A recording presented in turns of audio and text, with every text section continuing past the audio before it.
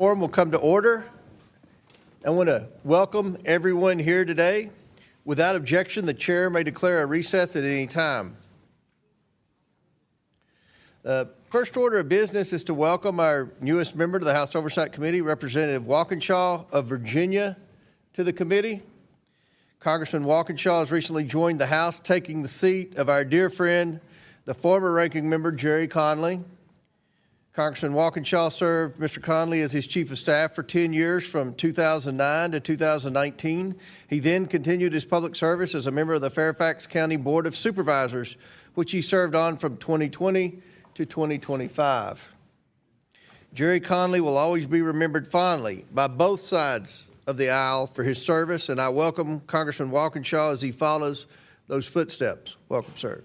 I now recognize Ranking Member Garcia for brief remarks on Walkinshaw. Thank you, Mr. Chairman. I also, of course, want to welcome our new congressman and, of course, our new representative here on Oversight Democrats, but also just for the people of Virginia.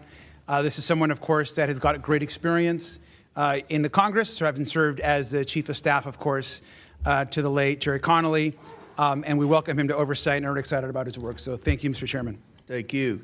Next order of business is ratifying the new subcommittee roster. The clerks have distributed the roster electronically. I ask unanimous consent that the committee approve the appointments and assignments as shown on the roster. Without objection, the subcommittee roster is approved.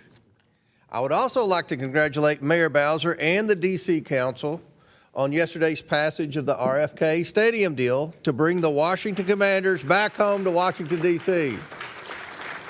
Congratulations. That's a big deal. This historic private investment will bring crucial jobs and opportunities to the district. I look forward to working with the district on other issues moving forward, including the critical crime crisis we are discussing here today. I now recognize myself for the purpose of making an opening statement. It's been 1 week since the conclusion of President Trump's historic crackdown on crime in our nation's capital, and the results are in. Since President Trump mobilized the National Guard and took control of the Metropolitan Police Department, violent crime has decreased 39%, robberies are down 57%, and carjackings are down 75%. Over 2,300 people have been arrested. Nearly 950 illegal aliens have been detained by ICE, including 20 gang members from violent terrorist organizations. Sex offenders have been taken off the streets. Major drug trafficking operations have been foiled. Authorities thwarted a planned school shooting, cleared 50 illegal tent encampments, and rescued 7 missing children. President Trump's operation was a resounding success and a shining example of how smart on crime policies can keep the residents of and visitors to our nation's capital safe. Prior to President Trump's crackdown on crime, Washington, D.C. was suffering from soaring crime rates as high as the violent 1990s.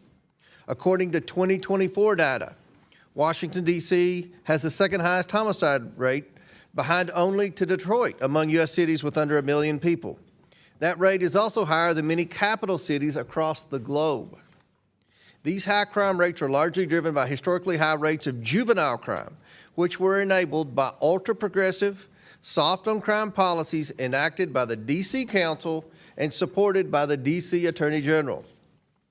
In 2018, the D.C. Council amended the Youth Rehabilitation Amendment Act of 1985, allowing for adults 24 years of age and under to be prosecuted as juveniles for many, even violent crimes, leading to more lenient sentences.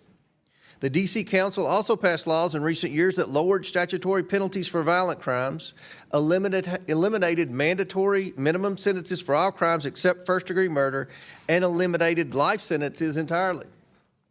The D.C. Council recently passed laws that greatly hamper the ability of the Metropolitan Police to pursue and apprehend criminals. Officers cannot execute their duties as effectively, leaving morale, retention, and recruitment numbers at historic lows for the Metro Police Department. These actions send every signal to criminals, especially juveniles, that they can commit crimes in the district without accountability. D.C. residents overwhelmingly agree that juveniles who commit violent crimes should face sentences that are proportional to their crimes. Yet the D.C. Attorney General has far too often declined to prosecute juveniles who commit these crimes justifying his dangerous decisions by saying, quote, "We cannot prosecute our way out of this," end quote. And that quote, "Kids are kids," end quote. Recently, when asked about out-of-control juvenile crime in D.C. and the Youth Rehabilitation Amendment Act, the D.C. Attorney General said, and I quote again, "Our laws are working and the prosecution is working," end quote. Victims of violent crimes and their families might disagree with that assessment. Congressional intern Eric Tarpinian-Jackum was viciously murdered in June while he was simply walking down the street, an innocent bystander caught in the crossfire. Two 17-year-olds were finally arrested just the other week for killing Eric, while a third suspect, an 18-year-old, is still at large. The U.S. Attorney for D.C. revealed that all three of these vicious murderers have prior violent juvenile records. Had they been accountable, Eric's murder might have been prevented. Members of Congress and staff have been assaulted, carjacked, and have witnessed violent and traumatic criminal acts. One member of Congress was assaulted in her residence. Another was carjacked at gunpoint. Congressional staff have been victims of armed robbery and carjackings, threatened at knife point, assaulted at gunpoint while walking home, and stabbed in the head while leaving dinner. One of my former professional staff members for the Oversight Committee personally witnessed not one but two separate murders in the district during his tenure with us, one at a Navy Yard restaurant in 2022 and another at a metro station on his way into the office in 2023. The left-wing politicians who say that D.C. does not have a crime problem are either delusional or simply lying to the American people. This body must ensure that the progress made by the president's recent actions endures. That's why last week, this committee passed 14 vital pieces of legislation to restore public safety to the residents and visitors of D.C. While we urge final passage of these bills, the committee also recognizes that the witnesses before us need to do their part to help ensure D.C. residents and visitors are safe. I look very forward to hearing from each of our witnesses as to how they plan to work with Congress and the Trump administration to do so. I now yield to the ranking member for his opening remarks. Thank you, Chairman Comer. Of course, Mayor Bowser, Mr. Chairman, Mr. AG, Mr. Jackson, thank you all for being here today, and of course, most importantly, for your service to Washington, D.C. and to the country. And I want to start just by setting the record straight. Washington, D.C. is a great American city of over 700,000 residents. D.C. has more residents than we know than 2 states. D.C. as a whole contributes more federal taxes than 12 states, and it pays more in federal income tax than 19 other states. More than 8,000 Washington, D.C. residents serve in our military, and we thank them for their service. But these servicemen and women also do not have full democratic representation. They deserve the right and the ability to govern themselves. Now, we also know that crime in D.C. has fallen for the last 2 years, and we all here support public safety. We all want cops to patrol our streets. We all want communities to feel safe. And we also know that flooding the city with troops is not sustainable. So look, and I've said this many times, President Trump is obsessed with trying to run Washington, D.C. And if President Trump wants to run Washington, D.C., he should resign as president and run for mayor. Now, I was the mayor of Long Beach, my hometown, before I came to Congress for 8 years. I love local government. We should, of course, all of us spend our time working with local elected officials. And Congress should not be undermining the elected representatives and the people of Washington, D.C. And if the majority today wants to talk about crime in D.C., in the district, we're happy to talk about crime in D.C. We know that some of the worst crime and corruption in D.C. is actually found at 1600 Pennsylvania Avenue. President Trump is profiting from his office more than anyone in history. Through his crypto grifts, he has profited $1.2 billion. He's denied the rights of American citizens and deported people illegally without due process. He has broken the law to deploy soldiers on the streets of Los Angeles. He's abused his power and canceled federal spending and intimidated Americans who disagree with him, whether you're a scientist, an elected official, or a late-night talk show host. And he's trying to illegally grab control of the Federal Reserve. He's illegally imposed tariffs. He's ripping away health care from 17 million Americans. All the while, he pretends to be tough on crime. And we know that in his first days in office, Donald Trump pardoned hundreds of his followers who beat, tased, and attacked brave D.C. and U.S. Capitol Police. And right now, since we're talking about crime and corruption in D.C., as we speak, Trump is leading a White House cover-up of the Epstein files. Now, just yesterday, Trump's FBI director falsely claimed that he could not release the files, which we know is false. And let's review the facts. Epstein told the reporter that Trump was his closest friend for 10 years. One survivor also said that Epstein's biggest brag was he was very good friends with Donald Trump. In fact, there was an 8x10 picture framed of Trump on his desk. We know the two are very close. Just last week, our committee released the birthday note that Trump personally wrote to Epstein. It's right here. The note said, by the way, and I'll read it, "May every day be another wonderful secret." That's a disgusting message to send to a sex trafficker. Now, the cover-up of this note might be just as bad as the crime, since we're talking about crime in Washington, D.C. today. Trump filed a $10 billion lawsuit to punish the Wall Street Journal for reporting on the birthday book, which he claimed didn't exist. Now, of course, we've verified that to the world. Now, experts have looked at this. Of course, this is Donald Trump's signature. It certainly looks like the signature to me. At the same time, his administration is cutting deals with a criminal, Ghislaine Maxwell. We know who she is exactly. She's a monster who participated in crimes against up to over possibly 1,000 women. Now, Trump and our Attorney General have not turned over the full Epstein files to our committee, despite a bipartisan subpoena signed by our chairman and this committee. If we want to get tough on crime, if we want to talk about crime in D.C., we need to stand up to where the crime and corruption is happening, and that is at 1600 Pennsylvania Avenue, and hold Donald Trump accountable for his record and his actions.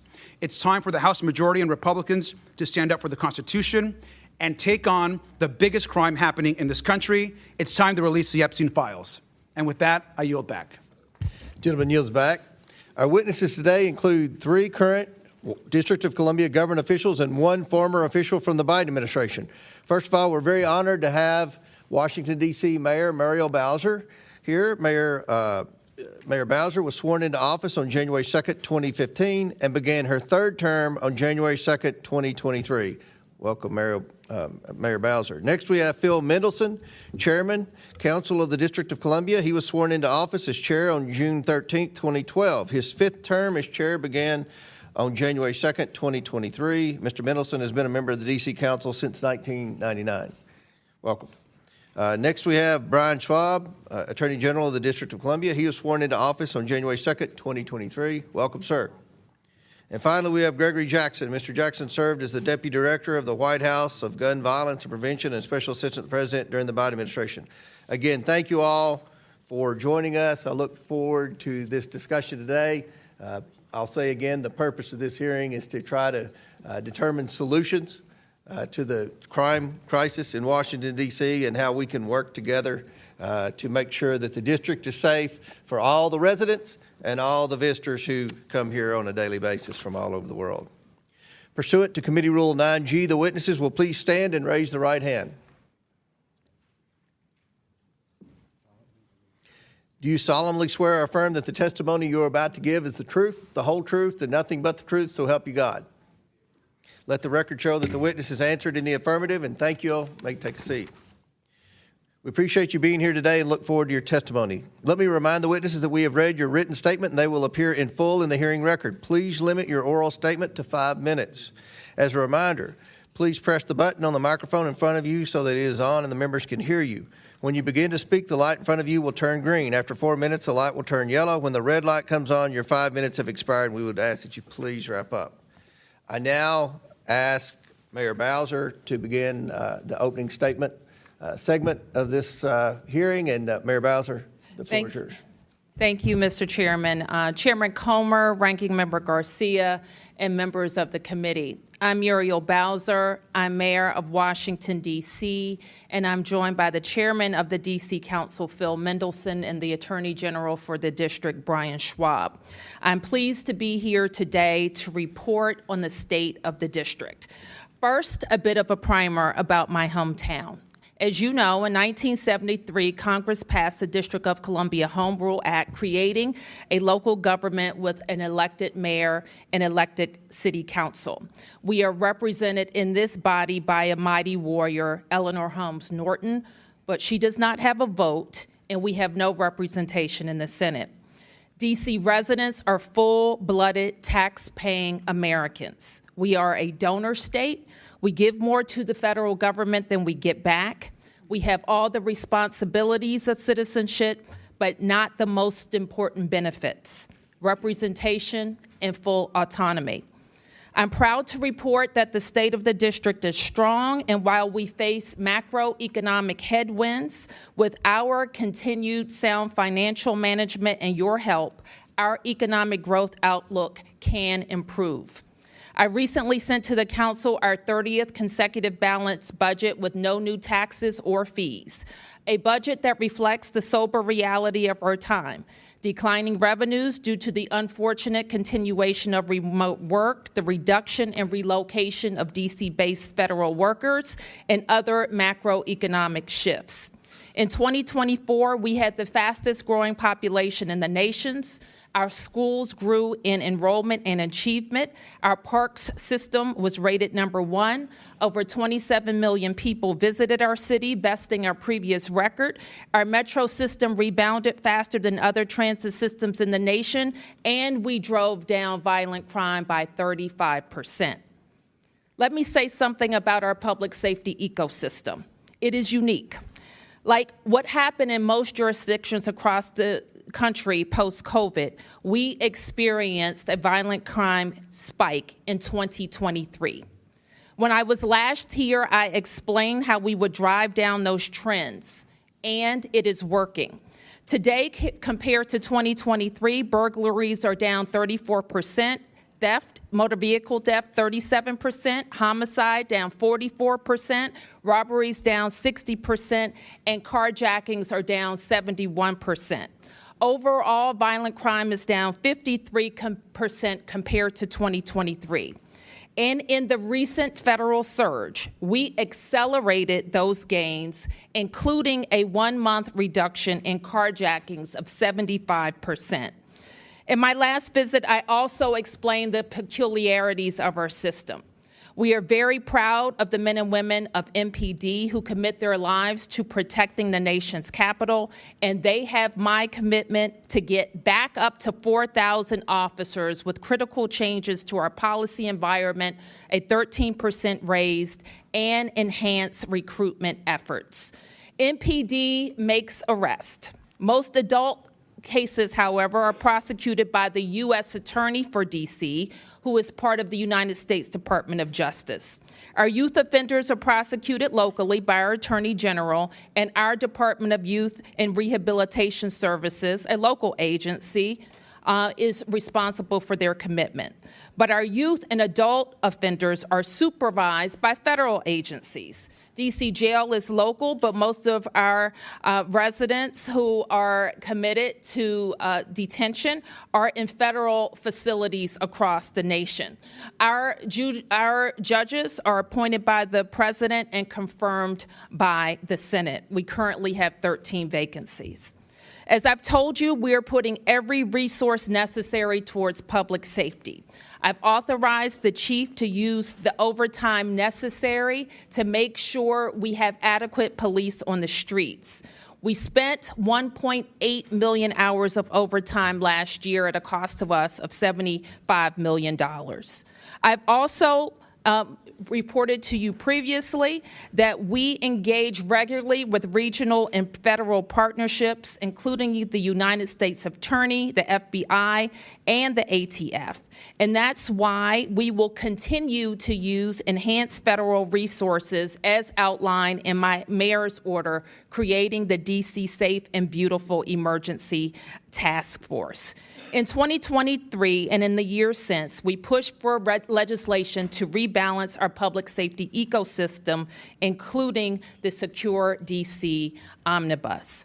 I'm out of time now, Mr. Chairman, but throughout the questions, I hope to also explain to you other ways that the Congress can be helpful, including helping us get back to 4,000 officers, fully funding the president's, when it comes, requests for beautification and safety efforts in D.C. to support America 250, helping with our homeless services, especially bridge housing that is working to get people off the streets. And finally, as we were able to do, Mr. Chairman, with the RFK legislation, their finance and economic resilience opportunities, like creating an opportunity zone, or D.C.'s Act 60, like Puerto Rico's, to ensure the economic resilience of the nation's capital. Thank you. Very good. I now recognize Chairman Mendelson for his opening statement.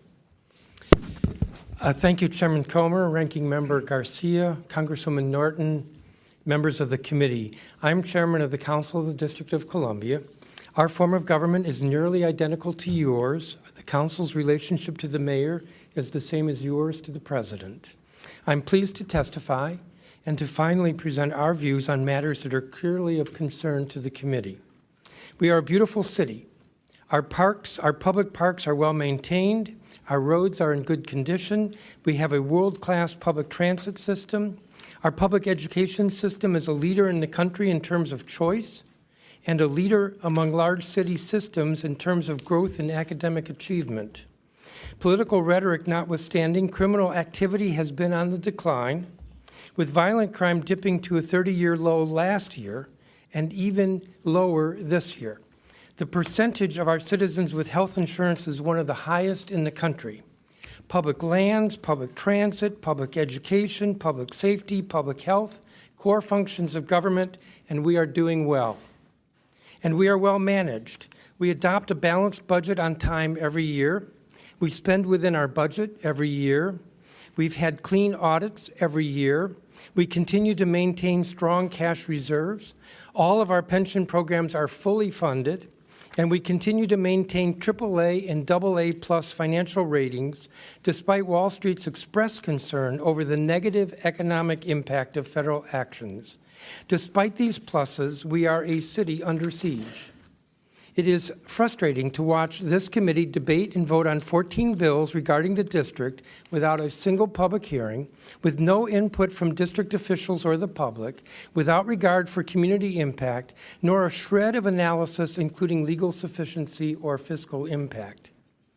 Bills like H.R. 5183, the District of Columbia Home Rule Improvement Act, make the district less efficient, less competitive, and less responsive to the needs of a highly complex, unique local government that serves local, county, and state functions. The SOAR Improvements Act would actually hurt 50,000 school kids in the district by defunding the D.C. public school system by approximately $17.5 million.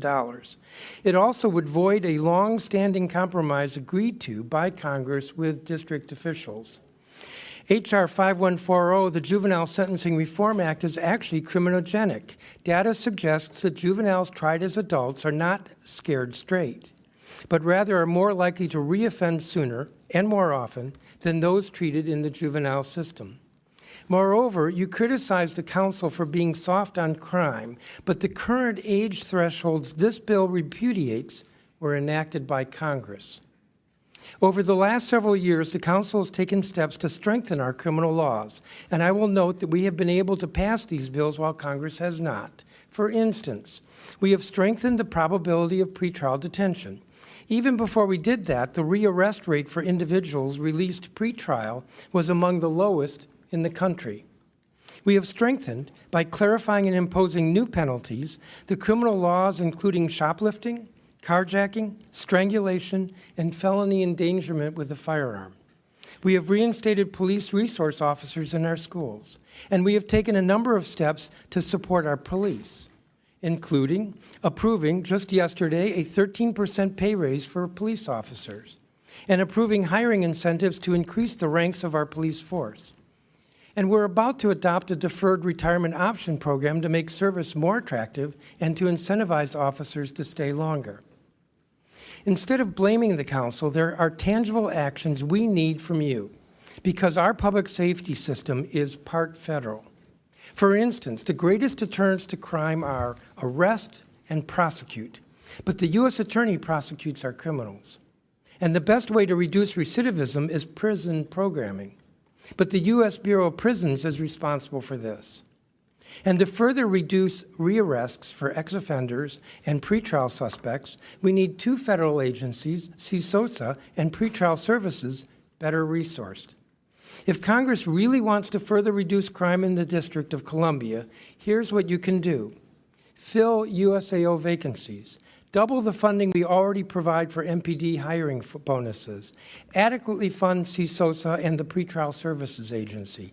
Fully reimburse MPD for protecting the federal presence. The underfunding by Congress over the last 4 fiscal years totals $83 million. Submit and confirm our judicial nominees. Our courts have a 20% vacancy rate in judges, backlogging the criminal docket. Amend the Federal Privacy Act so that more data can be shared between federal and local law enforcement agencies. Allow our local attorney general to prosecute all misdemeanors because the United States attorney usually does not. And help us pay for a new jail, which houses federal prisoners, just as Congress helped pay for a new forensic lab 15 years ago. Thank you for this opportunity to testify. I appreciate the committee's attention, and I also want to welcome Congressman Garcia as the new ranking member. Thank you. Now recognize General Schwab for his opening statement. Chairman Comer, Ranking Member Garcia, Congresswoman Norton, members of the committee, I'm Brian Schwab, D.C. Attorney General, and I'm pleased to testify about the work my office is doing to advance the district's interests and to make Washington, D.C. safer and more affordable for everyone. I'm a third-generation Washingtonian. My wife and I raised our 3 daughters here. I love this city. Just like your home districts, D.C. is made up of vibrant neighborhoods, hardworking, talented people who are the backbone of our culture and our economy. We are small business owners, veterans, teachers, nurses, and police officers, committed civil servants. We are Americans who deserve the same freedom to govern ourselves as your constituents enjoy. But unlike your constituents who benefit from having you here to advance their interests, the more than 700,000 residents who call D.C. home have no vote in Congress. We do, however, have elected local leaders, including an elected Attorney General. As Attorney General, I am committed to ensuring Washingtonians have a first-rate public law office, enforcing their laws, protecting their taxpayer dollars, and advancing the public interest. My office handles thousands of matters across an array of issues, from enforcing child support orders and protecting domestic violence victims to holding companies accountable for fueling the opioid crisis. We protect seniors and consumers from scams. We go after slumlords. We defend district agencies, including our police department, securing and saving hundreds of millions of dollars every year. Nothing is more important to the work we do than making the district safer for everyone who lives here, works here, and visits here. As you've heard, D.C.'s criminal justice system is unique, and its structure is often a source of confusion. Unlike anywhere else in the country, the responsibility for prosecuting local crime in the district is divided between the federal government, the United States Attorney's Office, which handles all adult felonies and most adult misdemeanors, and my office, which prosecutes juvenile delinquency cases and certain adult misdemeanors. Because the vast majority of crime in the District of Columbia is committed by adults, not juveniles, it is the U.S. Attorney's Office that handles the vast majority of prosecution. Despite our limited jurisdiction, we take our responsibility over juvenile prosecution seriously. Our attorneys aggressively prosecute violent juvenile offenses whenever there is sufficient evidence to meet the burden of proof. Kids must face consequences, swift and certain consequences when they break the law. And our prosecutors work every day to hold them accountable and ensure victims receive justice. Last year, we prosecuted 84% of all violent juvenile cases, including over 90% of homicides and attempted homicides, 87% of carjackings, and 86% of gun cases. Crime rates last year reached 30-year lows and have continued to decline this year. But there is more work to be done. We must continue to pursue a comprehensive public safety strategy. Effective policing and prosecution are critical, so too are preventive efforts designed to stop crime before it happens. Keeping people safe is not a choice between law enforcement or prevention. We must do both. As the nation's capital, public safety in the district has always required a strong working partnership with federal law enforcement, regardless of who is in the White House. We have worked and will continue to work closely with our federal law enforcement partners every day. But declarations of emergency and unilateral federal actions taken without coordination or advance warning do not promote long-term public safety. Sending masked agents in unmarked cars to pick people off the streets, flooding our neighborhoods with National Guardsmen who are untrained in local policing, attempting a federal takeover of our police force, none of these are durable, long-lasting solutions for driving crime down. In fact, they threaten to destroy critical trust between local communities and the police, trust which is essential to effective, efficient policing and prosecution. There are constructive ways the federal government can work with us to continue driving crime down. For example, Congress can help combat the flood of illegal guns pouring into our city.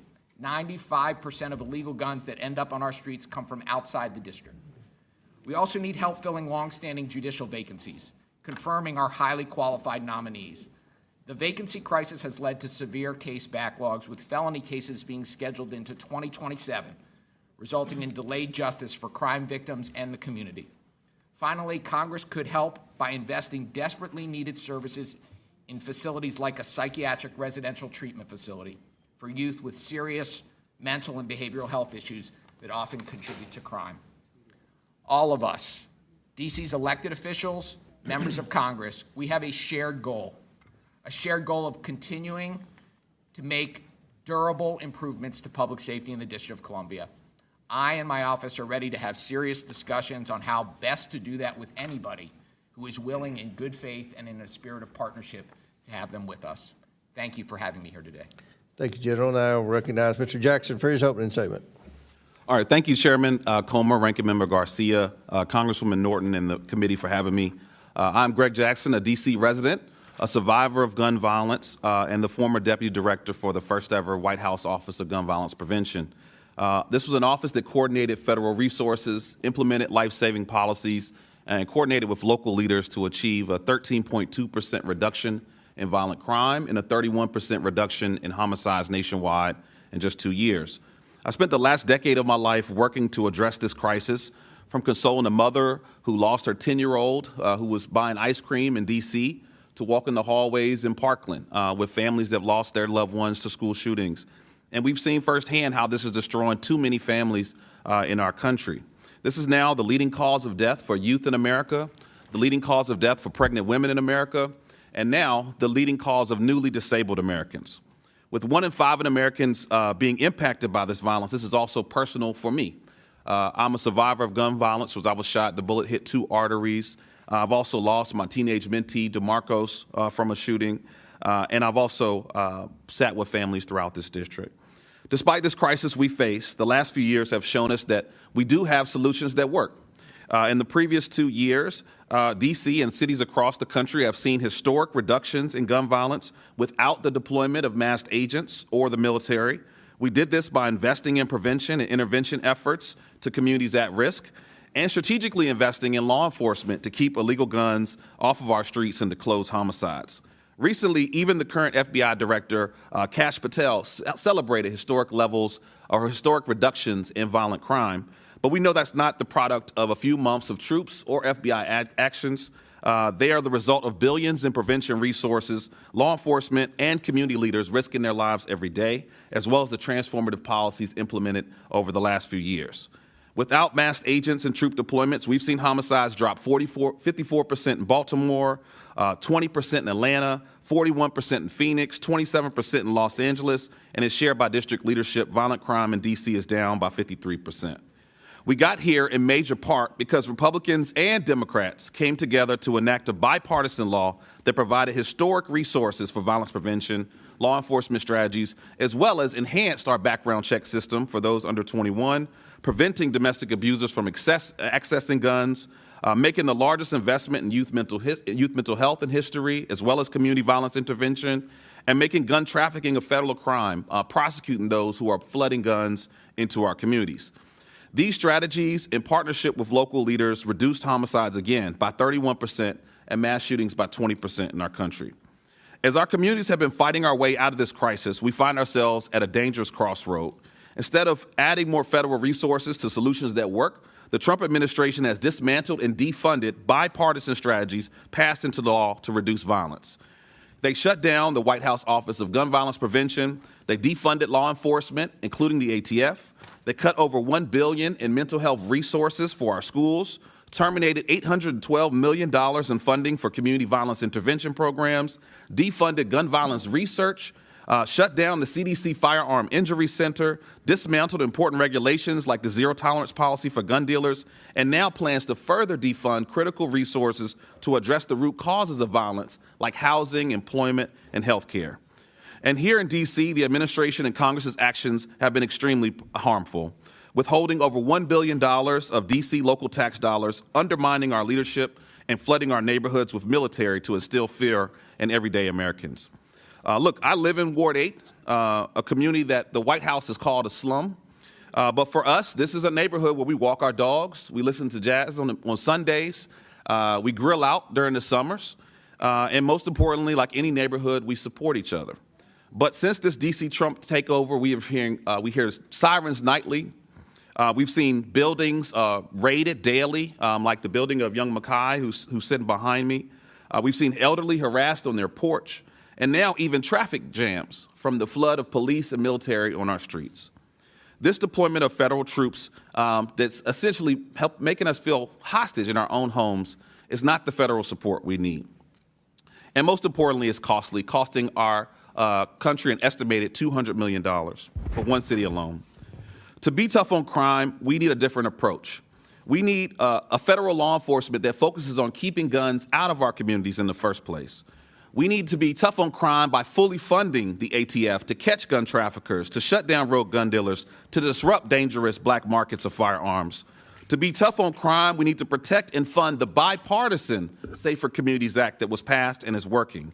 To be tough on crime, we must hold the billionaires accountable that have put weapons from the battlefield into our backyards.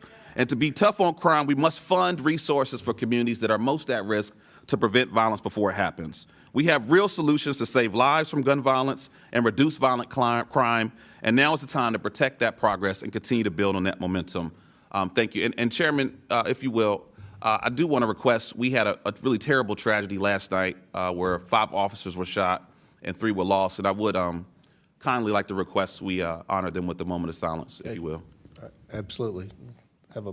Join me in a moment of silence.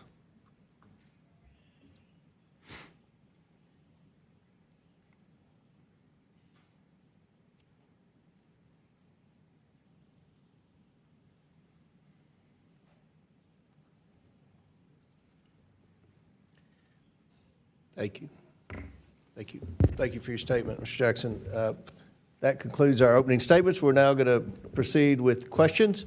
The chair recognizes the gentleman from Arizona, Dr. Gosar, for 5 minutes. Thank you, Mr. Chairman, and welcome, Mayor Bowser.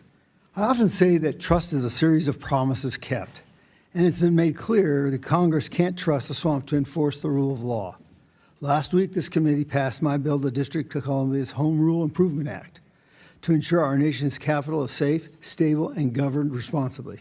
Congressional oversight is vital to rehabilitate the District of Columbia from its chronic crime epidemic and restore law and order. Failed leadership, soft on crime policies, rampant corruption has left D.C. more dangerous than war-torn Baghdad. This committee's investigation reveals Metro PD falsified crime statistics, while the Attorney General's office seals the juvenile criminals records to protect those so-called minors. But let's be honest, they aren't kids. These are 24-year-old criminals. By allowing adults to be tried as minors, Washington, D.C. is aiding and abetting criminal activity that threatens the lives of residents, visitors, and everyone who works in our nation's capital. Washington, D.C. must earn back the trust of President Trump and Congress, but it does not happen just by blatantly manipulating crime statistics, seeking politically motivated litigation, and spending irresponsibly. Mayor Bowser, I must tell you, I've never felt safer in D.C. There's a record low crime rate, an increase in gang-related arrests, and friendly National Guardsmen patrolling the streets. Why is D.C. safer now than it was 38 days ago?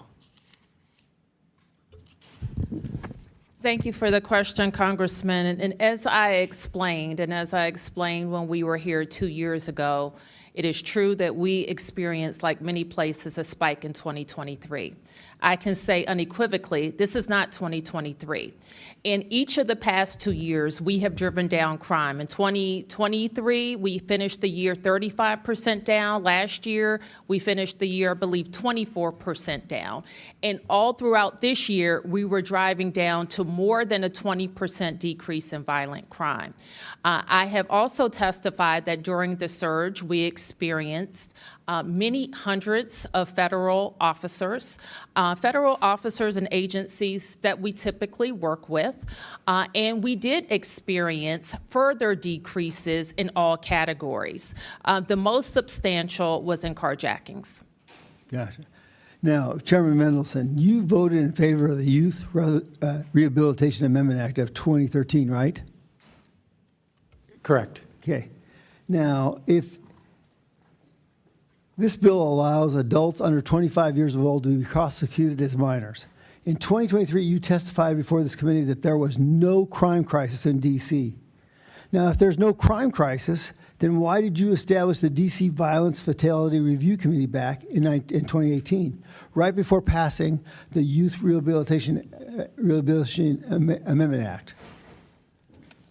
In fact, hold on, no, done yet. Sure. In fact, this review committee, according to the D.C. Code, Chapter 14A, is tasked with examining crimes against adults 19 years old and older. This makes no sense. So, Chairman, are 19-year-olds only considered adults when they're victims, not the criminals creating them and creating more and more violent crimes? Your juvenile curfew emergency declaration resolution of 2025 states, since 2023, the district has seen a rise in unruly behavior by juveniles. Which is it? Yes or no? Do you admit that there has been a rise in juvenile crime here in D.C. under President Trump's declared public safety emergency? That there's been a increase in juvenile crime in the last month? I've not seen the data. I don't think so, though. Okay. But let me just say that the Youth Rehabilitation Act doesn't allow adults to be prosecuted as minors. They're still prosecuted as adults. Well, I mean, it's very confusing when you have the definition of a minor is 25 and under.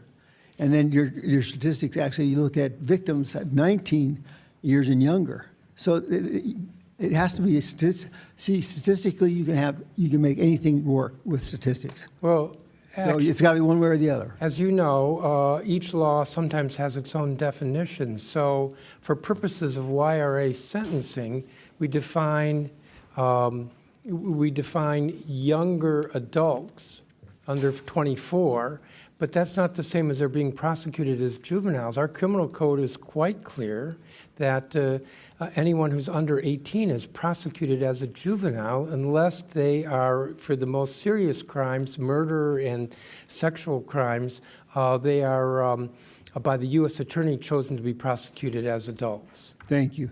Thank you, Chair. Back, Mr. Chairman. Thank you. Chair recognizes Mr. Garcia from California. Thank you, Chairman Comer.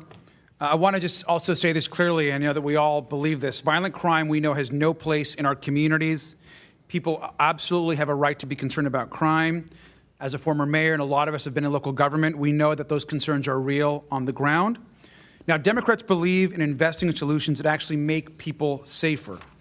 Now, Mayor Bowser, Chairman Mendelson, Attorney General Schwab, now, can each of you just confirm with a yes or a no that you agree with me that, one, we need to make sure that we have local officers on the beat, that two, that we're investing in community partnerships and organizations on the ground, and three, that we're building trust with law enforcement. Are those things important, Mayor Bowser? Yes. Mr. Chairman? Yes. A.G. Schwab? Yes. Thank you. Now, Mr. Jackson, is it also true that President Trump has actually destroyed and eliminated many of the programs which fight gun violence and save lives? Yes, sir.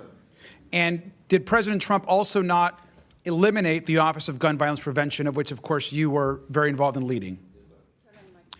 Yes. Thank you. And also, Mr. Jackson, is it not true that the Office of Gun Violence Prevention and the other work in the administration was literally focused on making this country safer? That's correct. Now, Mayor Bowser, as a former mayor, I know how hard, of course, you are working to keep people safe. You have said that mass ICE agents on the streets of D.C. are not helping, which I appreciate, and all of us appreciate. And of course, today we could be talking about more community policing. We could be talking about illegal guns. We could be talking about real partnerships and fully funding Washington, D.C. But we can't do that, of course, because the majority continues to ignore the crimes and corruption at 1600 Pennsylvania and the corruption of this administration. Now, we can't pull out a full map of Washington, D.C., but there are other corruption hotspots across the district. Now, let's look right next door to the White House. Here is the headquarters of the Office of Management and Budget. Just next door, OMB ordered the unlawful freezing of more than $425 billion in congressionally authorized funds. This ovulates the law. It's corruption. It's a crime. This has hurt communities in D.C. and across the country. They're blocking funds for energy, education, law enforcement, and much more. Now, let's go down the map a few miles south. Here is the Department of Homeland Security, where Secretary Noam has ordered unlawful deportations and unleashed masked federal agents to harm innocent people across the country. And we have no idea, by the way, of who's following that and who's not. Who's following what rule, who is not. What we do know is that the legal rights of people and due process is being ignored. If we go up the map back to the north on Maryland Avenue, we have the Department of Education, also in D.C., more crimes and corruption. Here, the Trump administration illegally froze billions of dollars of K-12 and adult education funding. They even froze funding for mental health. And they're trying to illegally dissolve the agency in violation of the law. Again, more crimes and corruption in Washington, D.C. This would devastate children across the country, especially those with disabilities. Now, if we go back downtown, here's the Department of Commerce, where Trump and the Secretary are breaking the law by illegally imposing tariffs without congressional approval. And all is being done in violation of the law, according to the U.S. Court of Appeals. And finally, if we go across the river, another part of D.C., to the Pentagon, Secretary Hegseth is politicizing the military. He leaked classified information, putting Americans in uniform at risk, and he's illegally seized control of the National Guard and ordered soldiers to illegally engage in law enforcement activities. And so we can map D.C., we can map where crimes is happening, we can map where corruption is happening. This, of course, is all we know, just the tip of the iceberg. Now, we could list nearly every agency across the government and every federal building on a map at where crimes and corruption are happening in the district. But we will not, in this process, be silent where this crime and corruption is happening. I want to thank, again, all of our witnesses for your work to lower crime in the district and to lower the temperature across your population. I thank you all very much. With that, I yield back. Chair recognizes Mr. Goffman from Wisconsin. Thank you very much. I'll point out this idea of crime going up or down. Crime, it depends what year you take as your base year. I guess in Washington, D.C., the all-time high was in 1992, where we had 482 murders. That's just almost beyond belief. Last year we had 187. If you go back 10 years to 2014, we had 105. So you could say the murder rate almost doubled, or you could look at what we were at 220 and say it fell dramatically. But in any event, I think the number of murders in Washington, D.C. is an embarrassment. The amount of crime is an embarrassment. I guess the thing is what we're doing to solve it, and we just heard 4 experts apparently on the topic give their opinion. I sometimes, when I'm back in my district, which is not Washington, D.C., do ride-alongs with local police, local sheriffs, local police, what have you. And I ask them what the causes of crime, and almost uniformly they talk about the breakdown in the family and how families are not as strong as they once were, is how they're not fathers in the family. And I think if you look at statistics, which are hard to find on the background of people committing crimes, you frequently look at what I would describe as weak families and fatherless families. Nevertheless, 4 of you in your prepared statements and talked about what we're doing to reduce crime. Not one of you mentioned the decline of the role in the decline of the role of the father in the family over the last, it's been just getting worse over the last 60 years. I'd like to ask you, are any of you doing anything to try to keep more fathers at home and being mentors for these kids? The vast majority of murders are committed by males. Are you doing anything along the line to get the fathers back in the home? Congressman, let me answer that by saying we, and I know that I focused a lot on our law enforcement efforts, but we commit to and invest in a lot of prevention efforts as well, from incredible and effective funding of our public schools to our... Yeah, I only got 5 minutes. We Yes, got to to address our- the topic. What are we Yes. doing to get fathers in the home? Well, sir, we take the position that we support families in whatever form they come in, and we make investments that the government is responsible for. Great schools, great health care, safe streets. Mr. Jackson, could you want to try to answer that question? Are you doing anything? Yes, Talk about the a importance. major priority for funding for community violence intervention programs focus directly on mentorship with young men. In D.C., we have a program called Pathways. We work directly with those who are most at risk, and it's about everything from not just preventing violence, but how to strengthen their ability to be fathers, to be leaders, to be providers and protectors in the home. Well, are we doing anything to make sure that a higher percentage of children born in the district are born in families in which there's a father in the home? Are we doing something to address that problem, which to me is the big problem? And again, we have these hearings on crime, and none of the witnesses seem to be addressing the root cause of the whole problem. If I can, that $812 million that was terminated by the Trump administration cut community violence intervention programs. Many of them do precisely that. So if that's a priority, we should be funding, doubling down, and scaling out that work. I'm not sure that's true, but any of the other guys, Mr. Schwab, are you aware of anybody doing anything to talk about the importance with Washington's youth of having a dad at home when that child is born? Is anybody addressing that problem in the city? Every day, all day, sir, people are talking about how do we strengthen the family, how do we strengthen communities for young people, how do we make sure that young people have role models, family members, and others. Let me mention one other thing that's important from the work that my office does that doesn't make a lot of press. But one of the things we have a responsibility to do is do child support enforcement. And we know No, that's not the problem. The problem Non-custodial- is we don't need a guy paying child support or having his wages garnished. We- The problem is we need a guy in the home. So what are we doing about getting the guy in the home? We're trying to make sure in the enforcement of our child support rules that we are lowering the friction between non-custodial parents and custodial parents Okay, so that so- kids raised in the home have So we're both not parents addressing the engaged. problem. Okay, thank you. Well, I don't agree that we're not addressing the problem at all. We are trying to increase family stability. No government can force a couple to be together but we are, for instance, we have vigorous programs with regard to reducing teenage pregnancy. Judge, We are trying to reduce the Gentlemen, cycle time's of poverty. expired. Chair recognizes Ms. Norton from Washington, D.C. Thank you, Mr. Chairman. I ask unanimous consent to enter into the record a letter from 60 groups led by D.C. Vote, a letter from 150 groups led by the Leadership Conference on Civil and Human Rights, and a letter from the National Urban League and the Greater Washington Urban League. Without objections, ordered. District of Columbia residents have all the obligations of American citizenship, including paying federal taxes, serving on juries, and registering with Selective Service.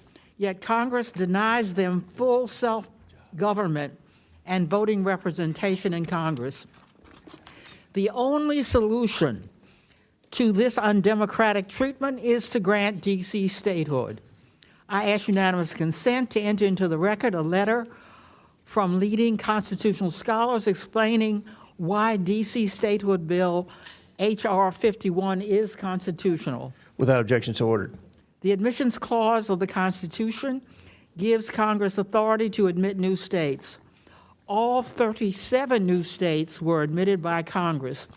The district clause of the Constitution gives Congress authority to reduce the size of the federal district, which Congress did by 30% in 1846.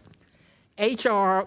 51 reduces the size of the federal district from 68 square miles to 2 square miles, consisting of the White House, the Capitol, the Supreme Court, and the National Mall, and remaining under the control of Congress, under control of Congress.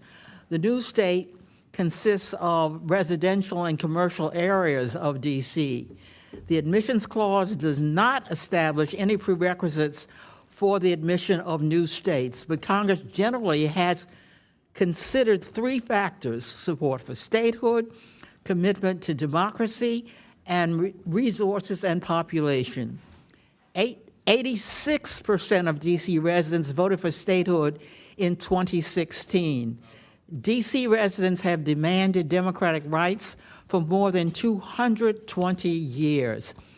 D.C. has a larger gross domestic population than 16 states and a higher per capita gross domestic product than any state. D.C. has the higher per capita personal income than any state. D.C. has a larger population than 2 states. Republicans do not like that D.C. votes for Democrats, so they deny D.C. statehood. Mayor Bowser, Chairman Mendelson, and Attorney General Schwab, my question for you is, why should D.C. be a state? Representative Norton, across the globe, Washington, D.C. symbolizes the power and the virtue of a representative democracy, a government that is of the people, by the people, and for the people. And yet, the 700,000 of us that live here in the District of Columbia are the only residents of the capital of a democratic country that do not have a voice in our national legislature. That's wrong. That's un-American. D.C. residents are Americans too. The lack of voting representation harms the District of Columbia. We, at this moment in our country, should be expanding democracy, not constraining it.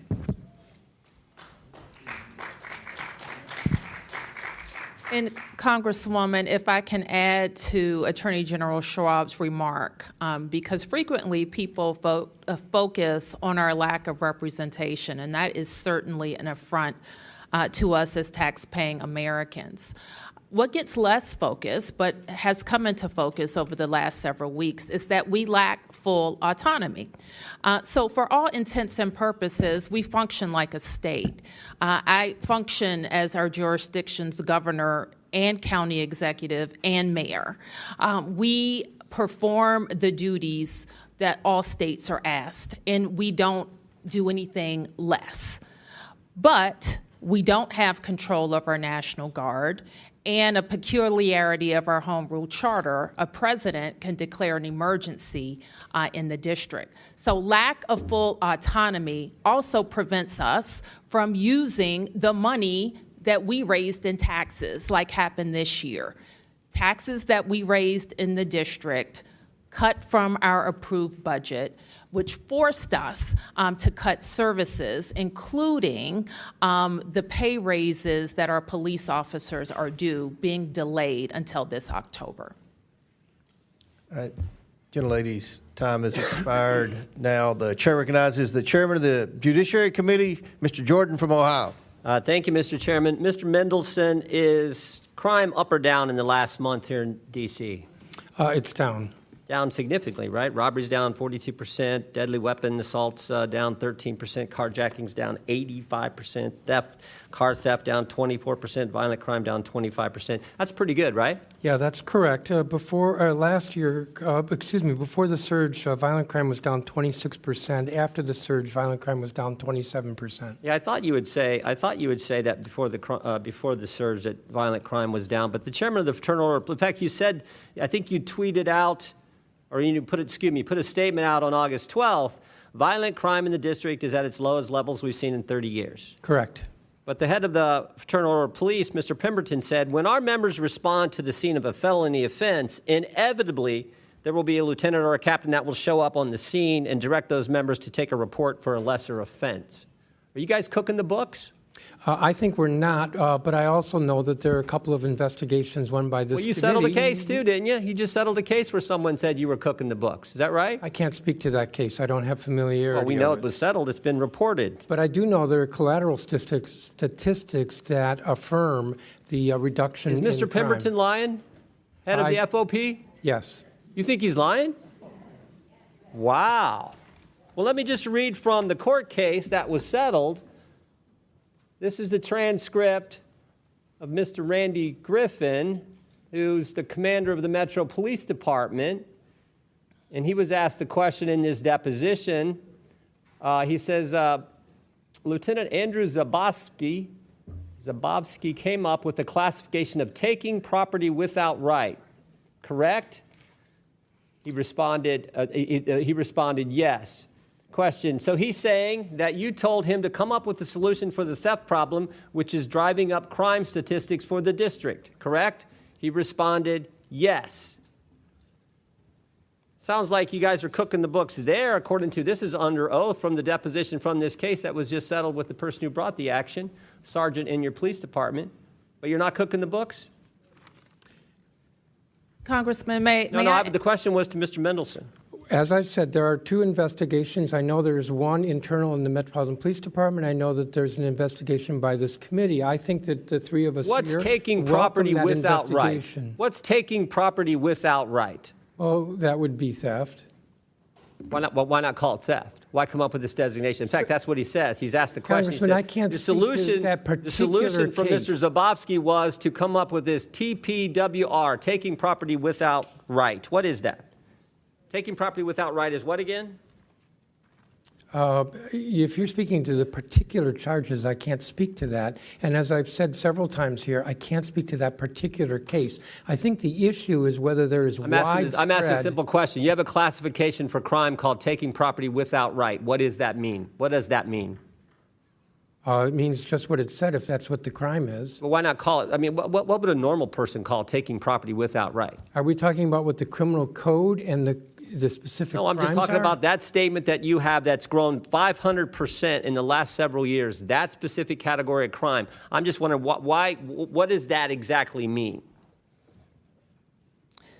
So if we look at collateral data such as ShotSpotter, we know that gunshots are down 29% from 23 Taking to property 24. without right was the question. What does that mean? I've already answered you, sir. And what'd you say again? I said that if you're speaking to a particular offense in our criminal code, I cannot speak to that particular offense. Well, why not just call it stealing? That's what we would all. Someone comes and takes something that belongs to me, or someone comes and takes something that belongs to you. We call it stealing. Why create this new category that grows 500% that I think allows you to cook the books as the head of the FOP in your city said so? As you know, as the chair of the Judiciary Committee, there are for many offenses a range of possible charges from misdemeanor to felony and different shades of felony. So I am not familiar with that particular offense. Is it a good thing that, are you against having the National Guard here, or do you think that's been helpful to the citizens and the families and the people who live in the D.C. area? We think that the D.C. National Guard is a very valuable and wonderful asset to the city. That's a little bit different than having thousands of Guard troops stationed around the city when there is not they are not trained in law enforcement, and my understanding is that many of them were looking kind of bored with what they were doing. My time is run out. I yield back, Mr. Chairman. Chair recognizes Mr. Lynch from Massachusetts. Thank you. I want to thank the witnesses for your willingness to come before the committee and help us with our work. Mayor Bowser, back in March, the Republican leadership here in the House cut $1.1 billion from the D.C. budget. Yes, Is that correct? that's correct. So I live in Boston. We have about 700,000 people in our city, pretty much the same size as D.C. I know taking $1 billion out of our budget would kill us, in terms of our ability to deliver services and fund a police department. Can you talk about what that meant? It is ironic. It is ironic that the same people who cut $1.1 billion out of your budget 4 months later are saying, we're going to take over the city because you're not taking care of law enforcement. That's correct, Congressman. And it was especially problematic because it came mid-year. To cut $1 billion with 12 months is bad enough, but to cut it with 6 months, it's almost impossible. And Mayor, tell me where that $1.1 billion, where did it come from? It came from every one of our sectors. And when you have to cut that much But I mean, money... the source, was that from D.C. taxpayers? 100% local dollars. Okay, And so they cut $1.1 billion of the tax money paid by D.C. residents. That's correct. They cut that from your budget so that you can't provide as much law enforcement and police officers to patrol these streets. Is that right? That's right. And Chairman Mendelson, you mentioned earlier that it had about $83 million underfunding of the police department directly. Is that correct? That is correct. There's an emergency planning and security fund that Congress appropriates every year for. It is supposed to fully reimburse our MPD for its work in connection with the federal presence, whether Okay. it's demonstrations or escorts for the. I get it. There's a protest down here every week, every couple of days. Yes. So Yes. I And it's been compliment you on your underfunded. ability to try to deal with that. And that's not D.C.'s problem. That's the country, because this is the place we come to exercise our First Amendment rights, to petition our government. So that's a lot of your problem, is the fact that you are our nation's capital, and this is where we come to complain, right? We complain to our federal government, and you have to deal with that. Attorney General Schwab, are you familiar with the Posse Comitatus Act? I am, sir. Your mic is not on. Yes, the Posse Comitatus Act is a law, long-standing law in our country, that makes clear that in our country, military are not engaged in policing American citizens on American soil. Absolutely, but isn't that what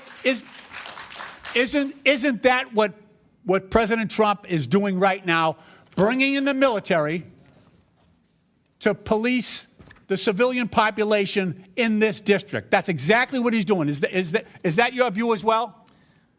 Well, sir, I've filed a lawsuit that involves that very issue in terms of the legality. I read that. That's why I asked you the question. And so while a lawsuit is pending, I'm not going to talk about the specifics of the lawsuit or the merits of it, but I am very concerned about the law of our country being followed, especially when it puts the district and district residents in harm's way. Fair enough. Fair enough.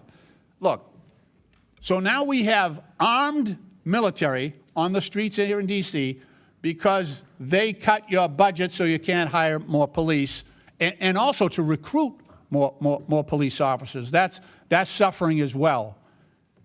And yet I see that not only is the military being politicized, coming in here and supporting one president's agenda, but they're also suffering the humiliation of having to go pick up trash and do landscaping and spreading mulch, things like that. That is not what we ask of our sons and daughters when they put on that uniform. We should treat them with more respect than this president is treating them right now.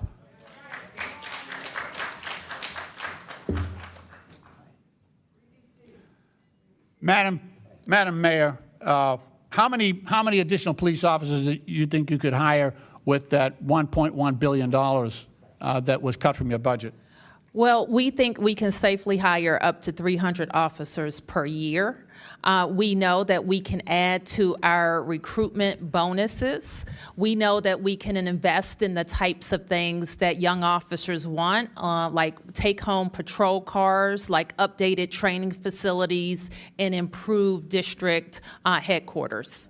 Thank you very much. Mr. Chairman, my time has expired. I yield back. Thank you. Chair recognizes Dr. Fox from North Carolina. Thank you, Mr. Chairman. Mayor Bowser, I'm going to ask you a simple question based on the question you were just asked. Do you commit to use all that money to hire law enforcement people? We commit to using it for law where it was cut primarily. We have I just need to know yes or no. Will you, because you're making a big deal about wanting that money for law enforcement. Would you use it for law enforcement? Yes or no? Well, Congressman, we want the money because it was approved by this Congress and it's our money. Thank you. We want it for law enforcement. I take that as a no. We want it for fire and EMS. Mayor Bowser, we want I'm going to change the way I'm asking you questions. Mayor Bowser, it's my time. It's my time. There'll be order in here. Let Dr. Fox has the time. Let Dr. Fox proceed, Dr. Fox. Mayor Bowser, do you agree that a key part of reducing juvenile crime is by improving education outcomes for students in Washington, D.C.? Yes. Good. So you believe that education is important for reducing juvenile crime. Do you also agree that the D.C. Opportunity Scholarship Program, or D.C. OSP, which expands educational opportunities for low-income families, plays a part of helping us reach that goal? We have a system of choice here that includes opportunity scholarships, public charter schools, and traditional public schools. Yes, ma'am. All three. I'm quite familiar with that. Yep. So we know students in the D.C. OSP can receive a high-quality education while they may be otherwise left behind in the horribly underperforming schools in D.C. This program provides real school choices for families, been repeatedly studied and evaluated. The results show that participants in the program thrive and see higher rates of high school graduation and the pursuit of higher education. Mayor Bowser, given the recent spike in juvenile crime in the city, I hope we can agree it's more important now than ever that school children have pathways to succeed and learn in safe, high-performing schools. What is your administration doing to ensure students have access to alternative education programs, including the DC OSP, to keep them engaged and on track? Well, we have been very supportive of the SOAR Act, and we encourage this Congress to continue to support SOAR, where we invest in all sectors, including the Opportunity Scholarship Fund. We're also very proud that when we look back over 15 years in our investments in school reform with mayoral control of the schools and council oversight of the schools, we've seen enrollment in our schools nearly reach 100,000. We've seen achievement outpace our peer schools across the nation, and our children have rebounded from COVID learning loss faster than most. Thank you. And our residents are responding. Thank you, Mayor. Thank you. Okay, I just was going to add that our residents are responding by sending their children to their neighborhood schools. And that is a marker of success. Thank you. Chairman Mendelson, given that better educational opportunities are strongly correlated with reductions in juvenile crime, what immediate steps is the City Council taking to ensure that DC youth have the best educational opportunities and are not left behind in failing schools? Well, Congresswoman, thank you for that question. The council has actually taken a number of steps to ensure that funding is not cut to our local schools, that the individual schools in DCPS and in the charter schools are fully funded. We have been very aggressive about assuring that. But I want to note that the legislation that was passed would have the effect of cutting DCPS by $17.5 million a year. That is hurting kids, hurting 50,000 kids in our DCPS system because they will get $17.5 million less, and that is substantial. Thank you. A.G. Schwab, what evidence does your office have that designated juvenile curfew zones have successfully reduced incidents of teenagers roaming or causing disturbances in residential neighborhoods, and how are those results measured? We have seen, and I support the chief's use of curfew with respect to juveniles. The way the curfew has been used here in the district is a tool for the MPD to ask young people to disperse if there are large groups of them. That has been largely successful.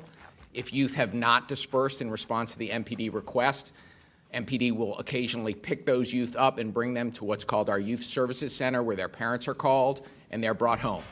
We have not seen an increase in prosecution related to curfew, but we know anecdotally that the curfew, at least as a short-term measure, has been effective in dispersing large crowds of young people. Thank you. I yield back, Mr. Chairman. Thank you. Mr. Chairman, I would like to ask for unanimous consent. Yes. Mr. Chairman, I would like to ask for unanimous consent to enter into the record a article from Vox News entitled "Laboratories of Democracy, Washington, D.C. showed how to do universal pre-K right. D.C. offers free pre-K for toddlers. The ripple effects have helped K through 12 schools." This is the first city in the United States to have universal pre-K in the country. Chair recognizes they Mr. are Kristamorte. innovating and leading the Ms. way. Stansbury, no tryouts for MSNBC. Chair recognizes, and before I recognize Mr. Kristamorte, if I may, that $1 billion is restored in the continuing resolution that we're going to vote on tomorrow. It hasn't been taken up. The Senate took it up a long time ago, and this House has I've been a refused to take that proponent up. for that. And So let's not I've talk about what we're going to do. Let's talk about what we've done. Well, are you going to vote for the CR, Mr. Lynch? Are the Democrats going to vote for the CR that restores that $1 billion funded one? I haven't read it yet. Okay. Let me know what it says. All right, we'll send you the text. Chair recognizes Mr. Kristamorte. Thank you, Mr. Chair. Though we're here today to discuss President Trump's takeover of D.C. law enforcement, Chicago, which I represent, is also on Trump's hit list. President Trump has demonized and called Chicago a, quote, hellhole. Attorney General Schwab, in August, the president called D.C. a hellhole as well, right? Yes, he did. He also said, quote, Chicago is the murder capital of the world. And just yesterday, he called Chicago, quote, a death trap. I have here a list of states that, based on FBI data, have the highest number of violent crimes per capita. 4 of the top 5 states on this list are run by Republicans. And if you're talking about total murders in absolute terms, it turns out Texas is number 1. In this particular list here, Illinois is number 29. Now, Attorney General, you see Alaska tops this list. To your knowledge, the president hasn't called Alaska a hellhole, right? I have not heard that. And Arkansas is number 4 here. He didn't call Arkansas a hellhole, correct? I've not heard that. And you haven't heard the president talk about deploying the National Guard in Texas, correct? I have not. Folks, this isn't about crime. It's about politics. Just this week, Trump said, quote, I'm going to Chicago early against Pritzker. Pritzker is nothing. That's not how a president should be talking about any governor or any state. I'd like to talk about the National Guard deployment here in D.C. and the cost of it. Now, Mr. Jackson, as you said, I believe that the D.C. deployment is going to cost over $200 million, correct? Correct. That's a projection. Let's see how this money is being used. Trump says it's for fighting crime. But here's a guardsman carrying trash. Here's a guardsman mowing the lawn. Here's a very nice gentleman, a guardsman carrying a leaf blower. Honorable work, certainly, but this is not why the taxpayers fund the National Guard. If Trump was serious about crime, he wouldn't cut nearly $4 million in federal funding for local violence prevention groups in Chicago. Attorney General, you'd agree the president should be funding these crime prevention programs, not cutting them, right? As I said in my testimony, sir, prosecution and prevention are both essential to making sure cities are safe, and we have to do both. Crime intervention work, violence intervention work has been successful here in the District of Columbia in terms You shouldn't be cutting that of work, driving right? gun violence down. We need to invest in it. Not cut it, right? Correct. This week, I want to turn to another topic. In Elgin, a Chicago suburb in my district, an American citizen was pulled from his home, cuffed, and detained by ICE. And another U.S. citizen in Des Plaines, also in my district, was tased in the face and detained in another ICE operation. This is shameful, and I'm extremely concerned about the safety and well-being of my constituents. I'm also concerned about the devastating impact that out-of-control ICE raids and the deployment of the National Guard will have on the economy and jobs back in the Chicago area. Let's look at a couple stats. Foot traffic for Chicago's second most profitable business corridor on 26th Street is down 60% since ICE raids began. And this is not just a hypothetical concern that the same would happen with the deployment of National Guard.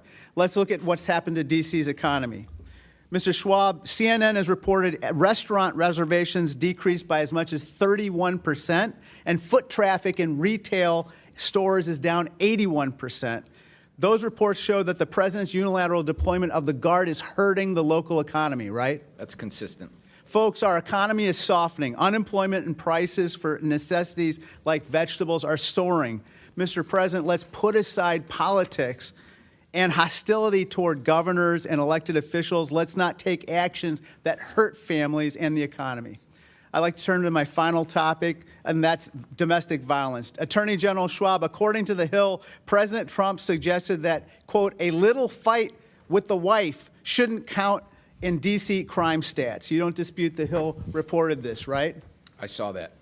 But there's nothing little about 12,000 victims of domestic violence in D.C., or nothing little about 50,000 Illinoisans experiencing domestic violence, correct? No, it's a very serious crime. There's nothing little about 12,000 children, more than 12,000 children who witnessed domestic violence in Chicago either, right? It's traumatizing. It's abhorrent that the president routinely dismisses violence faced by women. And given his friendship with Jeffrey Epstein, this attitude, unfortunately, comes as no surprise. Let's be clear. There's nothing little about domestic violence, not the scale of the problem or the courage of the survivors. I yield back. Chair recognizes Mr. Higgins from Louisiana.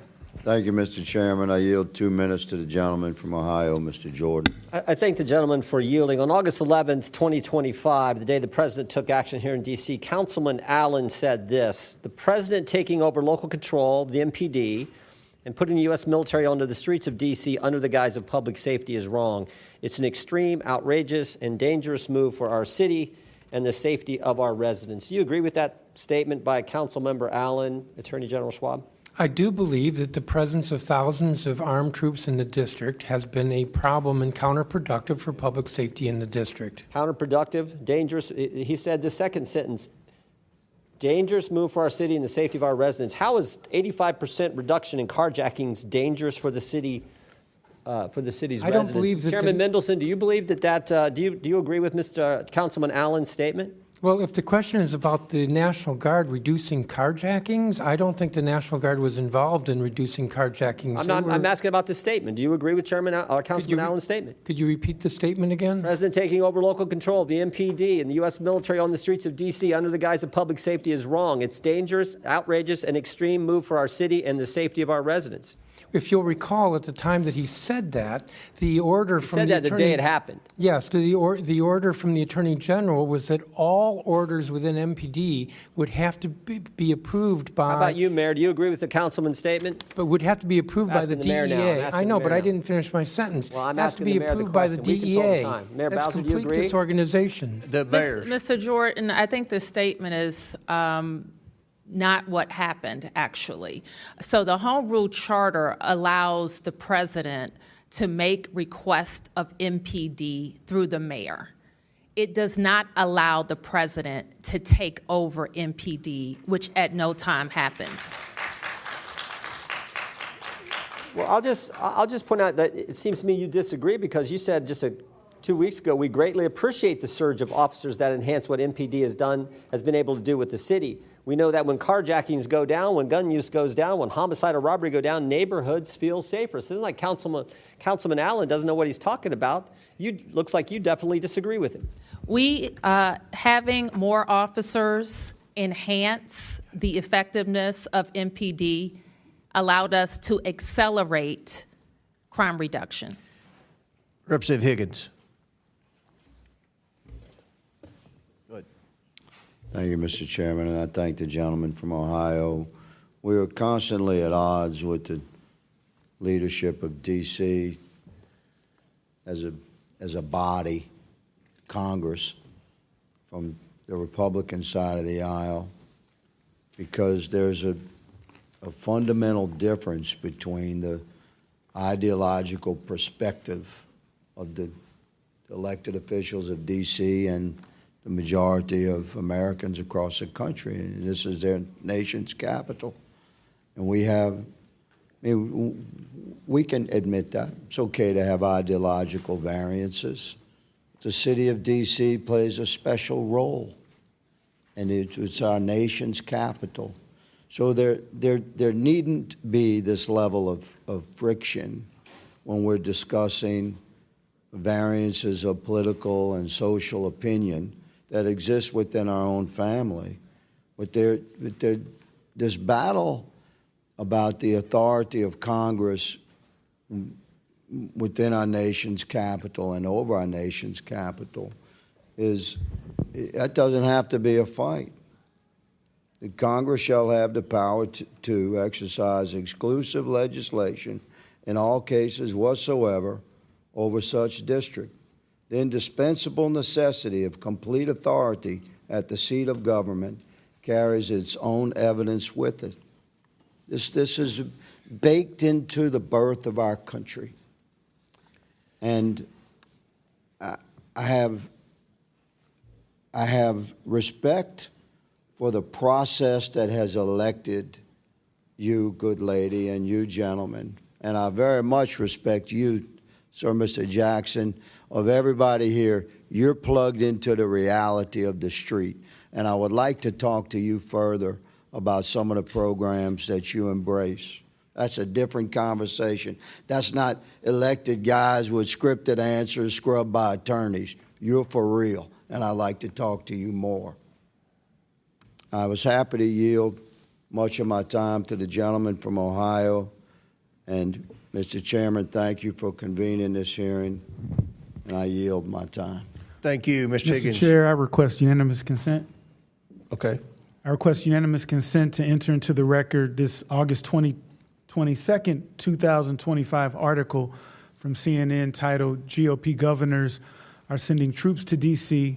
Their states have 10 cities with higher crime rates," which shows the blatant hypocrisy of the GOP when their states have higher crime rates. Without objection, so ordered. And yet choose to pretend. Chair recognizes.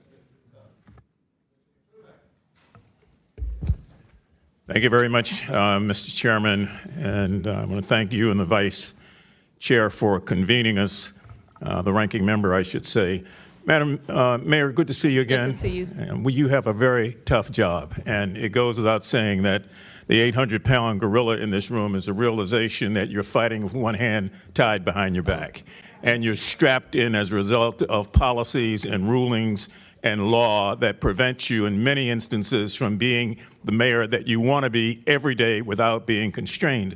So I just want to say that on the record. It's easy for a lot of people to point fingers, but until you sat in that seat and had to make those decisions, it's very difficult. And one of your arms have been tied behind your back. Let's make no mistake about that. I want to thank all of you who are here, but one thing that I want to do is to go back and underscore the comments of Delegate Eleanor Holmes Norton. I brought this up at the last meeting that we had here on the District of Columbia, and that is the fact that at the end of the day, so much of this can be traced back to the imposition of policy on a governed people without their participation. Let me repeat that. The imposition of policy without participation by the citizens, the Americans.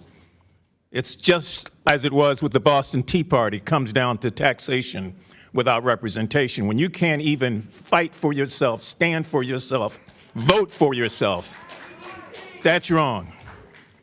That's wrong. In 1973, let's get some of this on the record so that we have some perspective. D.C. got the Home Rule Act, and you were able to elect your first mayor and your first city council. And Walter Washington transitioned from his previous position to be that first elected mayor. In 1978, some of you will remember that full congressional representation was in the form of an amendment, and that amendment failed because you couldn't get, not you, the district, but the nation couldn't get the requisite number of states to ratify it. In 1982, voters here in the District of Columbia voted to approve a constitution for a new state. Some of you will recall that was called the New Columbia. And yet it was ignored by this Congress over and over and over again. Marion Barry came up here on this hill so many times to make the argument for the people of Washington that fairness has to be fair. It just can't be proportioned out when we feel like it. In 1990, Congressman Walter Fauntroy, myself, Marion, Jesse Jackson, and so many others put together freedom train rides from D.C. to New England, making a stop in each city along the way, making the case for statehood, and urging Americans up and down the coast to support it. In 1993, I was proud, along with your current delegate, to vote for the first D.C. statehood bill here in the Congress. And let me just point out one thing. Not one Republican voted for that bill. And that bill went down. It went down after a great deal of fight by a vote of 153 to 277. 2016, D.C. voters voted to approve a statehood referendum. The people voted 86% to approve that. This Congress ignored it. In 2020, the 116th Congress, H.R. 51 became the next statehood bill. It was defeated. And the following year, in the 117th Congress, we came back with the same bill. It was defeated again without any votes or representation from the other side. So at some point in time, you have to ask yourself, if this is so partisan, what is the issue? Now, some people argue the issue is racial. I know I shouldn't say that, but I'm going to say it because people feel that way. They think that if this was any other population, majority population, that this would not be taking place. We all know that it's partisan, even though some people will say it's not partisan, because the district tends to vote Democratic. So let's not play games here. Let's be honest and true. And if we are true about making sure that Americans, no matter where they are, but especially here in this district, have rights that others don't have. Stop treating the District of Columbia like a donor state. They donate their taxes, they donate their military officers, they donate their brain trusts, and they give of themselves. And at some point in time, we as a body have to give back. Taxation without representation is as wrong today as it was when the Boston Tea Party exploded over the same issue. Thank you. Gentlemen's time has expired. Thank you, Mr. Mfume. Chair recognizes Mr. Biggs from Arizona. Thank you, Mr. Chairman, and thank you, all of the witnesses, for coming in today. Attorney General Schwab, do you remember the case State of Maryland and District of Columbia versus Engage Armament, LC, et cetera? I do. And in that case, just for anybody who's not aware of it, the district joined Maryland and sued 3 Maryland firearm retailers for allegedly making straw purchases. In your lawsuit, you engaged 2 outside counsel One firm, I think it's called Every Town Law, and another was Perkins Coie. Do you remember that? I do. And how much did you pay Perkins Coie, and how much did you pay Every Town lawsuit? Both of those outside firms are on a pro bono basis, so no money has been paid to them. You didn't pay him anything. Okay. You know, you filed that lawsuit was baseless, right?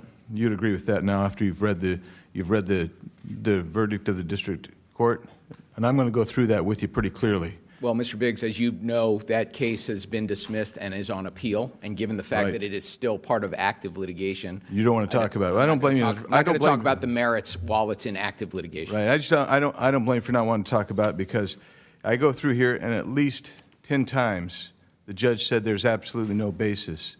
There's no factual basis for bringing that lawsuit. So that's pretty damning. And not only that, under Maryland law, and basically Arizona's the same way. Most cases is every bit of deference is going to be given to a party who's defending against a motion to dismiss or motion for summary judgment, right? I mean, that's normal. That's Maryland law, right? Yes, that's the standard. Yeah. And in this particular case, the judge made some very interesting comments. This is what he said. Ordinarily, leave to amend in Maryland is freely granted, particularly when a case is in an early stage, unless leave to amend would be futile or inappropriate for other reasons. This case presents such an occasion to deny the request, close quote. I don't know, I used to practice. I used to do a lot of trial work. I don't remember ever seeing something like that. That's pretty damning stuff from the court. And then it goes on, the judge goes on to say, at bottom, in the court's view, the plaintiffs hope to use the discovery process in order to construct a case. And the court correctly notes, through that discovery, the plaintiff wants to find sufficient facts to state a viable claim for relief.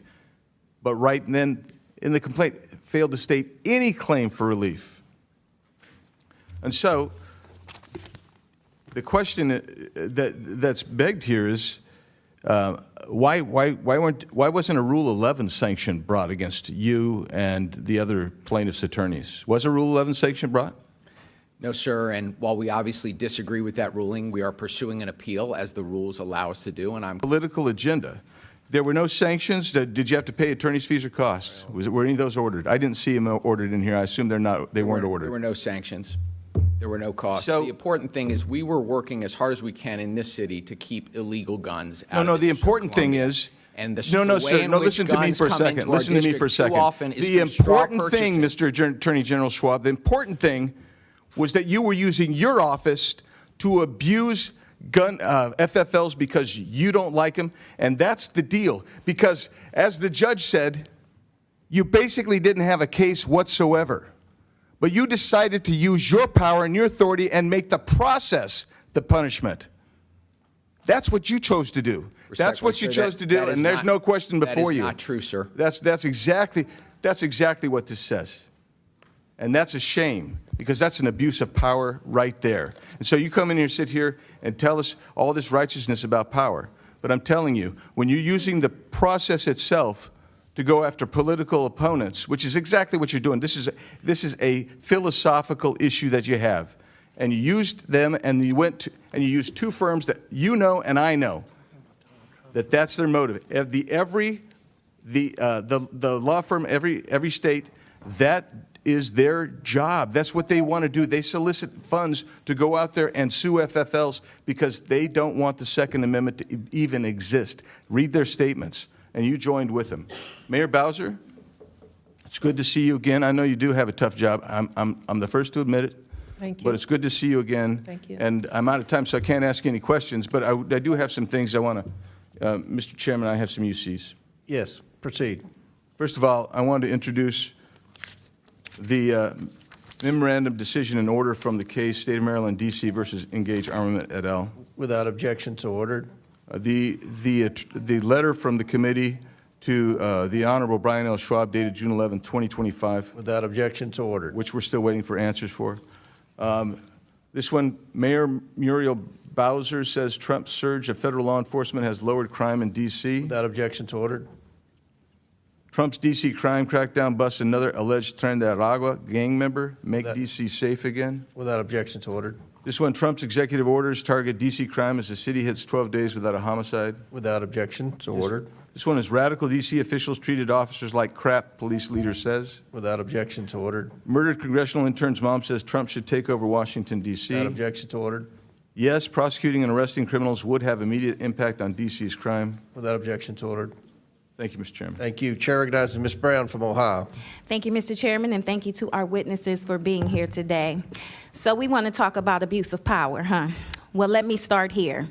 President Trump's only expertise on crime is committing it, not preventing it, enabling it, not ending it, and covering it up, not cleaning it up. He is a convicted felon. He has illegally frozen federal funding. He has assaulted the rule of law at every turn. He has consistently violated constitutionally protected due process rights, and he has unleashed a corporate agenda to enrich himself and his wealthy donors. Right now, as we sit here, Trump is bending over backwards to protect Ghislaine Maxwell, a convicted sex trafficker who preyed on children, and blocking the release of the Epstein files to shield criminals from accountability. In the last 10 months alone, he has pardoned countless white-collar fraudsters who ripped off the American people, often conveniently after they cozied up to him. And let's not forget, Trump pardoned every single person charged or convicted in the January 6th insurrection. That included 172 people who pleaded guilty to assaulting law enforcement. It included dozens of repeat offenders, people with prior convictions for rape, manslaughter, and sexual abuse of a minor. And it included at least 10 individuals who have already been rearrested for new crimes. So spare us the talk of law and order, because under Trump, that only means lawlessness for his friends and punishment for everyone else. Now, let me be clear. I care deeply about public safety in my district, in every district across America. Every person deserves to feel safe in their neighborhood, at their job, and their school. And if I may, there is some good news. Violent crime has been consistently decreasing across America. And yes, we have more work to do, but we also know what works to keep it that way. So if you are really serious about public safety, let's increase funding for violence prevention programs. Let's pass common sense gun safety bills. And let's provide additional federal resources to our local partners to recruit and train local law enforcement. But what has this administration done instead? Rolled back gun safety reforms, gutted DOJ programs tasked with addressing violent crime, and blocked funding to local law enforcement and community violence prevention agencies like the one you served, Mr. Jackson. Earlier this year, Cleveland Peacemakers Alliance, a local violence prevention organization, had its community violence prevention grant funding frozen by this administration. Mr. Jackson, I know you cannot speak to this specific grant, but can you talk about the importance of grants funded through the Bipartisan Safer Communities Act and how freezes like this impact public safety? Well, we know from Cleveland Peacemakers to Advanced Peace to Safe Streets Baltimore to Life Camp in New York City that these organizations that are doing violence intervention work are saving lives every day. And every study we've seen that to focus on how impactful community violence intervention has been has shown promise. But this Trump administration hasn't stopped at terminating violence intervention programs. They also terminated $1 billion in youth mental health resources that we know can help our youth that are in crisis before a school shooting, before a suicide attempt, before any violent harm. They've also made major cuts to the ATF. And we know that the ATF now has lost 2/3 of its inspectors. So they don't even have the capacity to inspect gun stores to decide whether or not they're violating the law. He also reversed their zero tolerance policy for gun dealers, where they violate the law, they lose their license. And even if you go to the Department of Justice website, there's an invite for previous violating law gun stores to come back and get their licenses again. So he's not only defunding programs that we know are preventing violence, that are working with youth, that are working in schools and working with homes, he's also stripped and dismantled and defunded federal law enforcement to keep guns out of our communities. Thank you so much. Instead of funding proven public safety solutions, my Republican colleagues want to pull political stunts like weaponizing the National Guard against the American people. Let's be clear. That only sidelines local law enforcement, sows chaos, and distracts from real emergencies. So yes, it's political theater, but worse, it's dangerous political theater that puts communities more at risk, not less. All right, Chair recognizes Ms. Mace from South Carolina. Thank you, Mr. Chairman, and good morning. The government of the District of Columbia, under the leadership sitting in front of us today, has become a poster child for DEI and gender madness. This has led to government. Mr. Chairman, this is not a concert. This audience can just settle down. Stop I want to reclaim my the time. clock, and the gentlelady's right. Under the rules of the House, the chairman is responsible for maintaining order and preserving decorum in the committee room. I expect audience members to be respectful of the committee, so I'd like to reclaim my time, too, you Mr. reclaim Chairman. it. Absolutely. Ms. This has Mace. led to government-sanctioned racial discrimination and the erasure of women. Article 1, Section 8, Clause 17 provides Congress plenary authority over the District of Columbia. Using this authority today, I'll be introducing the No DEI in D.C. Act. This bill will rip the DEI and gender bender nonsense out of the D.C. government root and branch and restore common sense and equal treatment under the law. As the individuals charged with writing D.C. laws, signing D.C. laws, and enforcing D.C.'s laws, we have some questions for you on the meanings of some of the curious terms we have found in the D.C. Code. My first question for Mayor Bowser, it's yes or no. The D.C. Code makes numerous references to, quote, structural or institutional racism. Do you believe the D.C. government is structurally or institutionally racist? Yes or no? Yes or no? Is D.C. government racist, institutionally racist? Yes or no? All right, you can't answer the question. So my next question for Mayor Bowser, since you're going to sit there and placate or just be quiet, in Section 7-1234.02 of D.C. Code, you use the phrase child welfare involved birthing people. Child welfare involved birthing people. Can you explain to me what this means?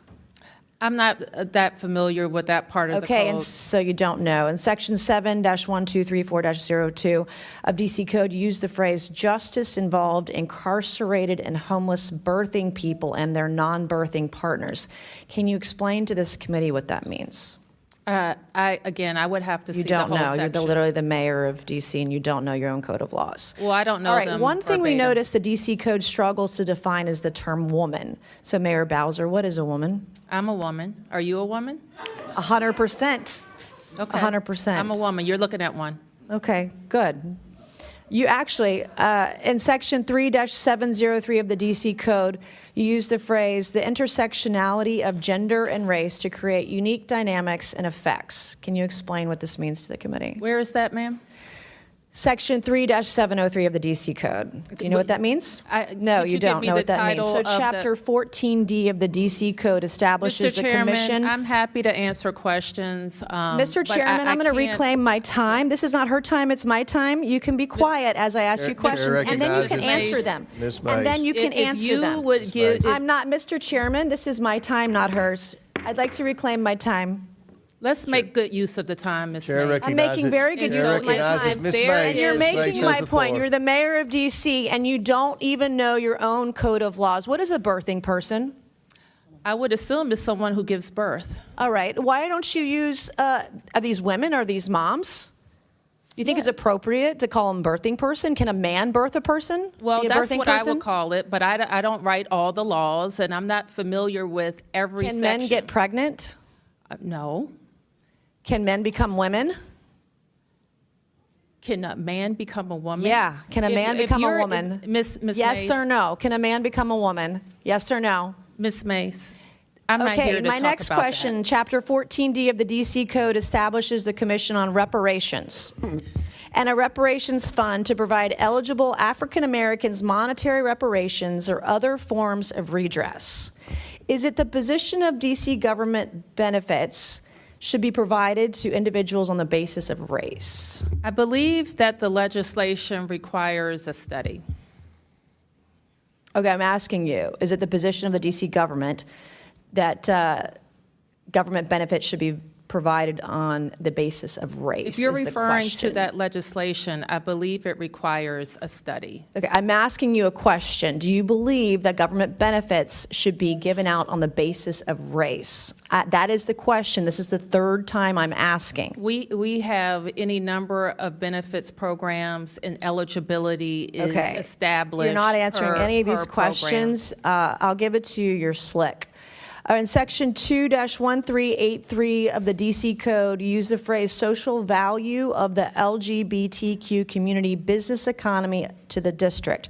Can you explain what this means to the committee? It means that LGBT businesses provide economic benefit to the district's economy. Do you think all businesses provide economic benefit to the D.C. economy? They should, or they would be out of business. Yeah, of course. All right, thank you, Mr. Chairman. I yield back. Thank you. Chair recognizes Ms. Stansberry from New Mexico. All right. Well, good morning, everyone. I just want to take a moment to decompress after that.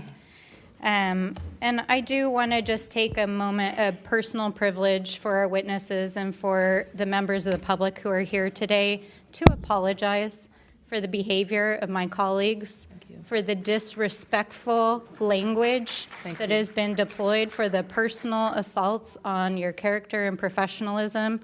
We know that you are representing the people of this city and doing an excellent job, and we support you. Thank you. Now, I want to turn to where the ranking member went at the beginning of this hearing and talk about the real crime wave here in D.C. I think it's very demonstrable, and the data shows that the largest crime wave that we've had over the last 9 months began on January 20th.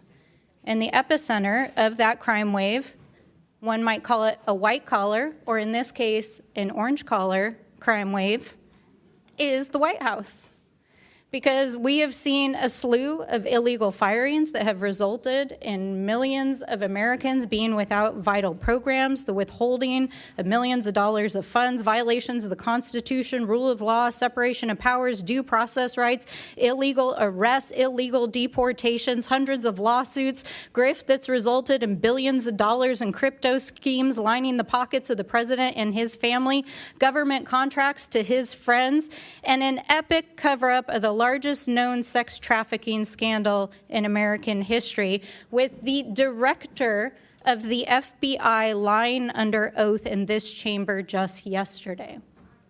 And I just want to say this, that it is a felony under the U.S. Code to lie under oath in front of Congress. So if you want to talk about crime in D.C., then look no further than your own damn hearings. Let's talk about that. That's the real crime wave. Now, Mr. Jackson, I really appreciate you bringing forward as part of this discussion this morning the impact that it's had on real people in the community. Because I think for people who do not live in Washington, D.C., who have never stepped foot in front of City Hall, gone to a city council meeting, have never met with the mayor in her chambers, have never talked to the people of Washington, D.C., they don't understand how this is impacting the communities who live here, of having this occupation in their midst. And this is not about public safety. You know, last week we heard our colleagues accusing us of not wanting to solve crimes, not wanting to address public safety issues. I mean, I'm trying to swear less, but that's just total bullshit. I mean, that's just a lie. That's just not true. We care a lot about addressing public safety. It's one of our top priorities. But that's not really what this is about, because if this was really about addressing public safety, you wouldn't have had the vice president and Stephen Miller walking into Union Station, making fun of, deriding, and putting down the people of D.C. while they're deploying National Guardsmen from across the South to stand on street corners to talk to their friends and be on their iPhones all day. I mean, I want to be real. Like, this is not law enforcement. I come from a veteran family. I support our law enforcement. I support our military. But this is not about law enforcement. And if you talk to any cop on the D.C. street, so if this administration actually wants to address public safety issues, stop holding the city of Washington, D.C. hostage. Now, this is just exhausting to listen to this all day. And so I would love to hear from you, Mr. Jackson. You've shared already this morning. With my remaining time, I would love to hear from you what you think Congress can do to help support the communities that you work with in D.C. Just first of all, it's devastating what's happening in our communities. The first day of the D.C. takeover, we had to go into our communities and teach young people how to navigate law enforcement when their rights might be violated. Instead of teaching them about going to school and studying math and playing sports, they're trying to figure out how to navigate masked agents raiding their neighborhoods multiple times a day. Elderly folks that are getting arrested for petty crimes, 55 and plus, are now coming to us and saying, what can I do when these masked agents run into my neighborhood? And that's not how we solve crime. We don't scare and incarcerate our way out of this issue. We tried that in the 90s. It failed.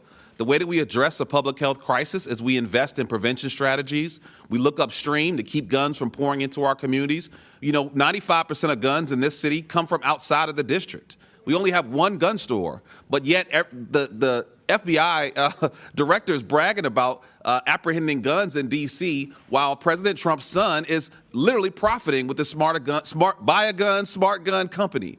And so what we really need in this moment is for federal government to do its job to keep guns from getting into our communities by cutting down on gun traffickers, by going after rogue gun dealers, by holding the gun manufacturers accountable, and being tough on crime, specifically on those who are profiting off of the pain and death in our neighborhoods.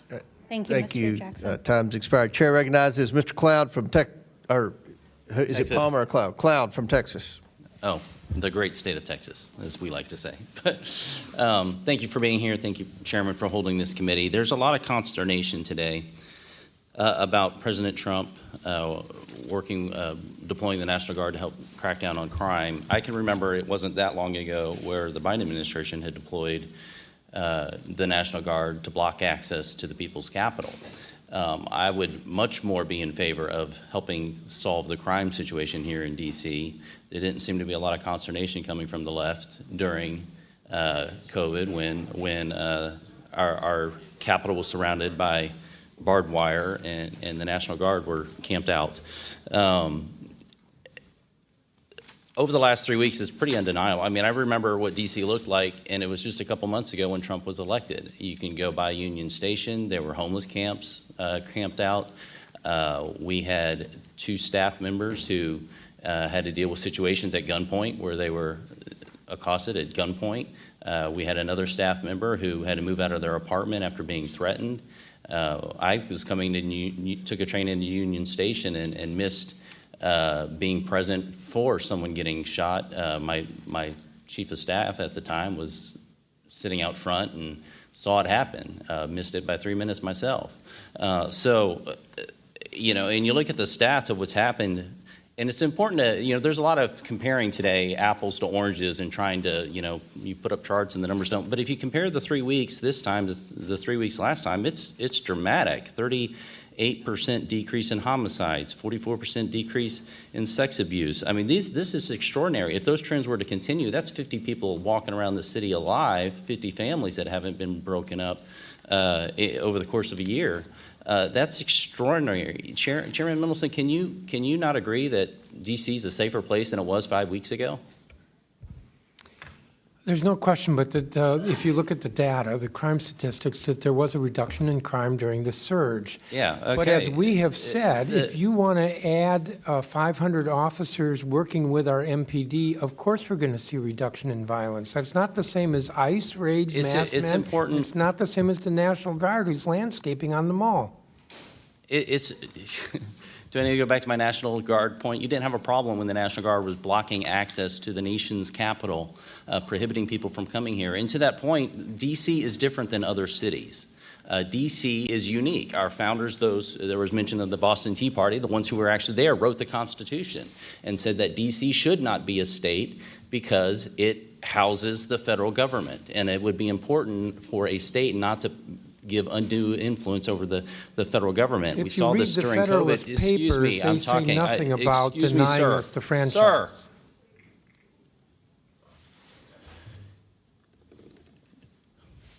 In September 20th, Capitol Hill Baptist Church was denied a permit to worship outside because of COVID-19, yet we had a number of Black Lives Matter protests in this community.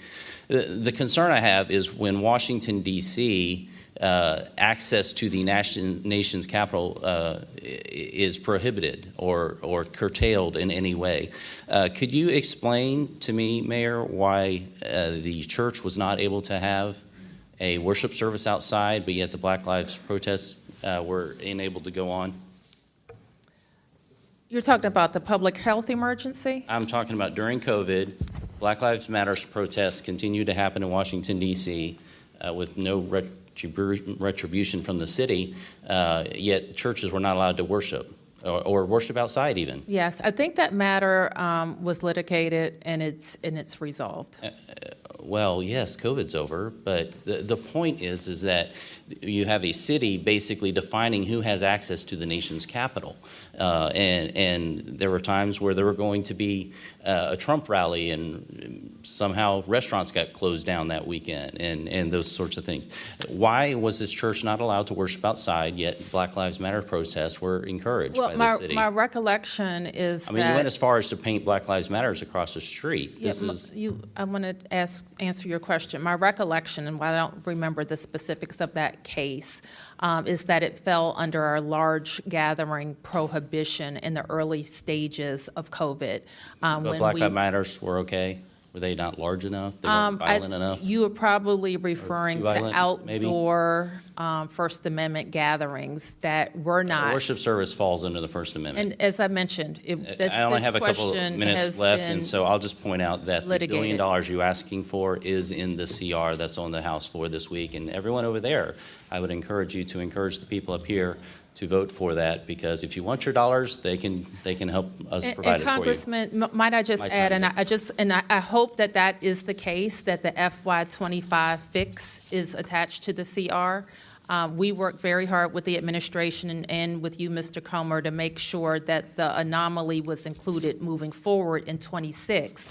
But the House, following Senator Collins' bill in the Senate, can still fix the FY25 CR problem that was $1.1 billion. And it's not too late, and it will help us balance. The CR extends funding that our folks here have already voted for. It also adds security features and then adds that for DC. So I expect unanimous support over there, right?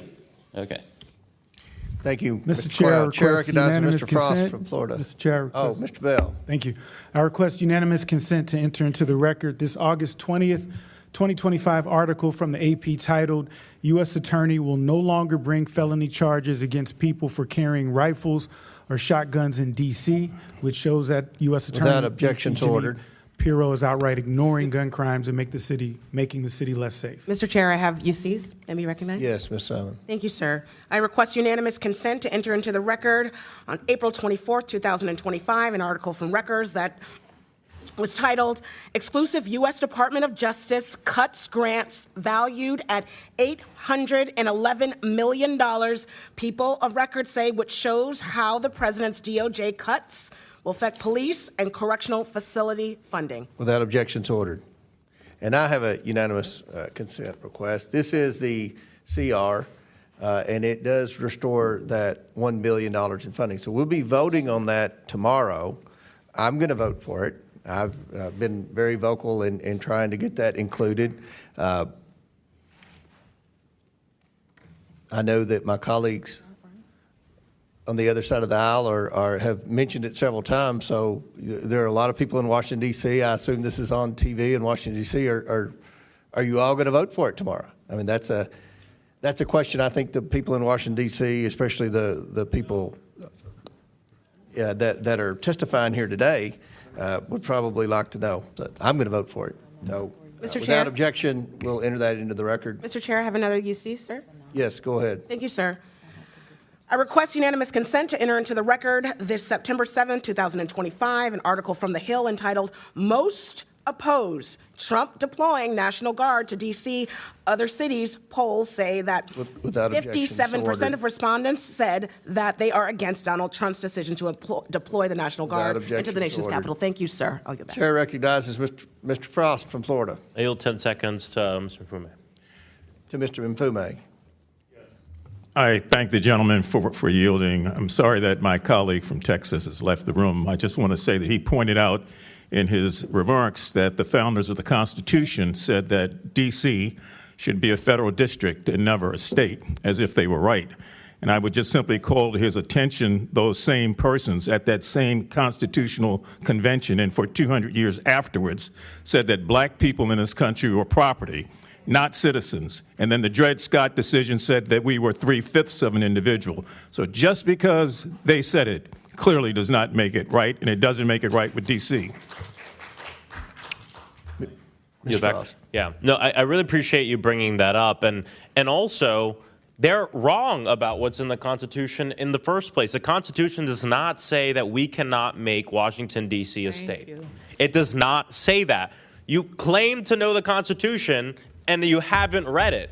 Nowhere in the Constitution does it say that we can't do that. What it says is there should be a federal district. And the legislation put forth by Representative Norton and supported by House Democrats would make the federal district encompass the places that we work, the White House, the United States Congress, the Supreme Court, and not include the 700,000 people who live in D.C. who pay taxes but don't have proper representation. That's right. You know, usually when we're talking about D.C. in this committee, it's, usually we have just folks who can watch in the audience. But I'm happy that today's different because we have representatives from the district's local government and Mr. Greg Jackson Jr. here to give voice to what's going on in Washington, D.C. Greg, you've called the district home for decades. You bring the perspective of the D.C.'s people to this committee. You bring years of expertise and experience in crime reduction to this hearing. And of course, a survivor of gun violence yourself. Before President Trump started playing dictator with the people of D.C., he started dismantling important community safety and violence crime prevention programs, most notably the White House Office of Gun Violence Prevention. Not a partisan office, an office that worked at reducing crime in all of our districts. As a former deputy director of that office, can you describe some of the important work that has stopped due to this administration? Yeah, one of the most critical things was we were coordinating the response to mass shootings and concentrations of violence. And so without that coordination, cities, states, and local jurisdictions are on their own to navigate these mass tragedies. We implemented 54 executive actions, including adding $2 billion to the Victims of Crime Act Fund. And I will note that on August 2025, multiple states, I believe 24 states, sued this administration for withholding $1 billion in resources for victims of violent crime.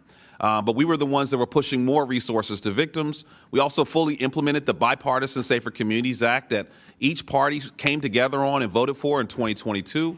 And then lastly, we work directly with local leaders to make sure that we're elevating strategies that work across the country. You also prevented serious crimes by ensuring that we prevent access to illegal guns, correct? Correct. We partnered with agencies to do that. You know, between 2017 and 2021, over 11,000 criminal firearms were recovered in D.C.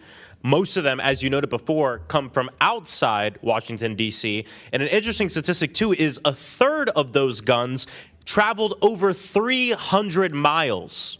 over 300 miles to come here. You want to know where they came from? South Carolina, North Carolina, Georgia, Mississippi, Louisiana, Tennessee, Ohio. These are the states where these guns are coming from. States that don't have good gun laws. States that aren't keeping their people safe, and as a result and byproduct have wreaked havoc on the people of Washington, D.C. Trump's total disregard for American safety is obvious from his current budget requests. Having already fired a majority of the federal gun dealers' inspectors, now he wants to slash another $1 billion that could be used to crack down on these guns. Congressional Republicans are also doing their part to make us less safe. They're trying to remove restrictions on silencers, trying to remove restrictions on rifles, even on firearms designed to look like everyday objects. And we even know that they're insincere in this because I just listed states that have some of the highest murder rates in the nation. I asked this question last time and asked it again. Where's their bill? If this is the way to end crime, and this is the thing everybody wants, why don't they have a bill to invite the military to occupy their states, which have the highest crime rates in this nation? They're not going to do it because they don't want the military to occupy their communities in their states because they know it's a load of crap and they're insincere about it. I yield back. Chair recognizes Mr. Palmer from Alabama. Mr. Chair, I have a unanimous consent request. Okay, who said that? I'm looking. Oh, Frost. Oh, yeah, Mr. Frost. This is a Washington Post piece by E.J. Dion Jr., The Good News About Murder, Homicides Way Down, What Happened, What We Can Learn, and How Progressives Became Crime Fighters. With that objection, so ordered. Chair recognizes Mr. Palmer from Alabama. Microphone. Attorney General Schwab, are you aware that the FBI requires that all states and local governments, police departments report crime to the National Incident-Based Reporting System? I think that is correct, sir. Okay. Washington, D.C. has not done a good job at that. As a matter of fact, you've been accused of cooking the books, and it's not just a problem in Washington. Mr. Chairman, when this went into effect, Illinois only reported 30.6% of their police departments reported. New Jersey only 28.7%, New York 13.8%, Maryland 9.5%, California 1.9%. I would argue that when you're presenting crime statistics that these are highly suspect because state and local police departments are not reporting the data. We've known this for a long time, that the homicide rates are underreported. The FBI has made that clear. I want to move to something else. We do have a crime surge. Violent crime, property crime, particularly vehicle theft. Washington, D.C. has a truancy problem. Almost 33% of the students are chronically truant. It's second only to Baltimore. What are you doing to resolve that, Mayor Bowser? And I want to add that 18,000 truancy cases went uninvestigated over the last 3 full school years. Well, first and foremost, I'm just asking, are you doing anything? Yes. What? We have in place a regime where schools report, and we've most recently updated it to focus more on our Human Services Department, a department. Ma'am? Yes. When I'm asking you about investigating truancy cases, that means going out and finding the kid and getting them back in the classroom. Oh, we do that. The police do that every day. 18,000 went uninvestigated. No, half of your carjackings are by juveniles. So you've got 5 times more middle school students truant than you did a decade ago. That's a crisis. Do you believe that kids that are chronically truant are going to wind up becoming dropouts or undereducated, that it might lead to an increase in crime in that population? We think the best place for kids is in school. No. How does it impact their life going forward? Because I'm a big believer in getting kids out of failing schools. My wife and I support 2 private schools that are targeting inner city kids. These kids don't show up truant. They come to class, they graduate, they get jobs, they go to college. What are you doing to find these kids. And I'm not talking about giving them a free lunch. I'm talking about getting them back in the classroom. I mean, you said something about the National Guard mowing lawn. Maybe the National Guard ought to be helping you find these kids and get them in school. Congressman, if I may, the council has had hearings at least once a year. We have a hearing scheduled it's not doing next any month good. with regard to attendance and what we're doing to Yeah. reduce truancy. Yeah. I agree Well, with what you. about all that these kids that you've are- already I lost agree because you with sat on your butt and didn't do anything about it? Well, 18,000 went uninvestigated. I agree with you that attendance is important and truancy is a problem. Truancy is actually down. It's down 22% since school year 21-22. And serious still absenteeism, almost which is 30% 33%. of days, is down 43% since It's school down year 5%. 21-22. Baltimore from 54% to 49%. That's half your kids. So it's down below that at this point. We get a report every fall. I don't know if you've seen the reports from the Attorney General, from Child and Family. Let me ask the mayor from- this. Do you plan to take full advantage of the $1,700 tax credit scholarship program that can go to scholarship granting organizations to help kids get into schools where they're safe and where they can learn? We do take advantage of the Opportunity Scholarship Program. That was in the One Big Beautiful Bill, by the way. We are committed to trying to help kids get a good education. So are we. Well, I appreciate that, Mr. Chairman. I yield back. Gentleman yields back. Chair recognizes Ms. Lee from Pennsylvania. Thank you, Mr. Chair. Every single time the Republicans call one of these overseer hearings on the district, we get the same paternalistic, infantilizing, just racially coded drivel. We are hearing the same old fear-mongering, the same misdirection and misinformation today, off-topic claims, including getting rid of DEI in D.C. And it's crazy to say because you can introduce DEI laws, but at the end of the day, you are not going to erase black people from the District of Columbia or any other place. And I just wanted to start with that. And let's be real, that's what's at the heart of all of these same conversations that we keep having about crime and underfunded and under-resourced black communities while they ignore crime in the White House and in their own houses. So I just wanted to establish that as we go through this. But Washington, D.C., we know is in a unique situation, especially vulnerable to Trump's power-hungry overreach. Their elected officials don't have the same resources and also don't get the same respect, incidentally, from members of this panel that they would give to their own elected officials. But you don't have the same protections, congressional voting power or representation as other states. That's why Trump is using D.C. as a test kitchen for all of the horrible policies that they're cooking up. As members of Congress representing those other states and cities, we need to be concerned about where he's going to target next, and we cannot roll over, shrug our shoulders, and say that at least the National Guardsmen are gardening or picking up trash. We have to push back on this right now, in this moment, before he comes for all of our districts. To be clear, none of Trump's actions have made D.C. any safer. And just as a reminder, crime had already been dropping in the district without his involvement.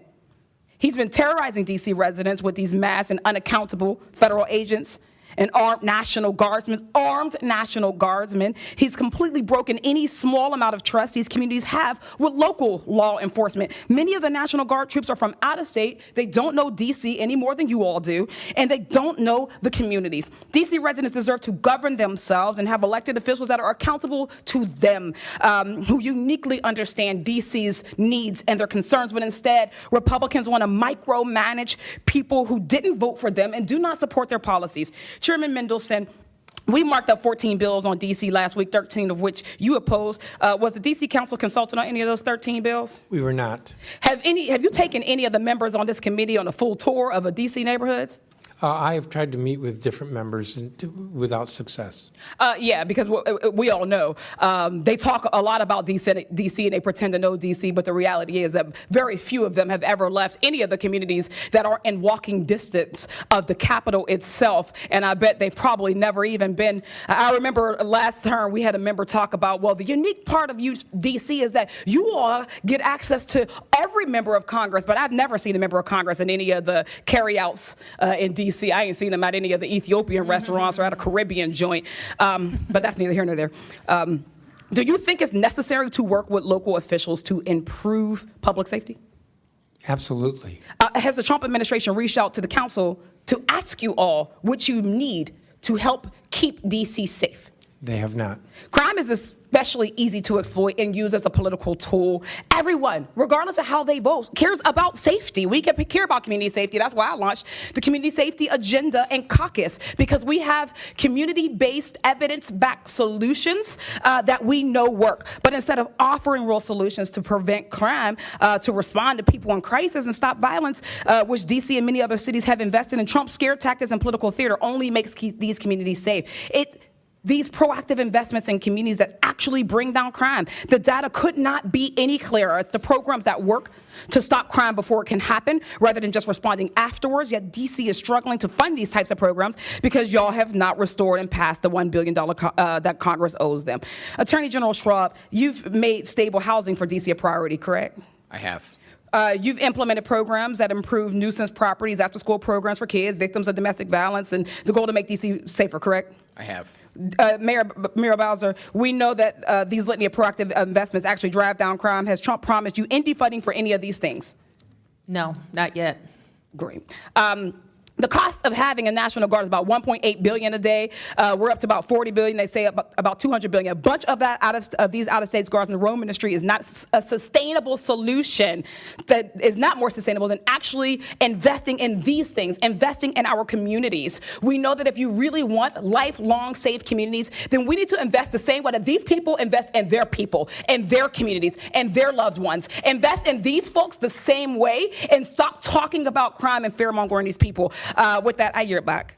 Chair recognizes Mr. Perry from Pennsylvania. Mr. Chairman, I have a unanimous consent Okay, yes.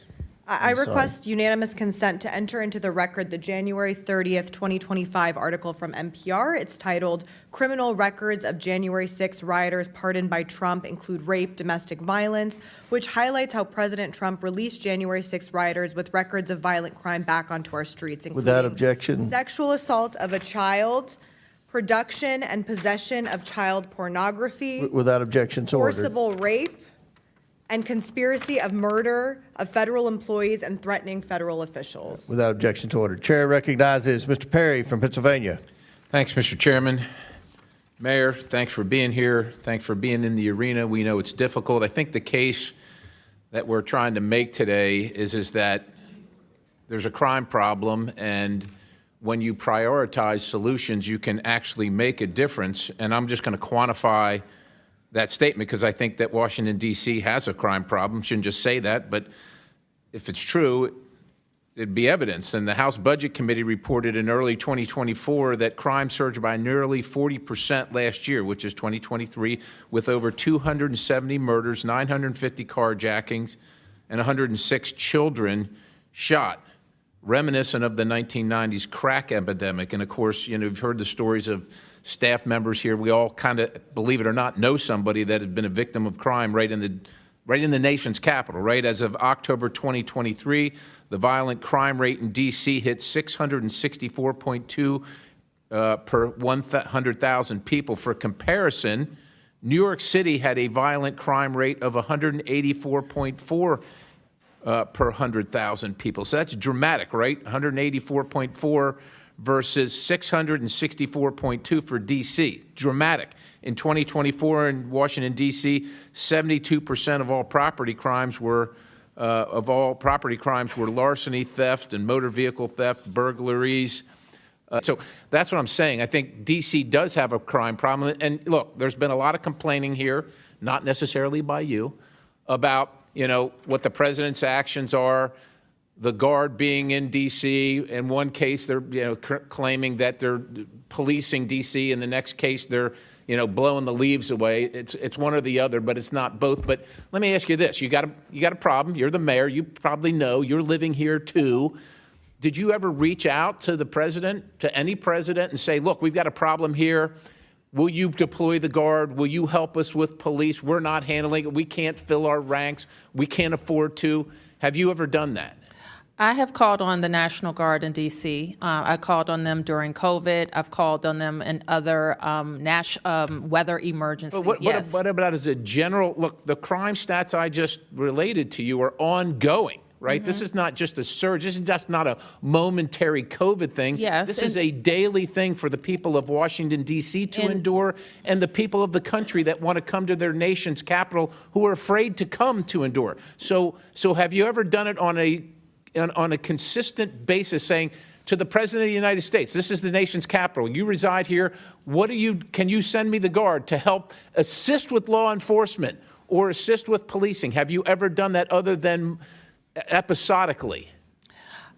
No, I described to you the times that we have done it. And it's just episodic. And so my point is that the problem has to be focused on, and it has to be fixed. Mr. Perry, can I answer you a different way? Yes, ma'am. Because we don't regard the Guard as a law enforcement agency. It's not a law enforcement agency. It can assist in law enforcement. We wouldn't call on them to police but our you neighborhoods. would agree that right now crime has dropped dramatically since they've been present. Mr. Perry, what has worked is not the National Guard in helping enhance MPD services. What has worked is more DEA, more FBI. So you're saying the Guard has had no impact in D.C.? No, what I'm saying is the Guard is not, as has been described to us, has not been. Can you quantify that? I can't quantify a causal relationship. You can't quantify it, so you can't make the claim. But I can quantify something. Listen, I want to talk to you about something else, which is. But I do want to make the point. I want to ask you this question. I'm running out of time, and I want to be respectful of everybody. But I don't here. think the Guard has made any arrests. I want to ask you.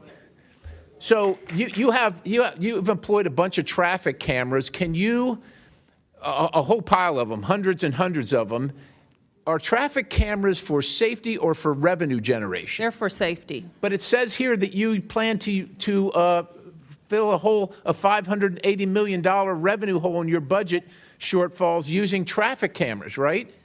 You said that. No, what we said is that our budget includes revenue generated from traffic cams. Expected 580. You said this, ma'am. We want to drive. It's per the Fines and Fees Justice Center. Let me just, because I want to quantify this as well. In 2006, you had 43 fatalities, traffic fatalities. But in 23 and 24, you had 52 each of those 2 years. The traffic cameras are not making your people safer, and particularly in Wards 7 and 8, where it's predominantly a black population, 20% below the poverty line, these fines are imposed on them hurt the worst for people. So traffic cameras and automatic traffic enforcement, it should be about safety, but it's unfortunately about revenue generation, and it's imposed on the people that can least afford it in the District of Columbia, the people that you represent. Well, Mr. Chairman, Perry, I yield the balance. I wish that you had also pointed to this year's traffic fatality and collision information. So in addition, this year's not done yet. Well, it's trending in the right direction. Yeah. Yes, but the trend is so that we would be at well below those numbers. And our traffic cameras are a part of that equation. The traffic cameras, ma'am, with all due respect, you have the worst traffic in the country by city as regarding according to Consumer Reports, and that includes L.A. And not allowing people to turn right on red is a contributor to that, and then fining them, especially in the places where people can least afford it, is grifting on the people that support your city, and it shouldn't be done. It should be about safety only. The fourth most populated city in the country, Hoboken, has 0 cameras and 0 fatalities, ma'am. I yield. Thank you. Chair recognizes Ms. Simon. Thank you, Mr. Chair, and thank you, Ranking Member. Before my remarks, I just have a couple of questions. My first question is to the elected AG of the District of Columbia. Can you talk very briefly and educate all of us on the victim services that your office provides to victims? In virtually every case where we have a victim that's been harmed, we're working with them not just to make sure they're available, they access the services they need, both economic and financial support, as well as emotional and counseling support to make sure they're taken care of. And AG, would you say that your Victim Services Division is equitably funded? We can always use more money to make sure that we're providing that critical service, but the team I have is doing an extraordinary job with what we have. And what you all provide is not only protection for witnesses, is that correct? We certainly do more than just protecting the witnesses, yes. Is it also making sure that victims of domestic violence have opportunities to leave their abusers and save their own lives? One of the things that we do every day is making sure victims of domestic violence are getting protective orders and making sure that they are protected from people who may be putting them in a dangerous place. Isn't it true that you work with mothers of murdered children? We do. Isn't it true that you provide burial and counseling assistance for folks in our communities who have been victimized by violence? We do. And I want to thank you for that work.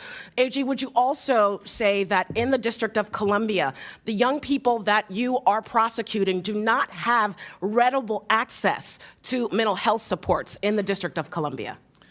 We know that we have a job to do, which is holding young people accountable when they commit crimes, and we are doing that every day. But too often we see the young people that are coming into the criminal justice system struggling with terrible trauma, mental health, behavioral health challenges, and we can't ignore that need too. We've got to do both.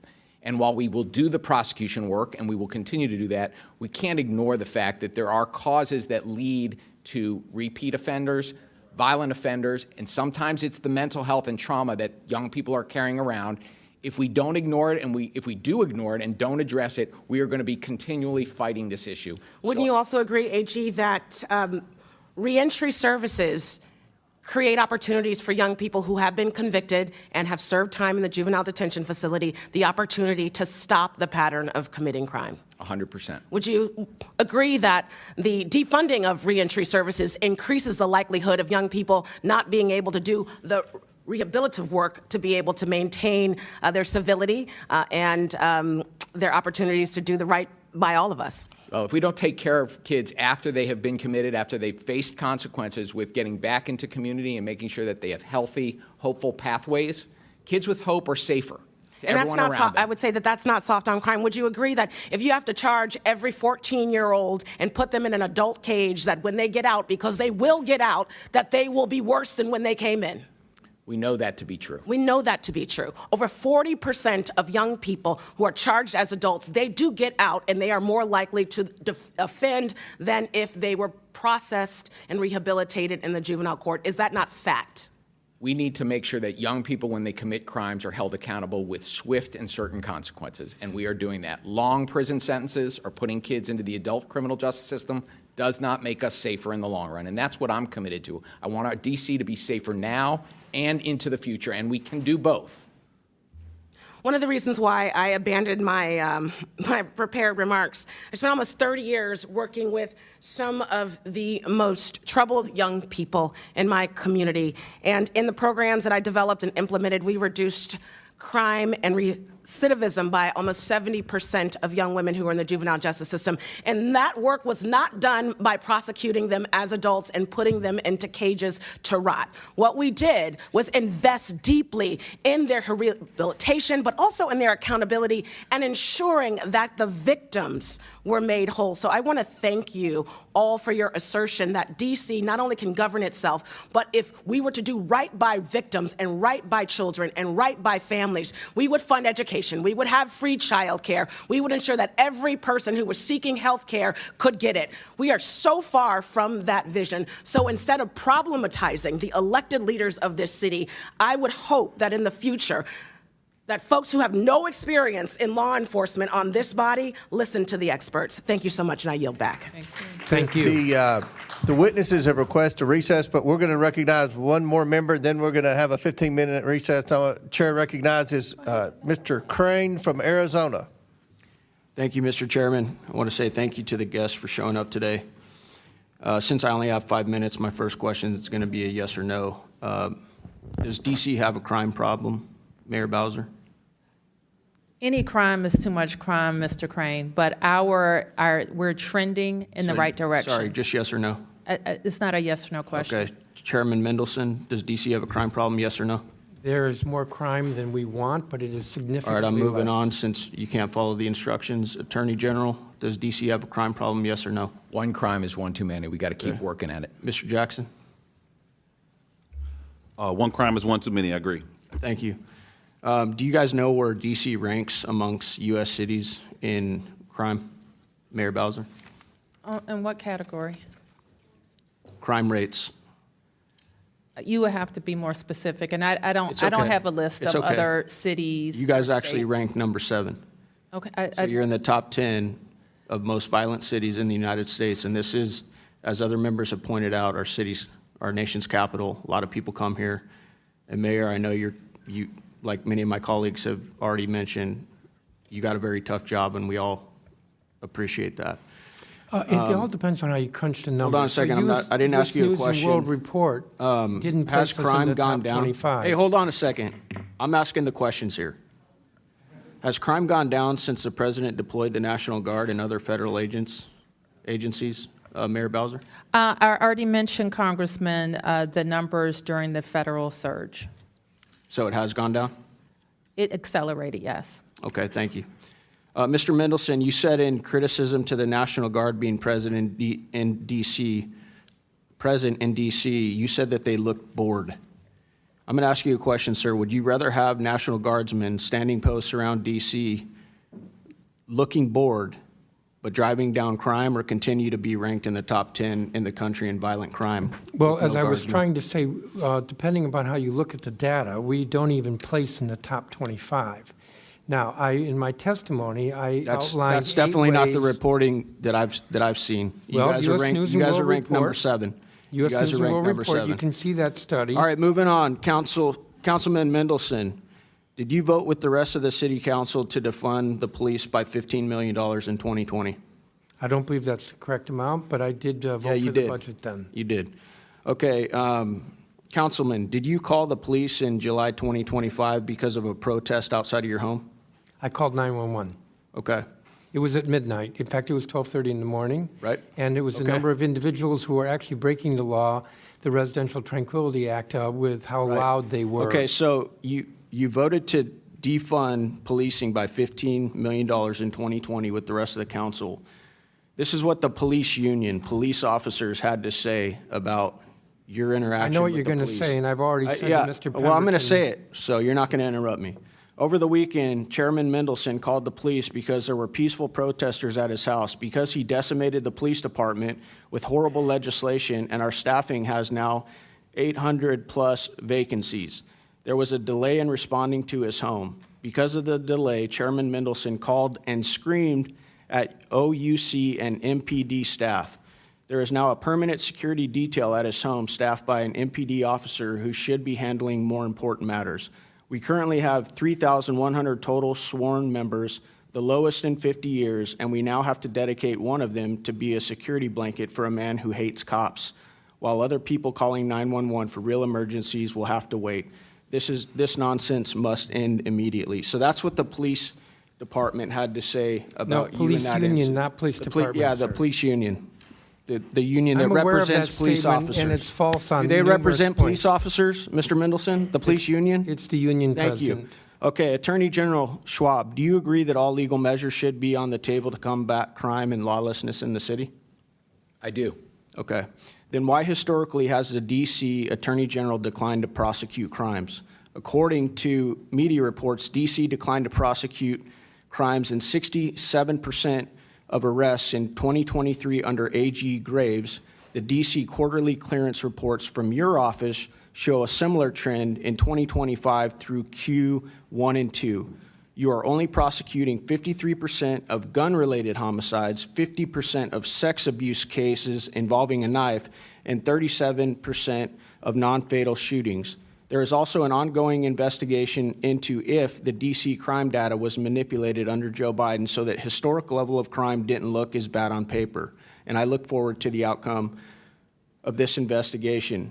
Now, Mr. Crane, if I can going answer back to your can I answer your initial question? answer, is that doing everything you can to protect this city? The statistics that you just read are the statistics not from my office, but from the federal U.S. Attorney's Office.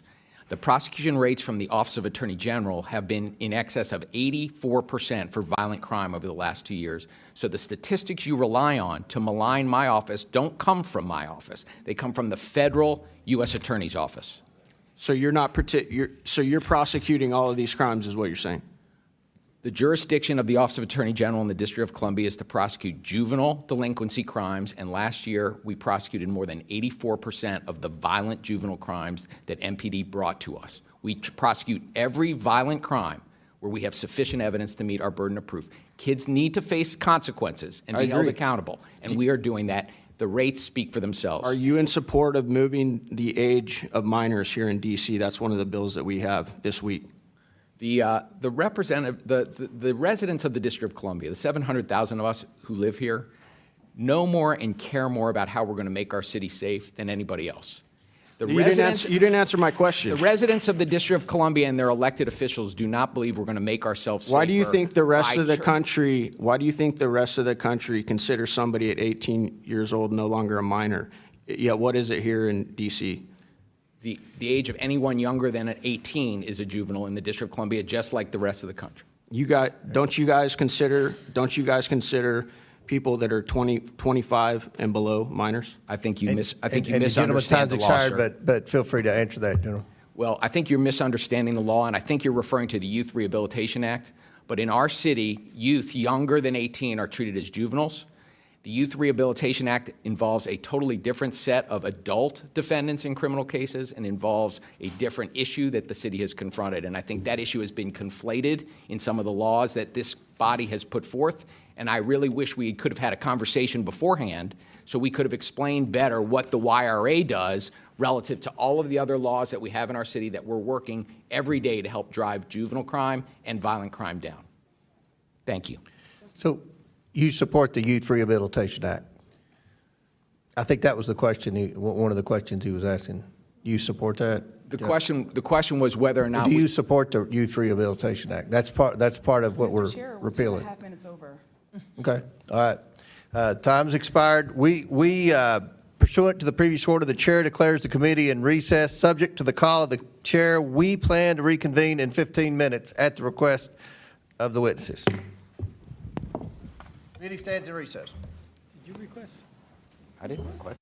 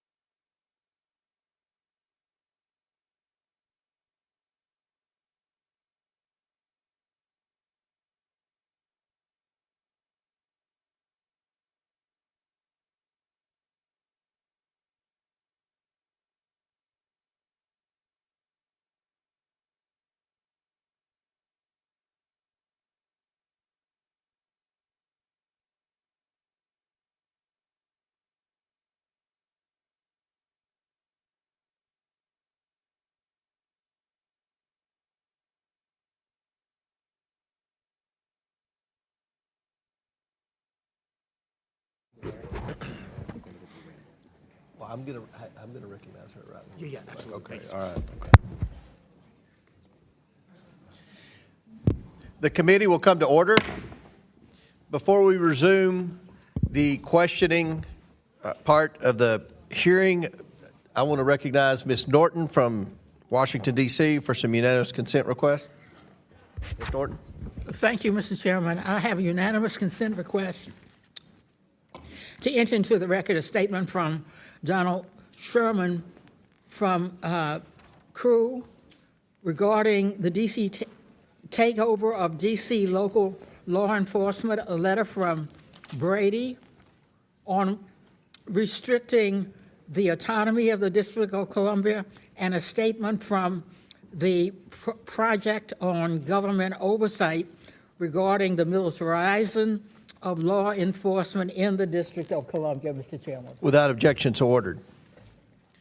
All right, I'll recognize myself for 5 minutes. I want to touch up on something that Mr. Frost said. He kept asking, "Where's your bill? Where's your bill?" And there are two schools of thought up here as we try to address the crime crisis in Washington, D.C. and try to come to solutions. And I feel like one thing that my colleagues on the other side of the aisle constantly say, you have to have a bill to do this. They said you had to have a bill to secure the border. Well, President Trump secured the border within days of assuming the presidency. It wasn't the lack of a bill, and their bill, by the way, had a lot of amnesty in there, which made it a toxic bill, and that was a poison pill, as we say often about bills. So there's also a school of thought that to alleviate poverty or to control poverty, you have to have a bill. You have to have government programs. You have to hire a bunch of government bureaucrats. You have to have government funding, and it has to increase by 10% every year, for every year, year after year, year after year, year after year. Many of us, myself included, believe that the best way to end poverty is to try to help grant access to a good-paying job, And we don't think you get good-paying jobs through government bureaucracies, through government agencies, through never-ending creation of new government programs. And with respect to alleviating crime in Washington, D.C., we had, as we all know, an aggressive markup last week. And, the bills addressed, many of them, juvenile crime. So, General Schwab, do you agree or disagree that there's a juvenile crime problem in Washington, D.C.?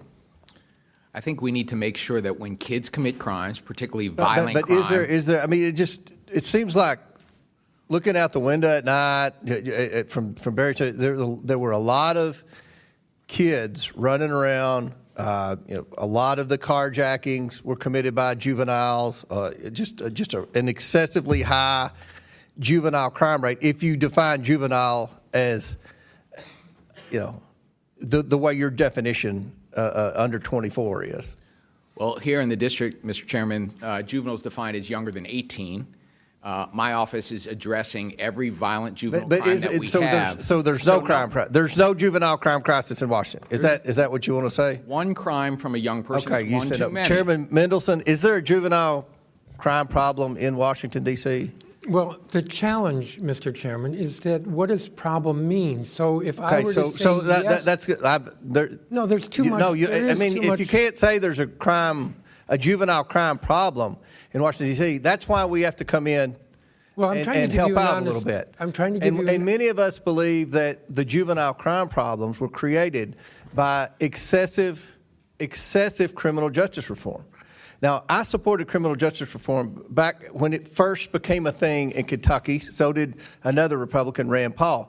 At that time, it dealt with incarcerating young people because of possession of marijuana. And I believed then, and I still believe that that was an excessive penalty to pay for what is now legal in most states, marijuana, and it did appear to me by the numbers to have a trace of racism in it. That it seemed like many times white kids that got possession of marijuana somehow got out of it over black kids. I believe that. I said that publicly in Kentucky. But over time, the activists, continued to expand that to no bail, cashless bail, to raise the age of what is a juvenile, and treat juveniles to where they got a slap on the wrist even if they committed a serious crime. And that's why we stepped in. So you all have said, and I'm talking about Chairman Mendelson and General Schwab, that you oppose every bill that we passed out of this committee. I believe Ms. Norton read letters of opposition from you all on the bills. What is the answer to juvenile crime? And I mean, do you think it's working? If we do nothing, which is what the Democrats in here want to do, and which is what I think you all want to do, is it going to get better on its own? Mr. Chairman, if you want a conversation, yes or no is difficult for a conversation. What do I think we can do to reduce juvenile crime? Because I do think there's more of it than there should be by far.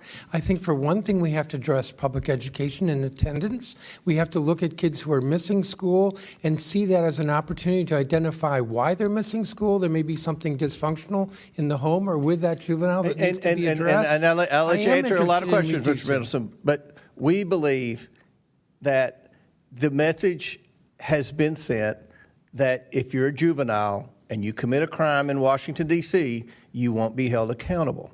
And that is a mistake if that's the message, because that's not the message that any of the three of us Well, take. we're not saying that's the unintended consequence of the laws that the council passed. And to the mayor's credit, she vetoed several of those laws. And I don't think, another thing they always say, and I think Mr. Jackson said, a takeover, from the National Guard in Kentucky. When we had the Breonna Taylor riots and stuff in Louisville, Louisville's Democrat mayor, and we have a Democrat governor in Kentucky. Without hesitation, the Democrat governor, along with the support of the mayor, allowed the National Guard to come in and restore order. No one in Kentucky complained about the National Guard coming in. No one said it was a takeover and they were going to have to train and educate the youth on how to respond to the National Guard. That was just what was done to restore order. So we support what the president's doing. We want to work with the council and the mayor's office and the AG to try to come up with solutions to the problem. But doing nothing isn't working. And that's kind of what my colleagues over here want to do, creating more government programs, hiring more government bureaucrats. That's not worked. That's been the business model in the past, and it's not worked. It's not worked in Washington, D.C., and it's not working in a lot of other cities. So hopefully we can continue to have dialogue and come up with solutions to solve the crime crisis, especially the juvenile crime crisis in Washington. Now, the chair recognizes Mr. Khanna from California. Thank you, Mr. Chair. Mr. Chairman, this administration has initiated the largest assault on the First Amendment and free speech in modern history. They're making comedy illegal. Brendan Carr pressured ABC to cancel Jimmy Kimmel, and Disney cancels Jimmy Kimmel. This canceling from an administration that lectured us about cancel culture. That's why today I'm introducing a motion to subpoena Brendan Carr, to bring him in front of this committee, to stop the intimidation of private businesses and to stand up for the First Amendment. Now, it's not just Brendan Carr. Attorney General Pram Bondi is prosecuting hate speech, even though hate speech is constitutionally protected. And even though we've had so many lectures from my friends on the other side of the aisle not to prosecute hate speech. And then what about our vice president, the champion of free speech, as he told us during the campaign? The vice president is telling Americans to snitch on fellow Americans who have offensive posts and to call their employers so they can be fired. And the vice president is threatening to prosecute political organizations that he disagrees with. Look, we are Article 1 of the Constitution, not footlackeys for Donald Trump and J.D. Vance. It is time that we stand up for our constitutional role to defend the freedoms of Americans. People are tired of us just giving our power to Donald Trump and J.D. Vance. We have an obligation to our Constitution, not to Donald Trump and J.D. Vance as they ride roughshod over the First Amendment. So in the name of all those who are being censored in Washington, D.C. and around the country, in the name of all those who are being intimidated in Washington, D.C. and around the country, in the name of Americans, Republicans, Independents, and Democrats who believe in the First Amendment and free speech, I motion today to subpoena Brendan Carr and to have him explain to the American people why he's bullying private individuals and private businesses. Thank you, Mr. Chair. Pursuant to this rule, and I'll get the exact language so we make it official. House Rule 11, Clause 2K6. Pursuant to House Rule 11, Clause 2.6, I motion to subpoena Brendan Carr to come before this committee and testify in front of the full Oversight Committee, and I hope that my motion to subpoena him will be voted on as soon as possible. A motion is made. The committee will hold this motion in abeyance until 1:45. Give everybody time to get back in here. Thank you. And if I might say, Yes, sir.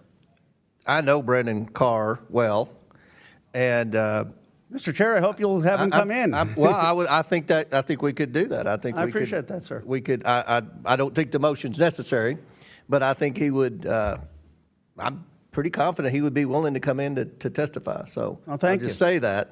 I don't think the motion's necessary. You want to withdraw the motion? I still want the motion, sir. Well, right. you know, we'll do it, and he can come in. But I'd appreciate, you know, I've appreciated your working with our ranking member on Epstein, and I've appreciated your collaboration with him. Of course, I appreciate our ranking member's leadership on this issue, and he deserves a lot of credit for our subpoena today. But, you know, if you want to work with our ranking member in a collaborative process on that, like you have been on Epstein, I'd appreciate it. Yeah, I'd also like to second the motion. Thank you, Congresswoman. And first of all, thank you, Representative Khanna. And you know, Mr. Chairman, I think that's a great offer. I think we're very interested in what's happening, and if we could come to an agreement, I know we have another 30 minutes or so before we actually take this vote. But if we can come to an agreement prior to that, I'd like to talk to Mr. Khanna and to you, because I think our goal and clearly yours is to get him in front of this committee. I think it would be very productive. And I think he would want to come. Well, nobody wants to come in front of the committee, but I think he would be willing to come in front of the committee. So I think we have. We'll make sure our staffs are in communication, and we'll see. But your motion is recognized, and we'll see if we can come up with something before 1:45. If we can't, we'll vote on it. Thank you, sir. Thank you, Mr. Chairman. Chair now recognizes Mr. Sessions from Texas.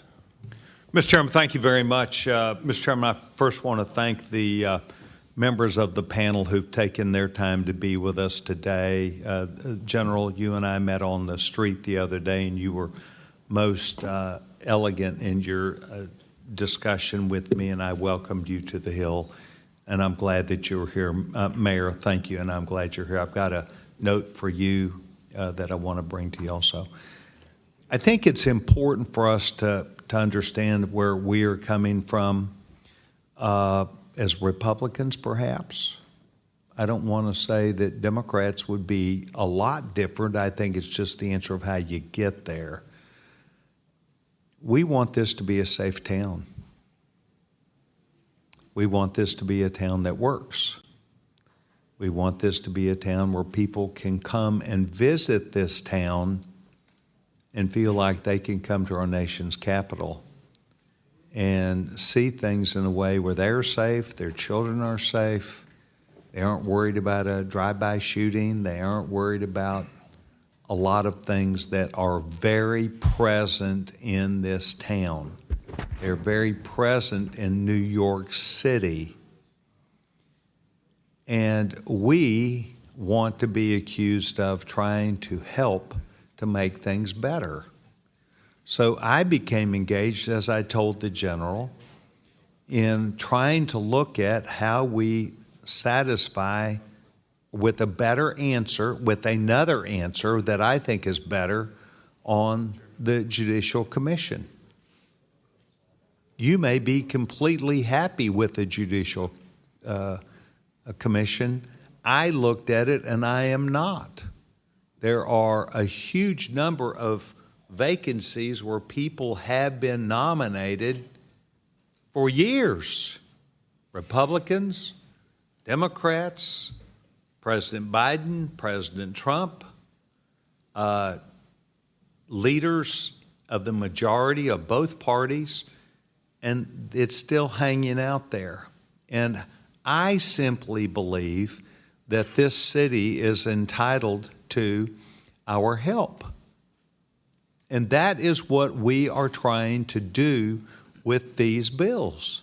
I most sincerely, as I told the general, I most sincerely believe that it's not good to have, I don't know the exact number, but 10 or 12 people that have been nominated that are not serving today, and those judges that are on there, on the Superior Court or on the Court of Appeals, are vacant.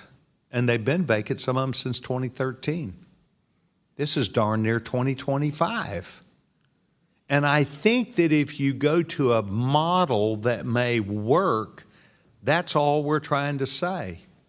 I think having the president, whether the president's a Republican, whether the president's a Democrat, will have an intrinsic interest. And I remember this when my parents moved us here in 1969, that we knew Washington struggled in lots of ways, but the presidents all tried to, every one of them, to do something that they saw that would better Washington.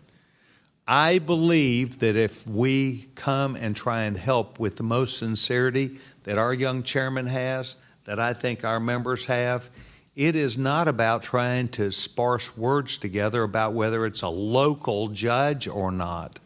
It is a Superior Court judge that we're not going to replace any of them.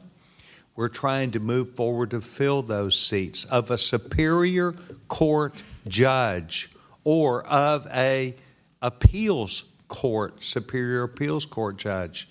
And on the floor, this thing got pitched as you're trying to make things that are simple about local judges. There's not much local about this in some respects. It is a national treasure. So it is my hope that you would perhaps look through some of the words that are said here and just accept the sincerity by which we come to you.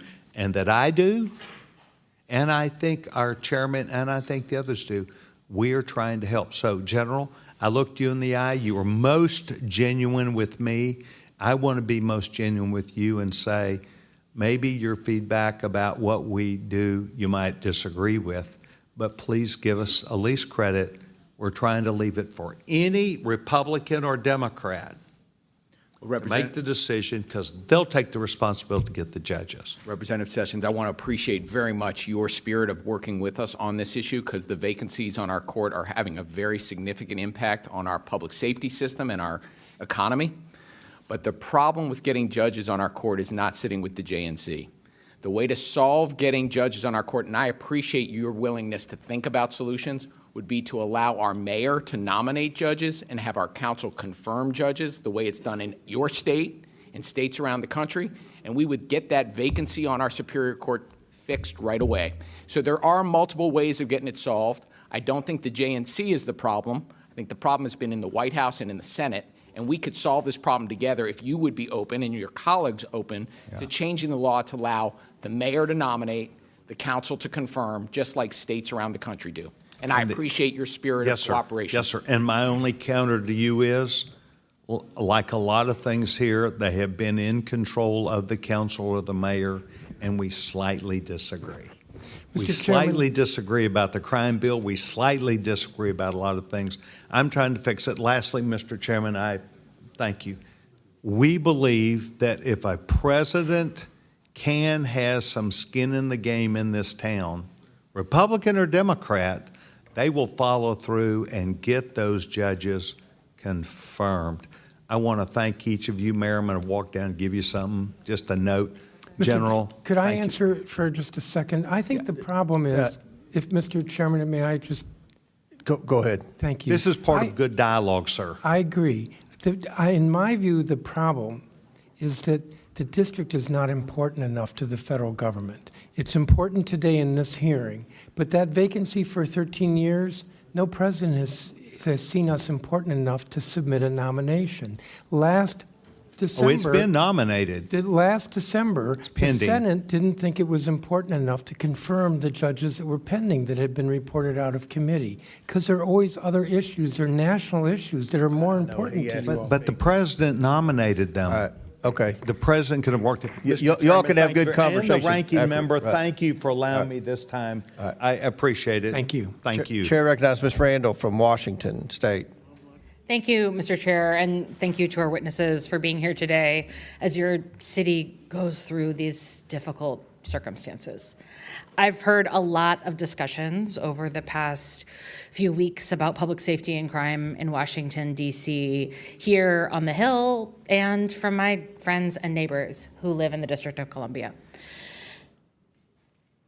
And these concerns about crime have been used as justification for President Trump's militarization and occupation. Like my Republican colleagues, I believe that federal government has a role to play in improving public safety. I would also say, like my Democratic colleagues, we believe that everyone deserves to feel safe. Where we seem to differ is that I prefer to focus on proven, not performative solutions. Proven solutions are those that invest in community, but my Republican colleagues arbitrarily cut $1 billion from the DC budget in March of this year, which has impacted the city's ability to fund the police, firefighters, and other public safety programs. And then, while holding these funds hostage, the president deployed National Guard in the name of public safety, instead of giving DC the funds necessary to provide safety. And at the same time, Donald Trump and congressional Republicans have made the largest cut in history to Medicaid, regardless of the fact that Medicaid expansion under the ACA led to a significant drop in violent crime nationwide. What we're seeing from this administration is unlawful, undemocratic, and follows the playbook of an authoritarian government. Across the country, a total of more than $4 billion in federal funding that supports American families, businesses, and local governments has been frozen or terminated. Withholding these federal government funds that have been constitutionally appropriated by Congress can and will be used to coerce other American states and cities into cooperating with this rogue administration in fear of having their cities occupied too. In Pierce County, in my district, they have nearly $200 billion of federal funds that could be at risk, which includes $706,000 grant from the Department of Homeland Security's Targeted Violence and Terrorism Prevention Program that was abruptly terminated. These funds were dedicated to implementing, like the name says, targeted violence threat assessments in our schools to mitigate youth violence and radicalization. The Department of Homeland Security's letter stated that the grant was being terminated in part because the department, consistent with President Trump's direction, is focused on advancing the essential mission of enforcing immigration laws, securing the border, and combating anti-Semitism. Consequently, grant projects that support or have the potential to support activities not aligned with DHS's current focus do not effectuate the agency's current priorities.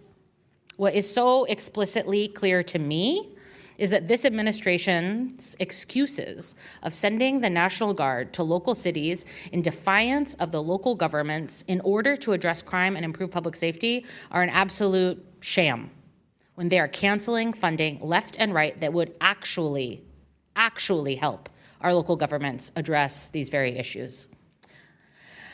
Mr. Jackson, could you speak to how public safety is affected when you defund programs like targeted violence and terrorism prevention grants?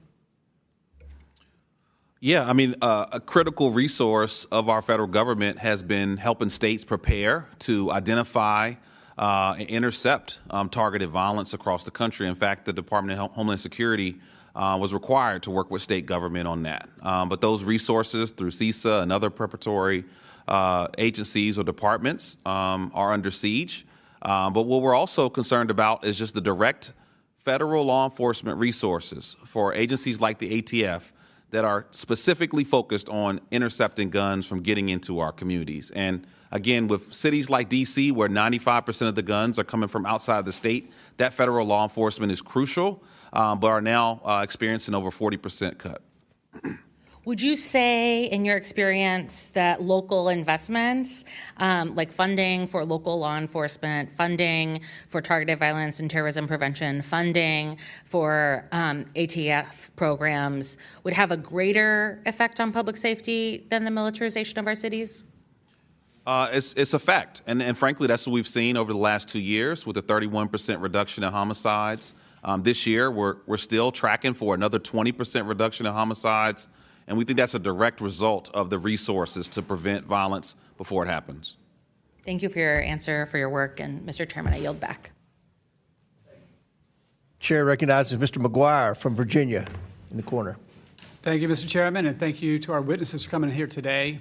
You know, as a Navy veteran, as a freshman member of Congress, I love our country. And I love Washington, D.C., the history, the people, the culture. This is America's city.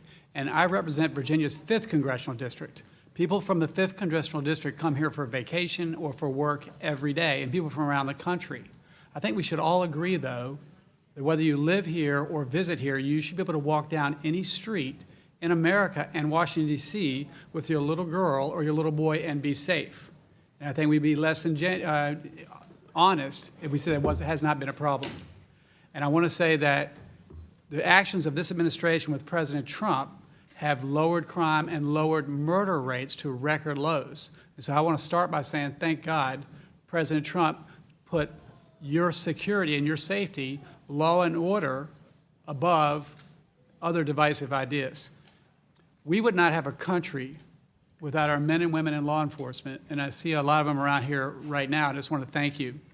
Each of you in your written testimony emphasized the importance of the work of the Metropolitan Police Department is doing to keep the residents of D.C. safe, and the need to increase funding for the department. I have a very simple yes or no question. Do you disagree with defund the police movement? And I'll start with Mayor Bowser. Yes or no? Do you disagree with defund the police? Yes. Mr. Mendelson? Yes. And Mr. Schwab? Yes. And Mr. Jackson? Frankly, I think you should ask the president that. That's a yes or no, sir. All right, Mr. Mendelson, in your written testimony, you stated the following. Since 2020, police departments across the region and the country have faced challenges in recent years to hiring and have failed to hit their hiring targets. Can you tell me what major event happened in 2020? The murder of George Floyd. Well, Mr. Mendelson, in 2020, the D.C. Council voted in favor of a budget that defunded the MPD by more than $15 million. In the years that have followed, crime has skyrocketed in D.C. Do you still stand by this decision? I will remind you that this is a simple yes or no. Well, as I said to I just said a yes or no. I've got a very limited time with all due respect. I realize that, but all right, Mr. Mendelson, these hundreds of questions are more MPD law complicated enforcement than a yes officers or no. have left the department since 2020 because they don't feel they have support from D.C. Council. In fact, the council not only voted to defund the department in 2020, you also went so far as to put a target on your officers and their families by releasing body camera footage with the officer's name attached. For all witnesses, let's talk about D.C.'s fiscal policy. Do you believe D.C. does a good job at managing their budget? This is just, I don't have much time with all due respect. Yes or no? So Mayor Bowser, yes or no? Yes. Mr. Mendelson? We do an excellent job. Mr. Schwab? Yes. Mr. Jackson? Yes. I find that interesting. I'm going to list a few of the programs funded by the city's approved fiscal year 2025 budget. $5 million to support D.C.'s hosting of the World Pride 2025. Regardless of party, race, religion, or creed, I love you, but your #1 goal should be to keep the citizens safe. Not that. $1 million to support the construction of an LGBTQ+ community center in Shaw. $250,000 to support Black LGBTQ+ history program. $434,000 in fiscal year 25 and $1.3 million across the financial plan to establish a reparations task force. $600,000 to provide workforce development services for transgender and gender non-conforming residents who are experiencing homelessness and housing instability. $40 million to ensure migrants in D.C. are treated humanely. $868,000 for a cost of living adjustment for council staff. And yes or no, do you stand by these funding initiatives? Yes or no? I don't have much time. Mayor Bowser. I do. Mr. Mendelson? Mr. Schwab? We have a $20 billion Jackson? budget, and I stand by what we Instead of funding appropriated. these programs to promote the far-left radical woke agenda, this $48 million could have been used to hire approximately 685 additional MPD officers. If you had put this money towards supporting policies instead of woke agendas, we would have had less murders and safer streets. So I'll go back to what I said. By the grace of God, President Trump loves the American people, regardless of party, race, religion, or creed, and you are safer today. Thank you. Congressman, we have fully funded the MPD budget request. Every year, we have fully funded the MPD budget request. The challenge is that there are not enough applicants for big city police departments across the country and in the region. Chair now recognizes Mr. Suberman. Thank you, Mr. Chair. I appreciate the conversation today. Mr. Jackson, you just mentioned you should ask the president the question. I want to tackle that a little bit because the question was, about defunding the police. Yet this Congress and this president has not fully funded the police and fully funded D.C. with its own taxpayer money, correct? And what we are seeing is that we're hundreds of police officers and law enforcement officials short in D.C. So could you explain that a little bit more? I was referencing a little bit broader than D.C., but this Congress has made the largest defunding of law enforcement, I believe, in American history. Under Republican leadership and under Trump's advisement to cut ATF, to cut DEA, to cut FBI, and then the remaining officers that are left, as opposed to putting them to their jobs to intercept guns that are being trafficked into our communities, they are now patrolling impoverished communities like Ward 8. And so when we talk about defunding the police, we should look right into the eyes of President Trump and ask him, why are you defunding the federal law enforcement that is supposed to protect our communities from the flow of illegal guns? Mayor Bowser, would you agree with that? With defunding the federal law enforcement What did you apparatus? just say that this administration and this Congress has not fully funded law enforcement? I would agree with that. Exactly, I would as well, because in the end, we're spending millions of dollars a day on law enforcement, on National Guard, instead of spending that money on law enforcement that should be a more sustainable long-term solution. And we are underfunding crime prevention programs in D.C. And what the National Guard is doing here is they're getting bored, actually. They're at street corners just hanging out, and they're not trained to be in law enforcement. And we're spending millions of dollars a day instead while they pick up trash. These are National Guardsmen from Louisiana, where there is a very high crime rate. There's plenty to do in Louisiana. I went to school there, so I know. And from other states that have their own crime problem and have their own problems back home, but instead they're being sent here for photo ops, essentially. And they deserve better, their families deserve better, and the people of D.C. deserve better instead. And so I think what a better solution that's better for taxpayers and better for the American people, and certainly the people of D.C., is why don't we just fund law enforcement and crime prevention programs in D.C. instead of continually underfunding them? Why don't we actually do what Chairman Mendelson just said and try to do more initiatives to find more law enforcement officers, because that is a problem. Recruiting is a big problem. Instead, we're sending the National Guard in. And I've got constituents, I'm in Northern Virginia, who work in D.C. every single day. And one constituent in Warrenton said, I work in the district, and now I'm in fear of my safety to come to work and go home. With military roaming the streets with possible unchecked authorities, there are many opportunities for harassment and abuse. I'll tell you, it's not just opportunities. People have been harassed and abused. And I've never felt unsafe before, but now I am becoming terrified. And I've gotten stories after story about that. Mayor Bowser, have you gotten stories like that as well? I have gotten stories about people who are concerned about seeing the military patrolling, policing with guns out of state, and people aren't really sure who they report to. And I had one person tell me that their kids play soccer on the weekends, and they had National Guardsmen at their soccer practice just hanging out, and the kids got scared, right? And so I think a better solution would be to send those folks, those National Guardsmen from Louisiana and Mississippi home. And instead, why don't we fully fund DC's crime prevention programs and its budget instead, and actually move forward with these programs that have been working because crime was going down. And then my constituents can come and work in DC, make that long commute that I make every morning, and we can actually get to work and not be fearing that at every street corner we might get harassed. One more constituent said that they worked in D.C. for over 30 years and still go frequently. He never felt unsafe until now. And it is a dangerous power play that this administration is doing.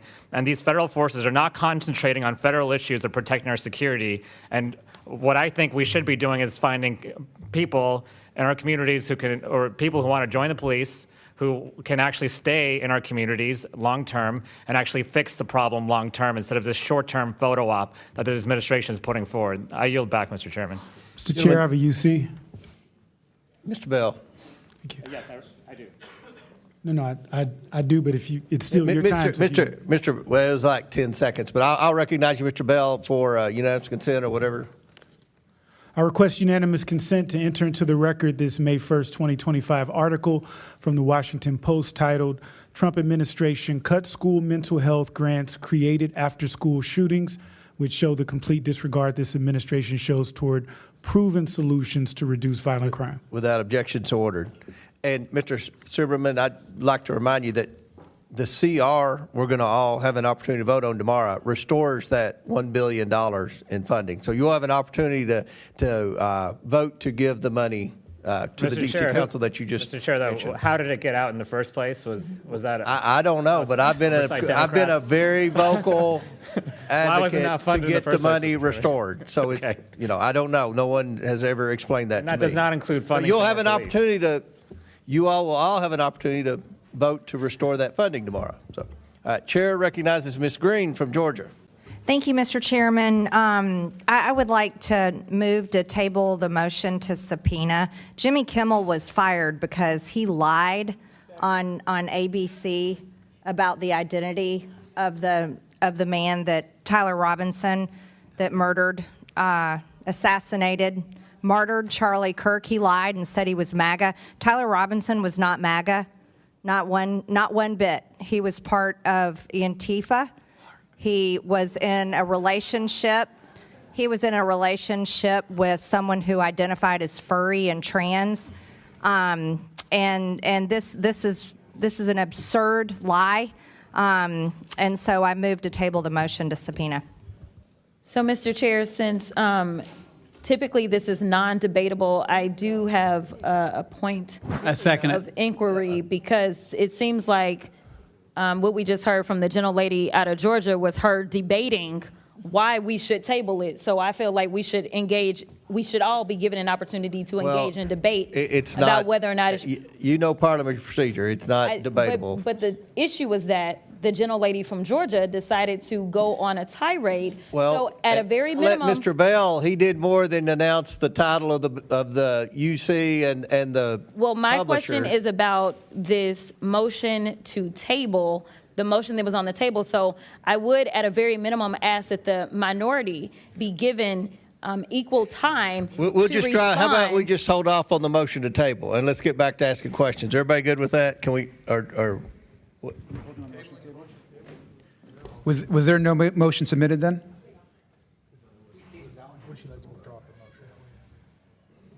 On a point of order. Withdraw the motion for a little bit or not? It's up to you. I'll withdraw it until Okay. time needed All to right, bring it back. Okay. All right. Are you satisfied, Ms. Crockett? So long as the minority gets equal time as Ms. Green All right. Okay. All right. when she brings it back. Chair recognizes Mr. Bell from Missouri. Thank you, Mr. Chair, Ranking Member, Mayor, good to see you again. Attorney General Schwab, I want to extend my gratitude to your office when I was prosecutor we had a very tough case that actually involved a police officer defendant, and you all helped us work with the victim in that case to a resolution that both parties were happy with, particularly our victims, and I appreciate that. And so I have a couple questions that I want to talk about. One, I think a point needs to be made between the role of the National Guard and what they do and actual policing. And those are two different roles. And I think a lot of folks don't understand that difference. A 20-year-old with a gun in the military is taught how to kill. Police officers have to do a whole skew of things, including de-escalation. And so I think that it's important that we talk about that. And so my first question, and I'm short on time, Mayor, you were asked a question about the resources and what you would do with those resources, and you were cut off. Could you quickly finish that answer? That was earlier. The resources with regard to our budget? Yes. Yes. So in order to close the $1 billion gap, we looked across our government. So we had to cut citywide contracts related to everything from mental health services to the contracts to give our employees raises, most notably MPD and fire and EMS. And so law enforcement would be included in that, obviously, and is Yes. a priority, but there's also other things that a mayor is responsible for. Absolutely, including shifting spending that should have happened in '25 related to affordable housing. Thank you, Mayor. And Attorney General, can you speak to how over-policing and temporary enforcement tactics have addressed or failed to address the root causes of crime in D.C.? Well, as anybody in law enforcement knows and anybody prosecuting cases knows, the level of trust the community has with law enforcement is essential. We need witnesses to feel comfortable coming forward. We need victims to recognize that they can come forward. And that trust between law enforcement, our MPD, and communities all around our city is something that we have worked very hard as a city to build over time. But like so much, it can be broken very quickly. And I worry very much about the distrust that has been caused by the recent events to communities who worked very hard to trust their MPD and vice versa. And I think people also have to understand the cost of sustaining the National Guard in a major city like D.C., or now we're hearing even in my hometown of St. Louis, is astronomical. To send our troops who are trained, who are supposed to be protecting the homeland, to be coming in and doing the policing work, when we could take a fraction of that cost, pennies on the dollar, invest that in local law enforcement who is actually trained, and give them the resources that they need and keep people safe for fractions of the cost. And so it's just interesting to me that my colleague would talk about defunding the police when the big ugly bill actually defunded the police. It cut funding for local law enforcement, and I don't hear my colleagues saying anything about that. And so also there were some, with respect to serious crimes, carjacking, I know that was an issue. What has D.C. been doing to address those issues? Well, my office is prosecuting every case, every carjacking case, every armed carjacking case where we have sufficient evidence to meet our burden of proof. They are difficult cases to make from an evidentiary standpoint, from a witness perspective, and yet more than 84% of the cases that MPD brought to us of carjacking last year we prosecuted. So we need to hold young people accountable and make sure they face consequences when they're engaged in carjacking. And Mr. Jackson, with the remainder of my time, thank you for the work that you do. Can you speak to strategies you have found to be the most effective in actually curbing recidivism rates in our juveniles? Well, we know that one of the most important things you can do is invest in victim services for those who have been traumatized by violence. As I said before, there are 24 states suing the Trump administration for withholding $1 billion for victim service funds through the VOCA Act. But we know that the best way we can reduce violence and recidivism is by investing in those who are most at risk and those who are most vulnerable, whether that's community violence intervention, victim services, mentorship programs, employment-based programs, all of which are under siege or have been cut by this administration. Thank you. And with respect to victim services, I could not agree with you more. It's so important. Sometimes what gets lost in the argument is we do focus on arresting serious and violent offenders, which is so important, and also alternatives to incarceration for low-level offenders struggling with addiction and mental health. But we also got to be laser focused on our victims, and that impacts so many of our communities. I thank you, and I yield back.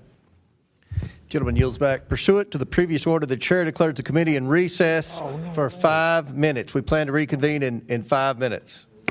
I'm never. So if you all need another break, feel free to take it real quick.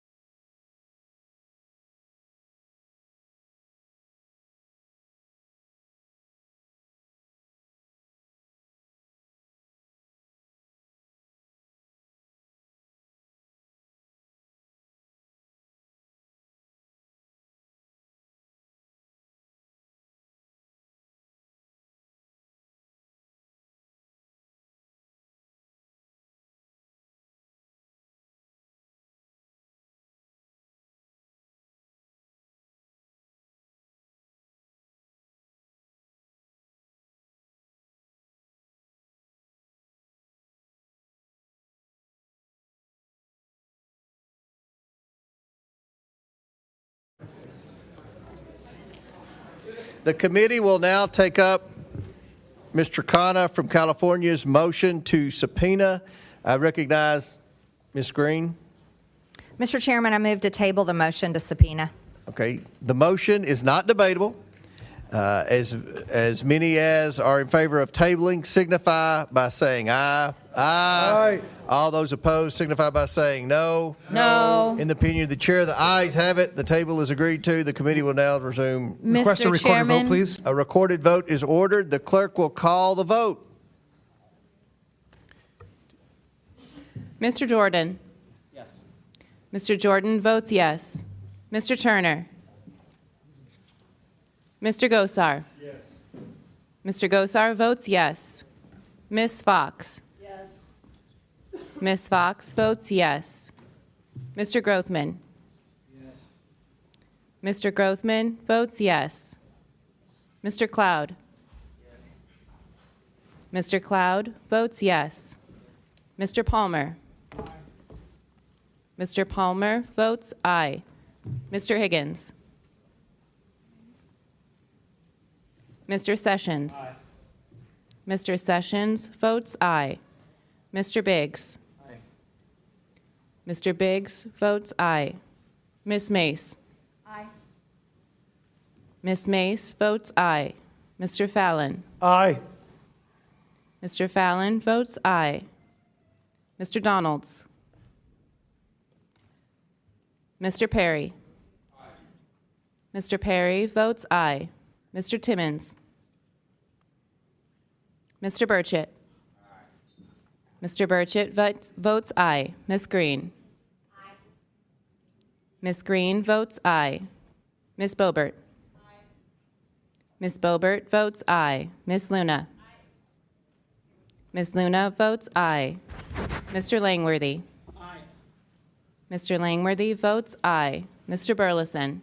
Aye. Mr. Burleson votes aye. Mr. Crane? Aye. Mr. Crane votes aye. Mr. Jack? Aye. Mr. Jack votes aye. Mr. McGuire? Aye. Mr. McGuire votes aye. Mr. Gill? Aye. Mr. Gill votes aye. Mr. Garcia? No. Mr. Garcia votes no. Ms. Norton? Ms. Norton votes no. Mr. Lynch? No. Mr. Lynch votes no. Mr. Krishnamurthy? No. Mr. Krishnamurthy votes no. Mr. Khanna? No. Mr. Khanna votes no. Mr. Mfume? No. Mr. Mfume votes no. Ms. Brown? No. Ms. Brown votes no. Ms. Stansbury? Ms. Stansbury votes no. Mr. Frost? No. Mr. Frost votes no. Ms. Lee? No. Ms. Lee votes no. Mr. Kassar? No. Mr. Kassar votes no. Ms. Crockett? No. Ms. Crockett votes no. Ms. Randall? No. Ms. Randall votes no. Mr. Subramaniam? No. Mr. Subramaniam votes no. Ms. Ansari? No. Ms. Ansari votes no. Mr. Bell? No. Mr. Bell votes no. Ms. Simon? No. Ms. Simon votes no. Mr. Min? No. Mr. Min votes no.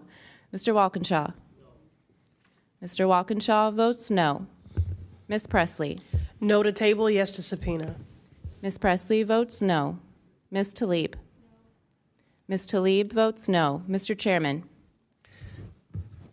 I vote aye. And how has Mr. Timmons been recorded? Mr. Chairman votes aye. Mr. Timmons is not recorded. Mr. Timmons votes aye. And how has Mr. Higgins been recorded? Mr. Higgins is not recorded. Mr. Higgins votes aye. Will the clerk please add the total?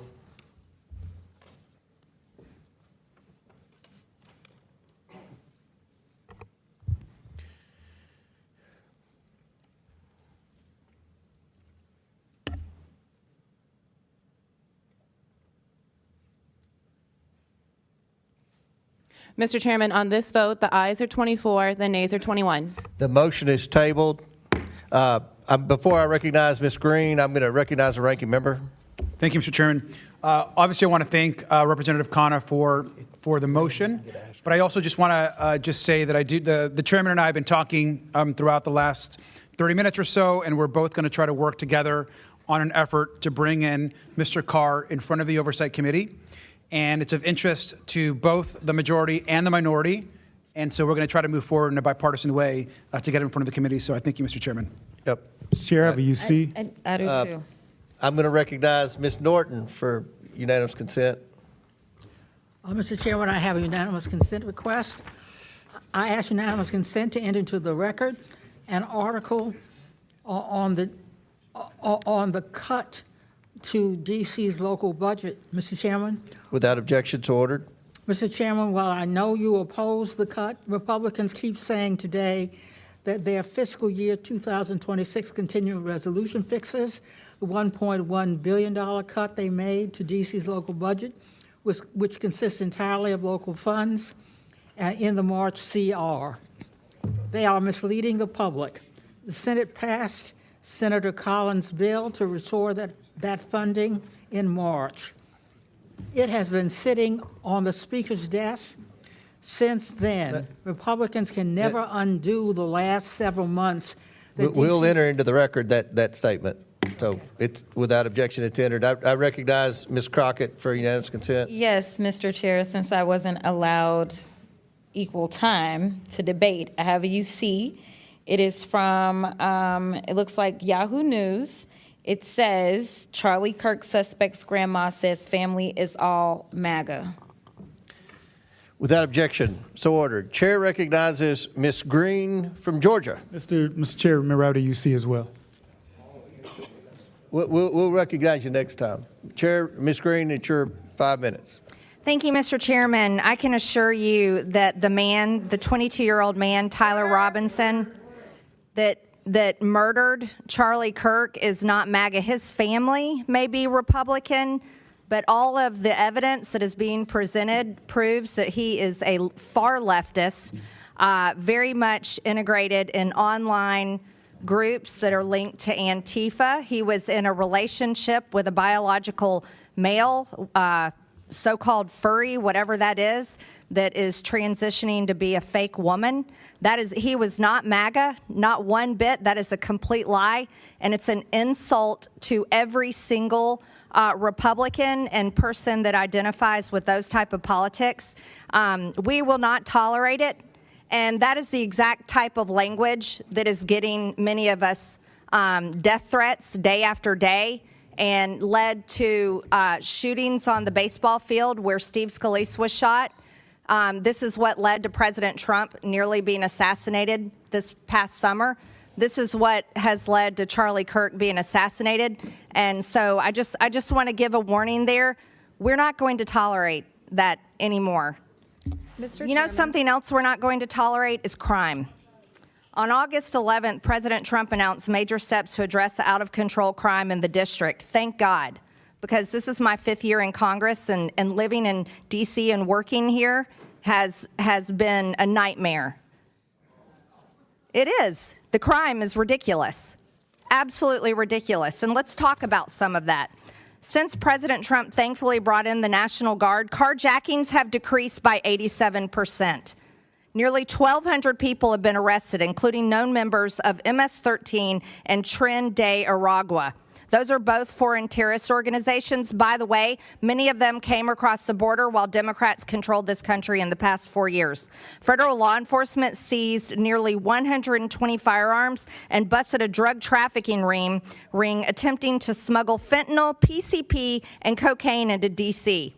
A joint effort by ICE and MPD arrested an illegal alien previously charged with sex crimes against a child. D.C. went 12 days without a single homicide. Can you imagine that that's something that the National Guard had to be here to do? It's unbelievable to anybody that is right-minded.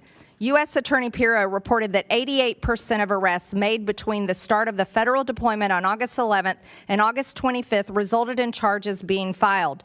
This is substantially higher that in 2024, where the Biden-appointed U.S. Attorney Matthew Graves charged suspects only 57% of the time, that's because he was busy chasing down MAGA grandmas that went into the Capitol. So I've got a simple question for you. Mayor Bowser, do you prioritize criminals or the victims? I prioritize law-abiding D.C. residents, visitors, and workers. So that would be law-abiding citizens and victims. Do you support the police, Mayor Bowser? Yes.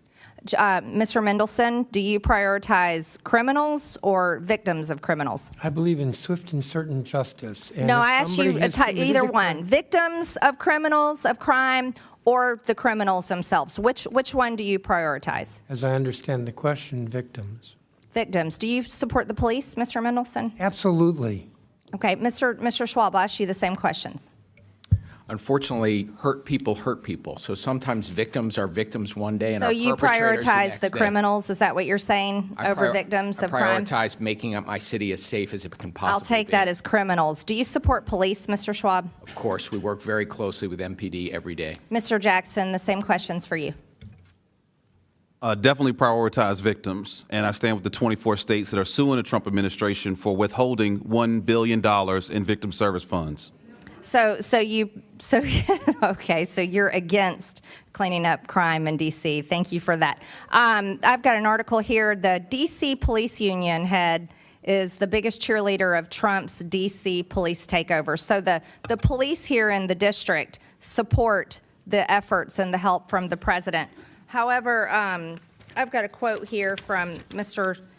Mendelson. You call the union celebrating Trump's takeover just despicable. You literally attack the police in your statements. You're calling That's not correct. the union supporting the president and the National Guard here, helping them every day on the streets. You're quoted as saying that's just despicable.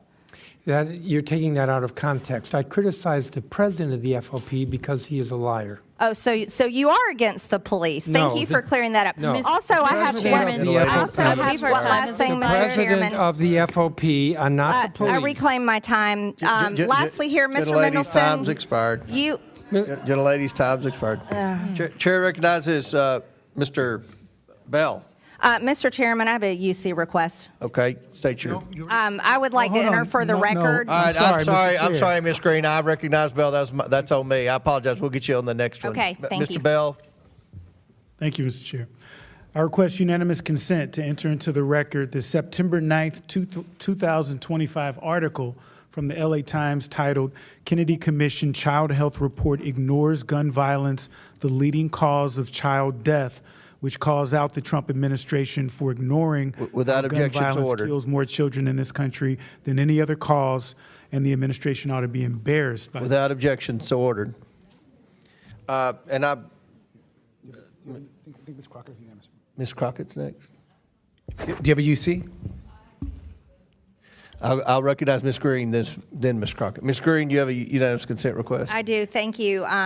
For the record, Phil Mendelson's post here says repealing our laws is not liberation. Republicans in Congress can't be trusted. They took $1 billion from us, are moving more than a dozen bills, rolling back home rule, and are trying to take away our elected independent attorney general and micromanaging our legislative process. I hope everybody watched Democrats vote against the vote that adds $1 billion back in for D.C. Thank you.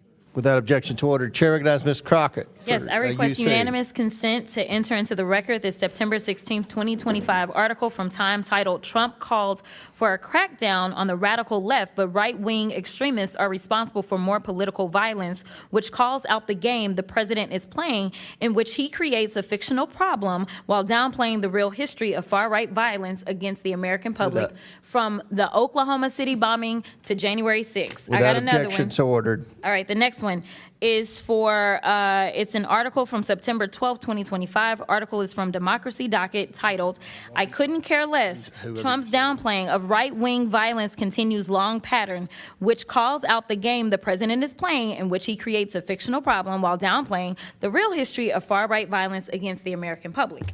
Without objection, so ordered. Chair now recognizes our newest member, Mr. Walkinshaw from Virginia. Thank you, Mr. Chairman. First, I want to express my gratitude to Leader Jeffries and Ranking Member Garcia for the opportunity to join this committee. And Mr. Chairman, I look forward to working with you and members on both sides of the aisle as we conduct our important work. My role here gives my constituents in Virginia's 11th District, which is home to one of the largest concentrations of federal employees in the nation, a voice in conducting oversight of the federal government at a time when the Trump administration's reckless DOGE cuts have undermined the effectiveness, accountability, and integrity of federal operations and threatened the livelihoods of the federal employees, contractors, and small businesses that I represent. I am firmly committed to protecting both the critical services our government provides to everyday Americans and the dedicated workforce behind them. With that, I want to thank Mayor Bowser, Chairman Mendelson, Attorney General Schwab, and Mr. Jackson for taking the time to be here today. I also want to welcome, we have a number of other members of the City Council who have joined us. Thank you for joining us, and thank you all for your service. 10 days ago, I was a local government official as well, serving on the Fairfax County Board of Supervisors, and that's a role that gave me an understanding and respect for the importance of the work that you do as local officials. Local government is the most accountable level of government because the decisions you all make directly and immediately impact your constituents' quality of life. And I know that your constituents, like mine in Fairfax, are not shy about telling you all what needs to be done or done differently. As President Reagan said, that government is best which remains closest to the people. And you all are closest to the people you represent, not us. As Mayor Bowser said in 1973, Congress passed the D.C. Home Rule Act to, among other things, grant to the inhabitants of the District of Columbia powers of local self-government. To achieve this goal, the Home Rule Act expressly gives D.C. residents the power to elect their mayor, legislative body, and attorney general. Some of my colleagues, however, while praising the benefits of local autonomy and authority elsewhere, seek to strip that autonomy from D.C. residents as part of an effort to support a federal takeover of our nation's capital by President Donald Trump. Another stated purpose of the Home Rule Act, and I haven't heard this mentioned today, was to, quote, relieve Congress of the burden of legislating upon essentially local district matters. Yet at a time when Congress should be focused on very urgent national matters, we are trying to micromanage D.C.'s local affairs in furtherance of President Trump's attempt to consolidate power. The American people are facing serious challenges. Our economy is faltering. Inflation is rising. Tariffs are driving up prices and job growth is stagnant. And unless this Congress acts, tax credits that help working families afford health care will soon expire. In my district and the districts of everyone here today, tens of thousands of people will see their health care costs skyrocket. And meanwhile, as has been mentioned, President Trump continues to cover up the Epstein files, and a government shutdown is looming. In the face of all of this, how does the majority choose to spend its time? By interfering in D.C.'s local government and further disenfranchising 700,000 Americans. They claim it's in the name of public safety. We've heard today from our witnesses many things that could be done to improve public safety in the District of Columbia. This is really part of a broader plan to help President Trump tighten his grip, to help him feel like he is in control while distracting from failed policies. Our constituents, Mr. Chairman, with the exception of Delegate Norton, are out there across the country, and they are wondering why this Congress and this committee seemingly has no time to solve the real problems they face in their communities, but seemingly all the time in the world to cosplay as mayors and council members for the District of Columbia. I yield back. Chair recognizes Mr. Timmons from South Carolina. I appreciate our new colleagues' prepared remarks. I've lived in Washington on and off over the last 15, 18 years for about 10 years. And up until 2 months ago, this city was in disrepair. It was unsafe. There were thousands of homeless people that were plaguing our public spaces. There were rampant mental health issues with these people that were living in squalor. There was incredible drug use. There were muggings. There were carjackings. There were just immense unnecessary violence because our city council here in Washington, D.C. refused to do their job. They refused to keep us safe. They refused to enforce the rule of law. They have a law that says you can't sleep in federal property, that you can't sleep in the streets. You know what? Zero enforcement. Zero. So yes, President Trump took extraordinary measures which were necessary to keep this city safe because this is our nation's capital.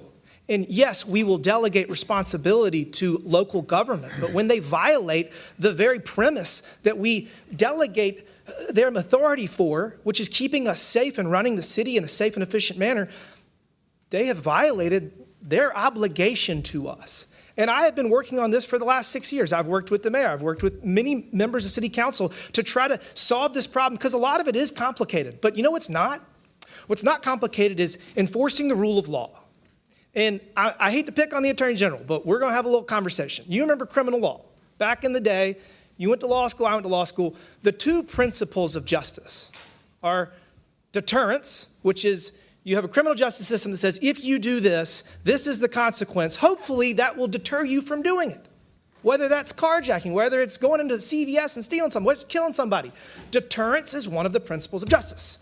The second principle of justice is retribution, meaning if a loved one of mine is hurt, killed, I do not take matters into my own hands because I know that the government, that those that we have elected in positions of authority will hold them accountable to whatever degree that our society deems appropriate. I was a prosecutor for 5 years. You're the chief prosecutor now in D.C. Do you believe that the D.C. criminal justice system meets the two principles of justice that we learned week one in law school, deterrence and retribution?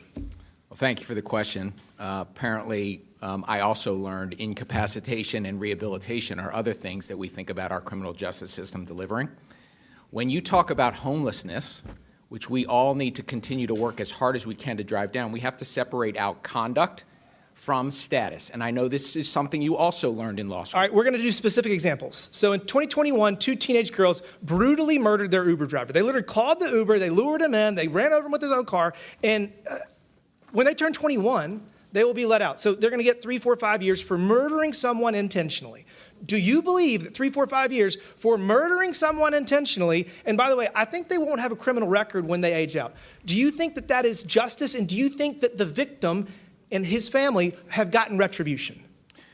Our system has to hold young people accountable when they commit crimes and hurt people. And when they are held accountable, they should face swift and certain consequences. Do you think 4 years is enough for murder? Because that's what we do to try to make our city safe. Do you think 4 years is enough for murder? Under our system, long punishments are not what has been proven to deter crime. All right, that is why you are going to lose a lot of power. So again, that is why you're going to lose authority. You're going to lose power. Instead of doing that, what you should be doing, you should be negotiating with the U.S. Attorney for D.C. and say, all right, we're going to create systems through which we're going to have deterrence. We're going to say, you don't get to commit a crime and come out of jail hours later. You don't get to kill someone and have no criminal record in 3 or 4 years. That is not justice. And if you think that that is appropriate, you will have zero authority.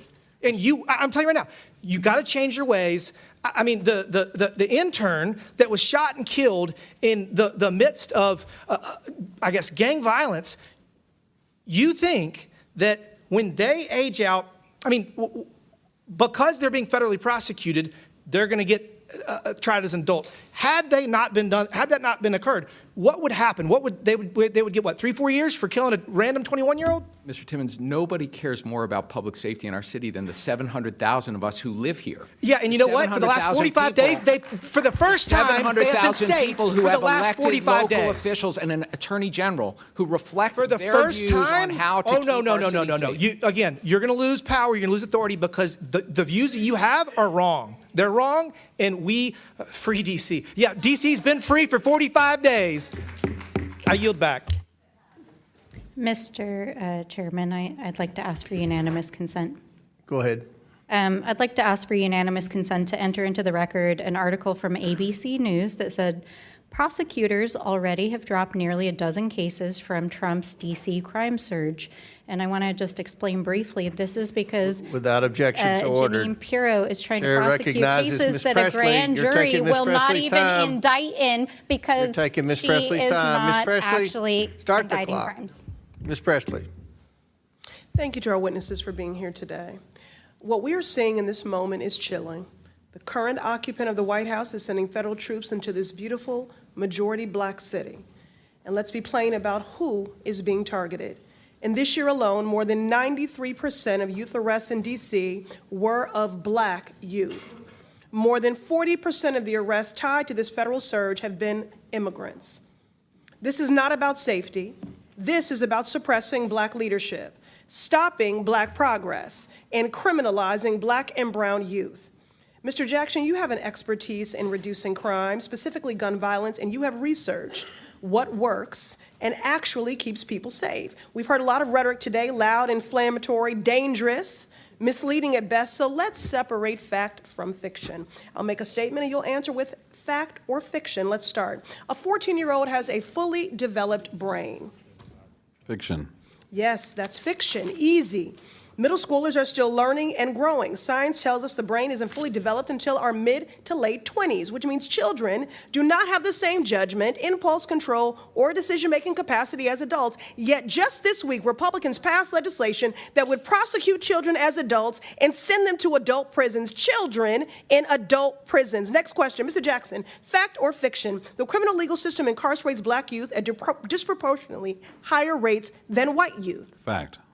Correct. That's fact. Nationally, black kids are 6 times as likely as white kids to be incarcerated. In D.C., the focus of today's hearing, the disparities are even more stark. Despite making up only 51% of the youth population, black children in D.C. are 98% of youth confinement. For too long, black youth have been disproportionately criminalized, policed, and locked up for normal adolescent behavior rather than receiving the resources and support that are proven to help them grow and reach their full potential. Last one, Mr. Jackson, fact or fiction? Trauma-informed strategies like community violence intervention help to disrupt cycles of violence. Fact. Correct. That's a fact. Investing in prevention, mental health, and community-based support keeps people safe. These are real, sustainable solutions. In the Massachusetts 7th, which I represent, cities like Boston, which Trump has threatened to attack next, are partnering with organizations like the Louis D. Brown Peace Institute to make these investments and are seeing historic lows in crime as a result. If Republicans were actually serious about reducing crime, they would follow that example, but they are so unserious. Instead of going after predators and pedophiles like Jeffrey Epstein, they are going after children, passing policies to ship middle schoolers to adult prisons. That is child abuse. And it is consistent with their pattern of abuse and neglect when it comes to all our children. They let children go hungry by cutting SNAP. They make children sicker by cutting Medicaid and taking away vaccines. They strip environmental protections, leaving more kids gasping for air during asthma attacks. They rip families apart with cruel immigration policies as children watch their parents taken away from classroom windows, and they ignore the strange fruit of young black men like Trey Reed hanging from the trees of Mississippi. Time and again, Republicans prove they are unserious about the care, the health, and the future of all our children. They are invested only in fear and control, and that's what they're doing here today. Republicans are certainly not keeping us safe. Free D.C. Chair recognizes Mr. Fallon from Texas. Thank you, Mr. Chairman. Mr. Mendelson, thank you for coming today. You chair the D.C. City Council, and you have since 2012, is that right? Correct. And you've been on the City Council itself since 98? Correct. 27 years. I don't know when 98 became 27 years ago, but it is. Sir, somebody asked you if you supported soft on crime policies. Would you agree with that, or would you vehemently disagree with that? I would vehemently disagree with that. So do you support or oppose President Trump's executive order to federalize the D.C. police and permit the National Guard to assist in law enforcement I efforts? did not agree with it on multiple counts. It attempted to take over the police department. Okay. I think. And I apologize, just limited time, but you don't agree. Okay, thank you. Do you think that, sir, that D.C. is safe? Yes, I do. Okay. So that's one of the reasons why you would oppose it, because you feel it's safe already. Okay. Well, no, that's not completely correct. I But you do, think but that again, limited time, but additional law you said that enforcement DC officers would be helpful. is safe. Well, yeah, it would make it safer, but you did say it was safe. Do you know who Michael Pulliam is? Do I know what what is? Michael Pulliam is? Not offhand. Okay, he was the 3rd District Police Commander. He was placed on leave Yes. for questionable changes to Yes. crime data, and then he said that leadership in MPD directed falsifying data. Do you know who Greg Pemberton is? I believe you do, because you had an interchange with Mr. Jordan. Yes, and actually, I'd like to speak to that Well, because he's you know, tweeted I a don't have threat the of me. time, but you do know who he is, and you know that he said that supervisors frequently ordered officers to report lesser of felonies, and you said that he was a liar. Is that correct? And I can tell you why, and Okay, I'd like well, to tell I'm not you why. interested in that honestly right now because we have limited time. I wish I had more time and we could talk about it. Yes, more. but he has threatened But, me by tweet in the last okay, hour. So he said that they downgraded certain categories. So the categories that aren't tracked, so very serious felonies were downgraded. So we have highly credible reports and evidence that crime data in DC has been underreported, and there's could be very likely a conspiracy to cook the books. So you said that DC is safe. So it's interesting and telling that when you compare DC to other capital cities around the world, let's say Bogota, Colombia, the murder rate is 15 per 100,000. Lima, Peru, it's 7.5. Mexico City's 11. To give it context, tourist cities like Paris, Madrid, and London are 1 out of 100,000. Do you know what the DC number is? I know it varies, but do you know the latest number? Well, I know that violent crime per 100,000 for DC is about 1,005. I said the murder rate. Murder rate per 100,000. I'd have you to know do what the that is? math. It's 27 per 100,000, which is much higher than some of the most dangerous cities in the capital cities in the world. And So lower if than other DC cities in the United States. Yeah, which are even worse than Honduras. So if DC was its own country, Mr. Mendelson, there's 193 member states in the UN. Where would DC rank if you just use the murder rate? Well, I know we would celebrate the autonomy. You'd celebrate the autonomy, and you'd be the 5th most dangerous country in the world out of 193. Sir, I live in the District of Sir, this is Columbia, my and I time, feel Mr. safe. Chairman. I reclaim my time. 5th most dangerous country in the world, and the only ones that would beat us would be countries like Jamaica, Ecuador, Haiti, and Honduras. That's not safe. I would say that's extraordinarily dangerous. Mr. Schwab, did you refer to President Trump's efforts as dangerous and harmful? And unlawful. Okay, thank you. And it's interesting you say dangerous and harmful because August 11th through 25th, carjackings were down 87%, 1,200 arrests were made, 120 guns were seized, 88% of arrests had charges brought. And for a 12-day period, gloriously in our nation's capital, nobody was murdered, not a single homicide. That's an odd definition of dangerous and harmful. So there have been, unfortunately, Mr. Chairman, soft on crime policies.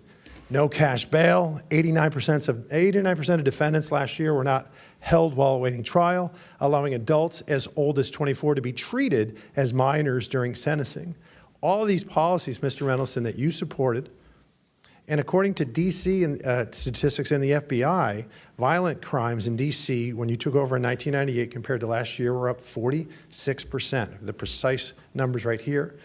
So it is a dire problem. It is an emergency. There is a clear and present danger to the good and law-abiding citizens of Washington, D.C., and not just them, the tourists and all Americans, because this is a unique city. It belongs not just to the residents, but to all Americans. And it would be the 5th most dangerous country in the world. If this was its own country, Mr. Chairman, the United States would issue a travel advisory. That's how bad it is.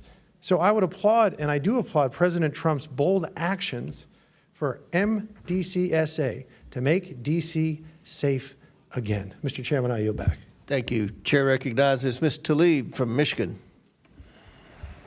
Thank you so much, Mr. Chairman. I think it's really important. I mean, we're talking about 700,000 people that live here, and I feel like their voice gets completely just dismissed. And so, if I may, Mr. Chair, ask unanimous consent to enter the record the Washington Post poll of D.C. residents found 8 out of 8 in 10 opposed Trump's taking over of their local police and sending in federal troops. Without objections ordered. I think it's also really important to understand, like, the incredible kind of slanderous, like, defamation. I don't know what to call it. They're just burying Washington, D.C. You just heard them speak about our nation's capital in that way, in a way that I feel very much like that's not what I see. I see people walking around with their families, people enjoying time to see these beautiful, incredible, beautiful monuments and everything. And there's a pride here, too. And so I just want to bring the D.C. residents into this committee because I feel like they are being made invisible. And this really ugly picture that is not reflective. And I'm from Detroit. I've seen it happen to my city. And it's despicable in a way that I feel like really goes up against our values. One of the things that I know in every abuse of power that, we let President Trump and the administration get away with in D.C., it will be replicated. It will be expanded across the country, and it is going to tear apart our communities. Mr. Jackson, I talked to you about a little bit about this, but I think it's important to understand that we do have a mental health crisis, that we have a housing crisis, affordability crisis. Can you police any of those away? No. You can't police away homelessness. And the way they talk about our homeless neighbors is so, no wonder there's violence increasing towards homeless neighbors. I see it already, the brutality of it. When we see housing costs go up, when we see, again, the lack or dismissiveness of the mental health crisis that we continue to grow. And it's not just this administration, and the previous administrations as well. No one has moved with the urgency that is needed.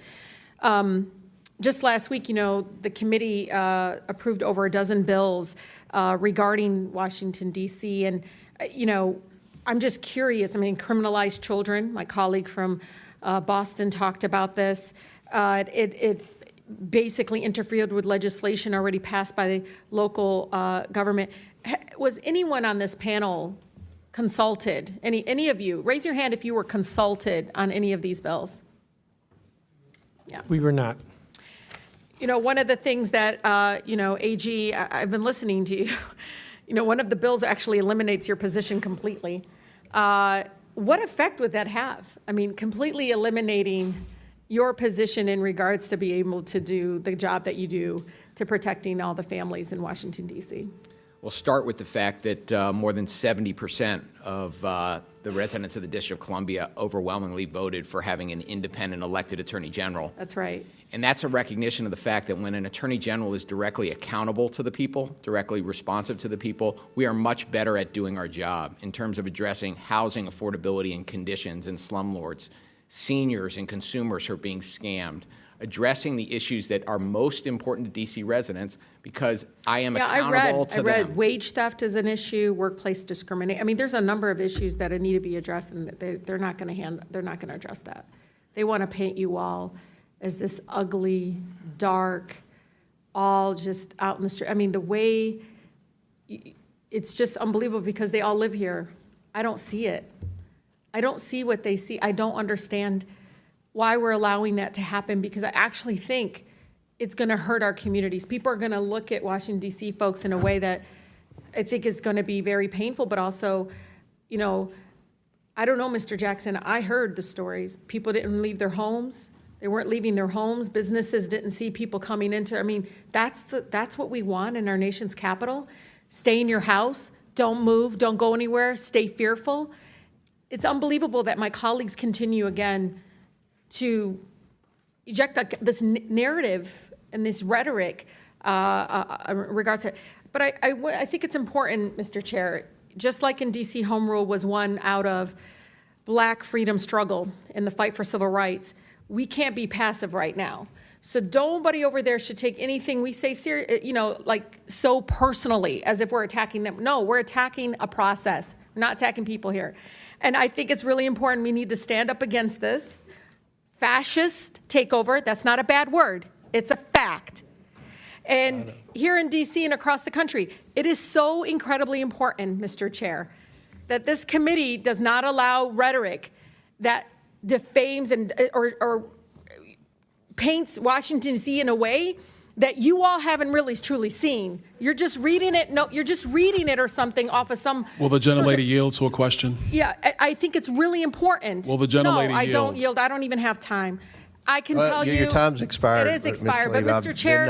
I'm But you all I live like here, Mr. and Tlaib. you're not telling people the beautiful parts that you do see in our Mr. nation's Tlaib. capital. And no, it's just wrong how we're doing it. Chairman, I think it's Wrong. insane if the But you're gonna lady look doesn't at have an the ones in argument, but she's going to Washington, D.C. as a refer bunch to of me and some of my criminals. You yield to colleagues. Mr. Chair. Like we were You from the know Third this. Reich. This is You're insane. gonna look at It's 14, insane. 15-year-olds as It's a bunch of insane. criminals? It's insane. Oh, Do you're I look like a insane, member of the Third Donald. Reich to you, Ms. Please, Tlaib? oh, please, Is that what I look like to please. you? You're the one taking your voting Is that what card, you think? giving it Is that to what you somebody, think? giving Is that your what you card. think? No, that's unethical. I think it's radical You and I think should- it's no, you insane. should And I'll be held respect everything that you say. accountable. Before you But to open your say mouth, something like you that should be to held myself and a lot of my colleagues is way out of line. I'm not the It's one way out of giving line. my voting It's card way out of to line. someone Regular to order, go Mr. vote. Way out of You line. don't vote. Regular order. That's okay. But it's okay, right? That is not how it It's goes. okay, right? You hold yourself accountable before you talk about Hold Washington, myself D.C. accountable. Mr. Tlaib. Washington, Hold D.C. your out own of your self mouth. accountable. How Keep about it out of that? your mouth. Hold your own I'm self trying, accountable. Mr. How about that? Free D.C. and make sure you All right. vote with your own voting card. Don't be giving it to somebody Ms. else. Tlaib.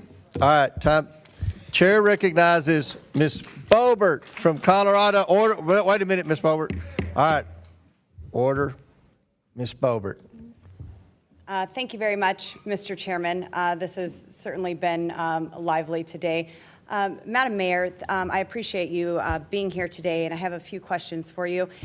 Do you believe in regard to crime, D.C. City Council is moving the district in the right direction or wrong direction? The city council and I are working. Right or wrong direction? We're moving in the right direction. Now, okay. Why in 2023 did you veto the council's updates to the criminal code to eliminate most mandatory minimum sentences, reduce mandatory maximum penalties, and allow jury trials for misdemeanors? Well, I made clear at the time my objections to the rewrite of the criminal code. The criminal code does your need to be objection was this updated. bill does not make us safer. Is that correct? That's what I believe. Yes, ma'am. Mayor Bowser, as we know, City Council overruled your veto, and the criminal code changes went into effect 2023. This same year, crime rates rose dramatically. They overruled your veto, and then we saw crime rates rise dramatically. Do you believe that this bill contributed to the dramatic rise in crime that we saw in 2023 that's been mentioned here today as well by the council? Well, the bill didn't go into effect, but I believe that it was necessary for us to look at our entire public safety ecosystem, not just that year, but previous years. So you had some foresight that this could help, and you said this bill does not make us safer. The council overruled your veto, and at multiple events this year, you opposed National Guard deployments in Washington, D.C. However, since President Trump deployed the National Guard in D.C., violent crime has dropped nearly 50%. Well, Ms. Bobert, may I? One moment. I'll Okay. give you a chance to respond. Since President Trump deployed the National Guard in D.C., violent crime has dropped nearly 50%. Property crimes like burglary, vehicle theft dropped about 25%. And carjacking saw a dramatic 28% decline compared to the same period in 2024. Will you admit, Mayor Bowser, that President Trump bringing in the National Guard has helped clean up this district? And if not, why have you let them stay here indefinitely? What I have said is that the increase in federal law enforcement, National Guard is not law enforcement. You've allowed them to stay here indefinitely, though. The president controls the D.C. National Guard, and he purports to control the guards from other states. Have you asked him to remove them? Yes. And you would be in favor of that? Do you think that crime would increase once again? Ms. Bobart, I put in place a mayor's order that is a framework for how D.C. government will work with our federal partners. Yes, ma'am. And they include the FBI, the DEA, the ATF, Yes, ma'am. U.S. Sorry, my time Capitol is short. Police, I don't mean to step over you. as well as the United States Secret Service. I want to keep this respectful with you, and I don't mean to step over you. One more question, Mayor Bowser. Is cracking down on crime racist, as many of your Democrat colleagues have suggested? Our police department Yes has or no, been... is it racist, ma'am? Not in D.C. Thank you, ma'am. Chairman Mendelson, You believe that cracking down on crime is racist, correct? No? Is that not what you said? You said bringing in large numbers of federal or National Guard troops can escalate tensions, particularly in minority neighborhoods. You also stated that federal deployments can disrupt daily life, disproportionately affect minority communities, and exacerbate racial tensions. So, Are you asking about the National Guard or law enforcement? I said federal or National Guard troops. I do think that We've seen police presence decrease under this council, and funding be redirected. So I really don't care to hear how pro-police you are, because I've seen those numbers decrease over the years and funding be stripped. And so with the National Guard, we have not stripped funding in 4 years. it has happened, and Not crime in has 4 increased. years. What has happened in Chairman 4 years Mendelson, is that if I we've may, not been reimbursed so the $83 federal million by the deployments federal can government for disrupt police. these things, and you said that they can exacerbate racial tensions. So is it racist to bring in? Militarization is oppressive Is it to racist? neighborhoods. Chairman? No. No. Okay, so are you redacting your statement and your position? It's, Militarization is a problem. I did not say that was racist, but it is a problem. Mr. Chairman, you said that it increases racist tensions. So I would say that you are characterizing that as racist, bringing them in. Mr. Chairman, my time has expired. Thank the lady from Colorado. Chair recognizes Mr. Min from Chairman, California. Sorry, I have a unanimous consent request, if that's okay. Yeah, go ahead. Thank you. I request unanimous consent to enter into the record this May 16th, 2024 article from the Washington Post titled, "A Congressman Spared Prison as a Teen Tells D.C. to Be Tough on Youth," which covers the story of a sitting congressman who used a pretrial diversion program to avoid jail title's time been read, for Mr. physicians Chairman. with intent to distribute and had a bribery charge. Mr. Chairman, the expunge. title's been read. And yet that is a Mr. level Chairman, the of- title's been read. We're not reading the entire document. All you have to do is say the title and the publisher. So without objection. Mr. Chairman, and since the gentle lady is referring to me, I wonder if she would like to debate the actual topic. I'm more than prepared to debate the topic. I've been doing it my entire life. Do you want to? You voted illegally your entire life? Would the lady yield the gentleman from Florida? No, it's not a debate. It's an article that obviously you admit is about you, about how you were spared prison as a teen and now want to not allow other young Actually, people for the that gentle same lady, let's be very clear. The article is wrong. The article is wrong, and I'm on the record stating that repeatedly. I've never been proud of what happened when I was 18 years old or 20 years old. I was wrong, and under the laws of the state of Florida, I was held accountable for that as an adult. So let's be very clear about what was written in that article, which is wrong. That does not coincide with the language that I passed off the House floor the other day. If you want to read articles and put them in the record, let's be clear about what they are. And since I'm the only subject matter expert on that article, I would like to set the record straight right now. Thank you. All right. Thank you. I'm requesting equal time. I'm sorry, Mr. Chair. Was the article about you, Ms. Crockett? It was not about me. Okay, but Chair it was recognizes but it was Mr. a Min. unanimous Mr. consent, Chairman, which is not debatable. Mr. Chairman, I'm prepared to take on all comments. So I entertain If somebody tries to put an article in about you, and I've read a few. I'm sure y'all want to but we talk haven't about put my them in. private school, honey. If somebody does, you can defend yourself. Mr. Min.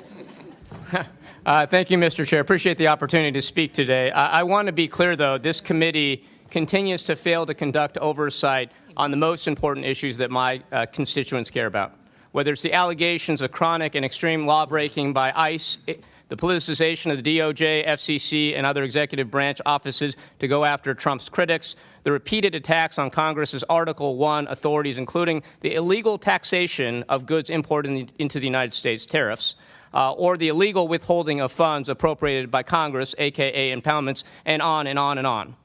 And incredibly, virtually the entire Republican caucus has refused to sign the discharge petition to release the entire Epstein files.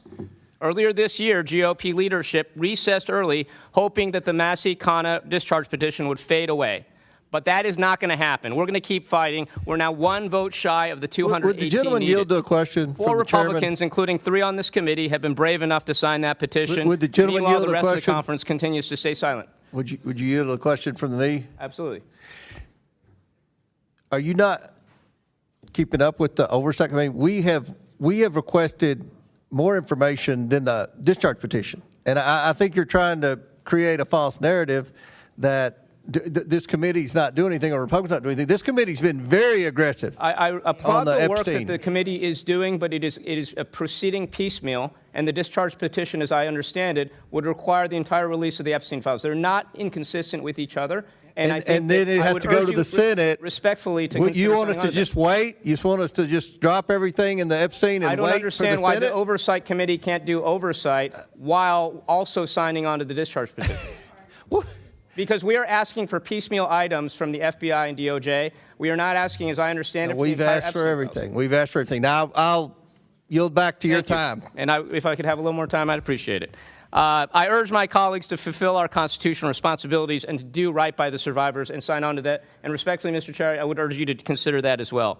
But I want to turn to today's hearing because I believe this is largely political theater meant to distract us from the fact that Donald Trump is illegally deploying thousands of military troops in the streets of Washington, D.C., following on his illegal deployment of military personnel in Los Angeles. And now he's threatening to deploy the military in cities like Chicago, New York, and Portland over the objections of the local mayors and governors. Now, as a reminder, state governors have broad latitude to call up their National Guard, but the president's authority is very limited, and it is limited under Title X authority, which is expressly limited to 3 circumstances. 1, when the United States is invaded or in danger of invasion by a foreign nation. 2, there's a rebellion or danger of a rebellion against the authority of the government of the United States. Or 3, the president is unable with regular forces to execute the laws of the United States. So I want to ask you all to raise your hands if you agree with the following question. Do you believe the United States is being invaded? I want to know for the record there are no hands raised. Do you believe there's a rebellion happening? No. Again, no hands raised. Do you believe the president is unable to execute the laws of the United States without the National Guard? No. No hands raised. That's right. Donald Trump, ironically, is using a trumped-up crisis over crime to break the law. Will the gentleman yield? No. In January didn't ask 2024, us a this group last called year. United to Protect Democracy published a report entitled The Authoritarian Playbook for 2025, which warned explicitly that if Trump were elected, he would likely follow the same playbook used by authoritarians like Vladimir Putin in Russia, Recep Erdogan in Turkey, Viktor Orban in Hungary, and others. It outlines a number of actions they expected President Trump to take during his second term. So I want you to raise your hand if you think the Trump administration is doing the following. Issuing pardons to licensed lawbreaking. Yes. Raise your hands if you agree with that. Directing investigations against critics and rivals. Yes. Regulatory retaliation. Yes. Federal law enforcement overreach. Yes. Domestic deployment of the military. Yes. It probably won't surprise you to know that as this is exactly what these authors predicted Trump would take as far as actions if he were elected to second term. But one ironclad rule that is still potentially being forced is the Posse Comitatus Act, which clearly prohibits the use of military personnel, including the National Guard, for law enforcement activities unless specifically authorized by Congress, such as with the Insurrection Act. Now, I've actually asked a lot of the National Guardsmen here that I've run into on the streets whether they are allowed to assist with law enforcement, and they've consistently told me that the answer is no. I asked a Guardsman just earlier today what would happen if he saw crime happening right in front of him. He said he could take pictures, videos, he could call the cops, but he is not allowed to engage. So I'm really appreciative of those who serve in our National Guard, and I'm really, really appreciative that, unlike Donald Trump, they are following the law. But this is also just massively wasteful and disrespectful to our National Guardsmen who have been pulled from their families, their jobs, and their communities, all to essentially serve as human scarecrows, or even worse, to clean up our streets and do our landscaping. Yeah. This is not what our Guardsmen were trained to do. It's not what they are signing up to do. It's also massively expensive. President Trump's deployment of the National Guard and Marines to Los Angeles cost over $120 million. The D.C. National Guard's deployment of 958 Guardsmen will cost over $200 million. And while we don't know yet what the deployment of the 1,300-plus other Guardsmen sent from other states will cost, it's likely to be much higher because we're paying for their lodging as well. So basically, we're looking at a deployment cost of over $500 million for this D.C. deployment, which is doing nothing to stop crime. You could hire thousands of cops with that money. So, Mayor Bowser, I want to ask you a question. What would be more effective in deterring and preventing crime? Deploying over 2,000 National Guardsmen at a cost of hundreds of millions of dollars, or sending that money to D.C. for additional law enforcement and crime prevention programs? And the gentleman's time's expired, but the mayor can answer the question. I think you took up about a minute of my time, though, sir. No, we stopped the clock. I watched. No, you didn't, actually. We stopped it. It didn't stop. We stopped it. I would say sending the money to DC, restoring our 2025 approved budget as a start would also help. Additionally, we can do more than law enforcement. We can also assist the federal government with their parks. I appreciate that answer, and I would just close by saying this. If Trump were serious about stopping crime, he would send greater resources to local law enforcement and try to tackle the root causes. Instead, he's illegally sending troops into our cities, even as he's pardoning criminals, defunding the FBI, and reallocating our scarce federal resources to going after nonviolent offenders. This makes, like day laborers, children, this is making our communities more dangerous, not more safe. Chair recognizes Florida's favorite son, Mr. Donalds. And I'd like to, with unanimous consent, introduce this article titled... I've already recognized Mr. Donalds. You can do it in a minute. Mr. Donalds. Thank you, Mr. Chairman. This has been a very interesting hearing for a myriad of reasons. Mayor Bowser, thanks for being here with us. I do appreciate you taking the time today. It was said earlier that in 1973, Congress did pass the D.C. Home Rule Act. It is known on Capitol Hill, is known, quite frankly, through our entire constitutional republic, that any Congress cannot bind a future Congress. Just like at the state level, a legislature cannot bind a future legislature. That something that is enacted can be modified or undone in the future. I was able to have a conversation with a lot of the people from the Free DC organization. Some of them might still be in the room today. And that was the constant point that we came back to. That yes, under the law passed in 1973, your position was created, the DC City Council's position was created, but the ultimate authority for the federal district is still the United States Congress, and with the signature of the President of the United States. Would you agree with that assessment? I would agree. I would agree, and I would also add it's within the power of this Congress to advance the D.C. statehood bill. By simple majority, this Congress can, like it has done for every state in the union outside of the first 13, admit D.C. as a state. I'm glad you actually brought that up, because one of the reasons why I opposed the D.C. statehood bill is because the Constitution and the framers were actually quite clear that they did not want the federal district per se to be leveraged by a state or any state. And I think I had conversations with several residents of D.C. who were walking through the halls of Capitol Hill when then Speaker Pelosi was bringing that up. And I asked them two very important questions. If you want to have representation, why don't we allow that property to be re-annexed by the state of Maryland, which actually provided the land for the federal district to be created? Or would the citizens of the District of Columbia prefer not to be subject to federal income taxes as a result of them not having, quote unquote, representation? What's your thought on that? I do think it's time to talk about what the district pays and what we get back. I do think it's time to have that conversation. And that's a fair conversation to have. I got a couple questions for you. Let's get to the business of the matter. Since President Trump authorized the National Guard to be in D.C., how much has crime decreased in the District of Columbia?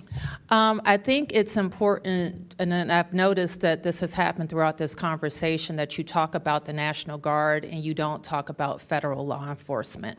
And the federal surge consisted of federal law enforcement, which MPD works with all the time. I'm talking about the FBI, the DEA. Mayor Bowser, I'm really not trying to disrespect you, but how much has crime decreased? Oh, I mentioned already and let me look at my numbers, that the federal surge produced a 39% decrease in violent crime. 39% decrease in violent crime that's on in top, the nation's capital. Let me just add, that's on top of the 6% decrease that we were already experiencing. So it seems that the president's surge was more effective than your own efforts, wouldn't you say? It accelerated. Last time I checked, 39% is way higher than 26%. But let me move on. But the full statistic is a little different. Chairman Mendelson, I didn't ask you a question. I know, Relax, but the full statistic is a little different. Actually, Chairman, let me ask you this question, because you butted in, now let me ask you. Sure. What is the current status of the Metropolitan Police Department in terms of staffing? How many officers do you have on the beat? I believe it's less than 3,100. Okay. Which is much lower than it should be. Is the MPD fully staffed? In my view, no. Question. Hold that point. Here's the question. So is a surge of federal law enforcement into the federal enclave, which the mayor has acknowledged is the primary responsibility of the federal government, isn't it simple logic to say that the president's surge has been helpful to safety and security in the District of Columbia, Chairman? The additional law enforcement resources has been good. We work with those different agencies all the time. There was more of it, more of a good thing. National Guard is separate, ICE is separate. Question for you, Chairman. You just said you said something I want to expound. You've been working with the federal government during this surge and before that was brought by President Trump and before. And before. So you've been working with him through this entire time. With the federal, like DEA, FBI, Okay. MPS Park Police. Mayor yes. Bowser, you would concur that you guys have been working with the President of the United States throughout this entire period, correct?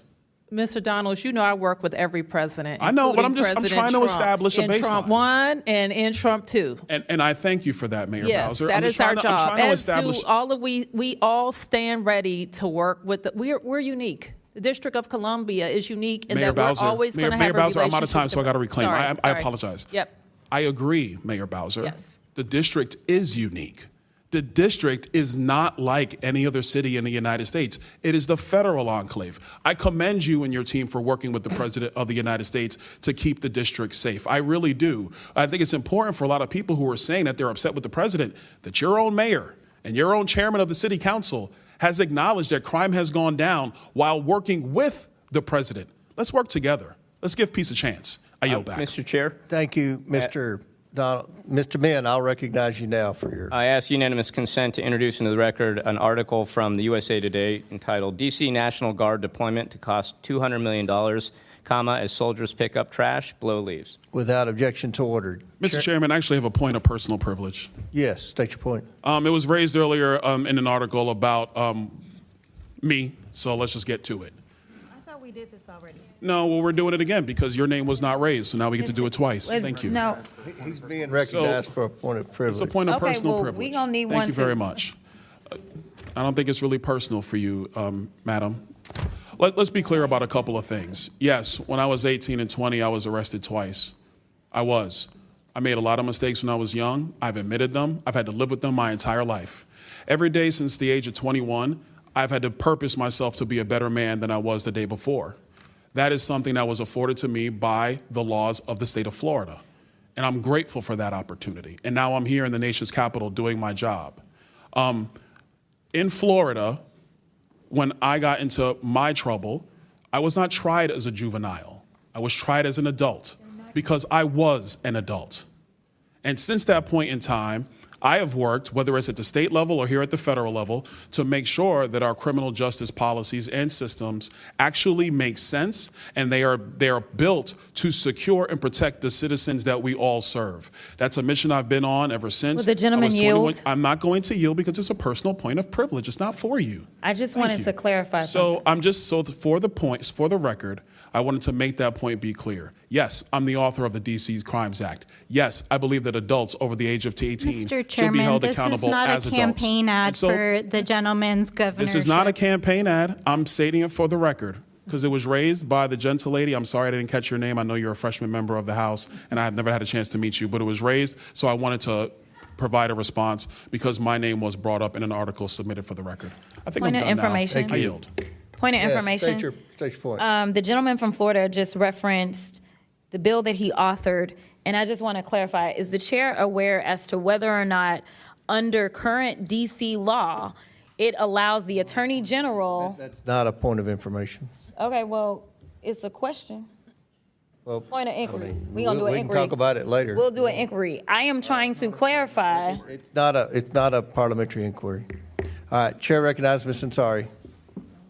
Okay, Mr. Chairman, I'm sorry to say, but we all know why you've called this hearing. This is one more attempt to cover for the Trump White House, which is itself engaged in a massive, massive cover-up to shield the president and his allies from accountability.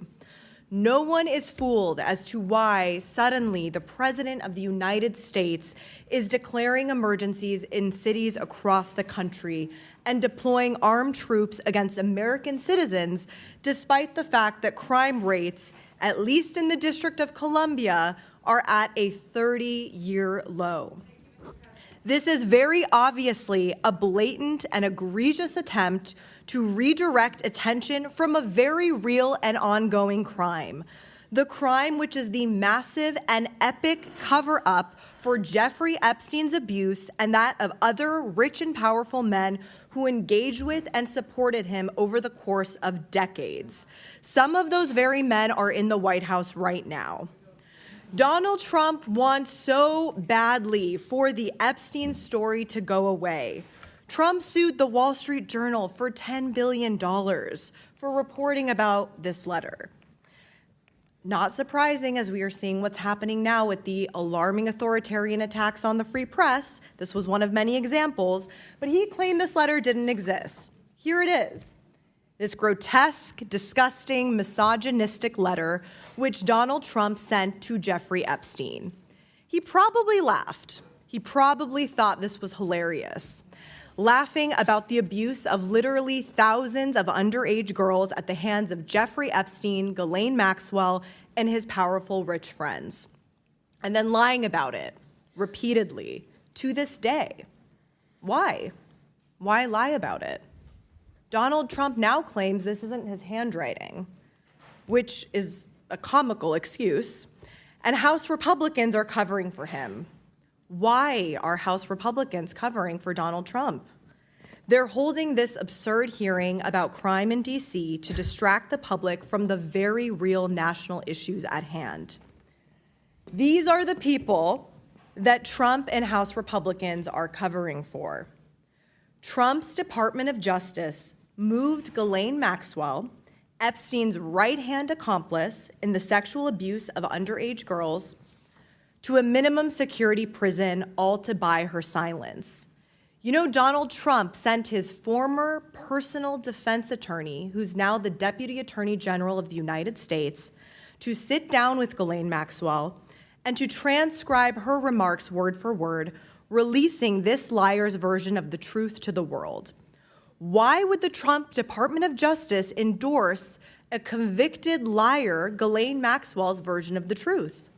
Many of us here in this room actually sat with the victims, the survivors of Epstein, and they were understandably shaken and livid by the fact that a convicted child sex abuser and trafficker was given such a massive platform to continue to spread her lies. Donald Trump did that. Trump's DOJ did that. When FBI Director Kash Patel was asked about it in the Senate, he said he had no idea why she was moved to a minimum security prison. Don't House Republicans have any interest in investigating that? No? They don't care? Instead, they want answers to the really important questions. Questions like, how many trash bags did the National Guard pick up today? Or how many traffic tickets have been given out in DC this week? Or how many drunk college students needed to have the National Guard call them Ubers so they could get home? These are the tough questions that House Republicans want answers to. So let's just be very clear. The biggest criminal in Washington, D.C., the criminal who was besties with Jeffrey Epstein and was already found liable of sexually abusing E. Jean Carroll, the criminal who should be invested not only for those crimes, but now this massive cover-up, is Donald John Trump. What I want to know is who instructed the Bureau of Prisons to move Ghislaine Maxwell? What did the Trump administration promise her to remain silent? Why is FBI Director Patel claiming that no other men victimize underage girls and women through the sex trafficking operation organized by Epstein and Maxwell, which is obviously false, and we heard as much from the women? Did House Republicans collude with the White House to change their tune on the Epstein files? And what is Donald Trump so afraid of? Why won't he just release the unredacted Epstein files, which he could do literally at any moment? Unfortunately, we will have to continue to wait to get these answers. Also, Republicans can find out how many stray cats need to be dealt with on the streets of Washington, D.C. I yield back. Chair recognizes Mr. Burchett from Tennessee. Thank you, Mr. Chairman. I think it needs to be said that the Democrats had those files for 4 years and chose not to do anything with them, and now currently they're obsessed with it. I think that speaks volumes. But thank you all for being here, Mayor. Thank you, ma'am. I was a county mayor. It was the best job I think I've ever had. Thank you. And on days like today, I'm sure you're thinking, dadgum, I wished I hadn't run for this office. Should have sold Amway or something. But anyway, I have a couple questions for you, ma'am. President Trump's response to the spike in violent crime in Washington, D.C. lowered the rate of violent crime? I have already testified to the period of 30 to 34 days. We saw a decrease on top of the decreases that we are experiencing already this year. Okay. Yes, ma'am. When you're the 435th most powerful member of Congress, I have to ask those questions again. Yes. So just act like you've never heard that, and I deserve a Pulitzer Prize for my questioning. Have the criminal justice policies created by the D.C. City Council led to the spike in violent crime in Washington, D.C.? In my experience, Congressman, there is not one single thing that you point to when crime goes up, and it's usually not one single thing you point to when crime goes down. So my experience as mayor and as a member of the council before that is to throw everything at it. We look at the laws, we look at our deployment strategies, we look at our prevention strategies until we see results. And that's what we've seen over the last 2 years. Thank you, ma'am. Why is your, Mr. Mendelson, why has your council continued to push these soft on crime policies when violent crime apparently has skyrocketed in Washington, D.C. as a result?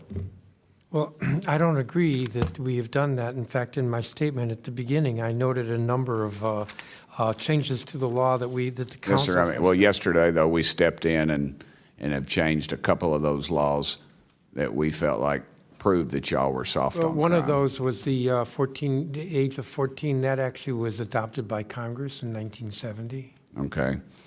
What about the one where they're not allowed to chase someone who has stolen a car? We revised that law, I believe it was last year.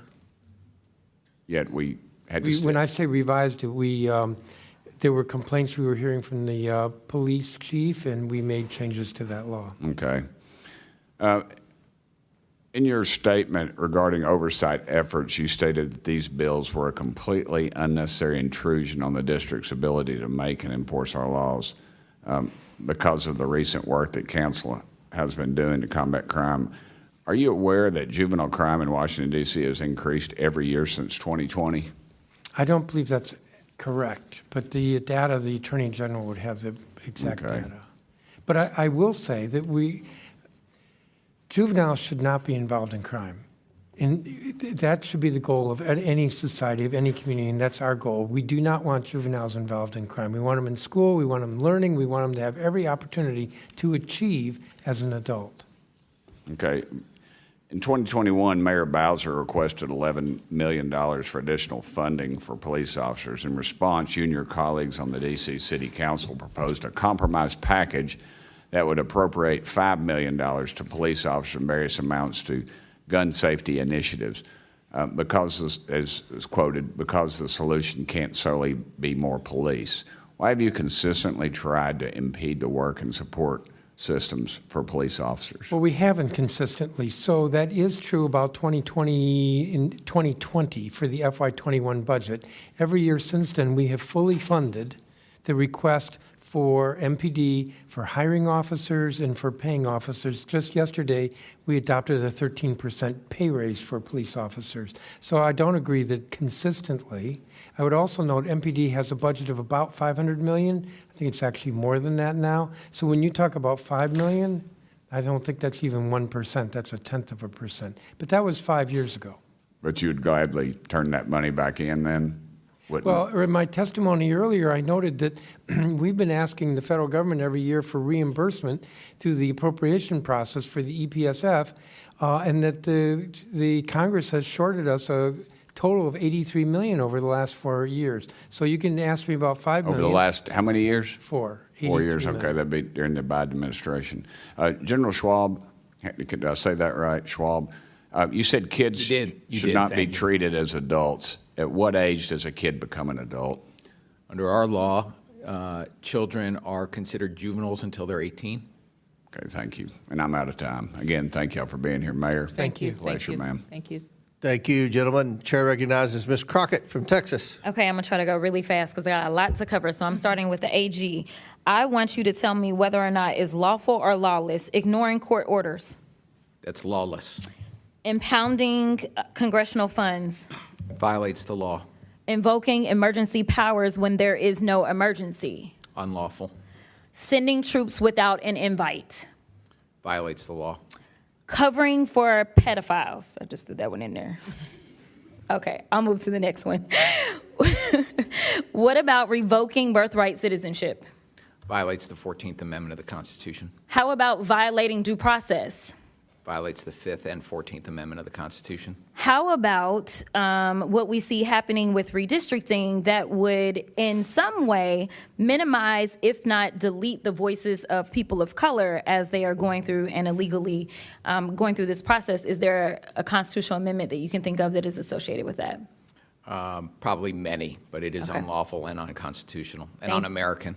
Thank you. As well as, can you tell me if it is lawful or lawless to violate free speech? That's lawless. Okay, sounds about right, because, you know, we had to have a conversation about Jimmy Kimmel, so I'm going to say free Jimmy Kimmel for sure, and hopefully we will deal with the FCC chairman. But the reason that I wanted to go through that long list, and that was actually not even the half of it, is because since this administration has come in on January 20th, they have engaged in some form of every single thing that I said on that list, even the part about covering for pedophiles. So my question is, why are we sitting here today? Number one, they already passed their bootleg laws, and it's clear that even the bill author is not well informed about what his bill does. Because as has already been stated, at the age of 18, you are an adult. So this idea that somehow 21-year-olds were now somehow juveniles under DC law, is that accurate or inaccurate? It was inaccurate, misunderstood the way the law works. Correct. Could not understand how to read the law and decided that they were going to rewrite the law and mess up the law. And to be clear, we were talking about judges being able to have enough discretion to decide whether or not they were going to give someone an opportunity maybe to clean their record, such as the bill author was given that opportunity under Florida law because his second felony was picked up when he was 21, to be clear. So he was older than 18. And under this law, if you were under, 25, so 24 or under, then the judges had discretion, correct? But only in certain kinds of cases, not the most serious cases. And in fact, that discretion was, as we know, exercised very rarely. And it would have been an opportunity had the Congress wanted to talk with the folks who are involved in applying that law and seeing how it works, to understand that this is not a law that's out of sync with other states, and it's working. Thank you so much. And the reason that it matters is because now the gentleman from Florida is trying to become a governor, and chances are maybe D.C., once they get statehood, could have had a future governor that had a second chance. But since they don't want other people to have chances that they've been given, they want to just pretend like they are bigger and better and badder than. So I will move on because I am frustrated that we are having this hearing when we know that this administration can't take care of their own business. As we know, they recently illegally bombed yet another Venezuelan boat, and we may be headed for a war.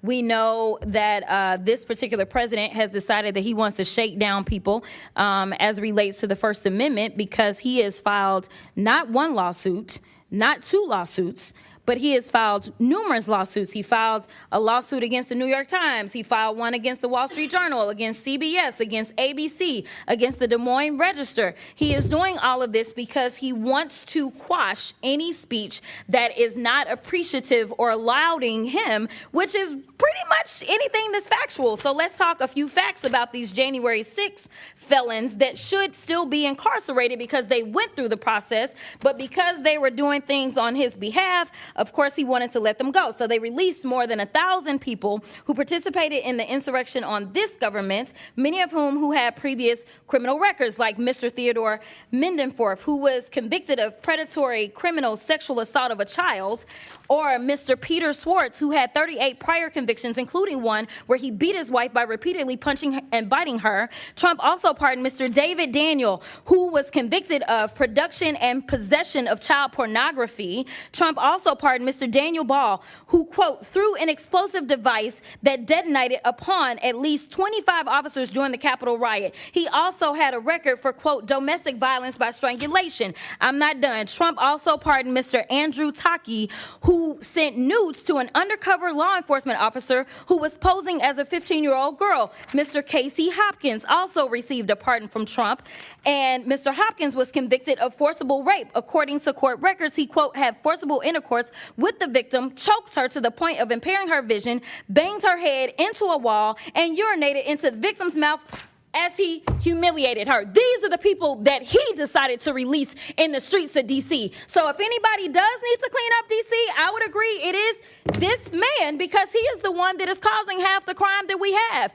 Not only is he participating in the crime, but we know that he instigated the insurrection. And if I did say that I had one issue with the Biden-Harris administration, it is the fact that they did not move forward and make sure that this man was put where he should have been put. Because the last time I checked as a criminal defense attorney, and Mr. Attorney General, you may have a different experience, but I never had a defendant that had 34 convictions for felonies and did not spend one day in jail. Never in my life. And the last time I checked, the party of law and order is the only one that decided that they would be out of order and decided to nominate someone who was not only indicted but was actually convicted of multiple felonies. That has never happened in this country, and it is a shame that we are dealing with it now, and now he wants to tell y'all how to do your jobs. Okay.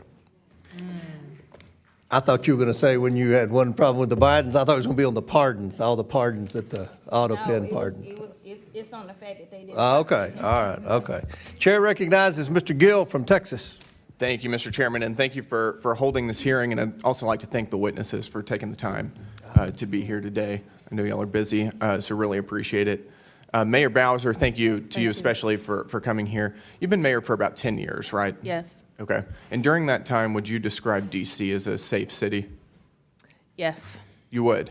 Listen, Mr. Gill, and it was brought up earlier by the Congresswoman from The murder Detroit. rate in Washington, D.C. is the 4th highest of any city in the country. Would you describe that as a safe city? I have heard every statistic and factoid, and they're all different.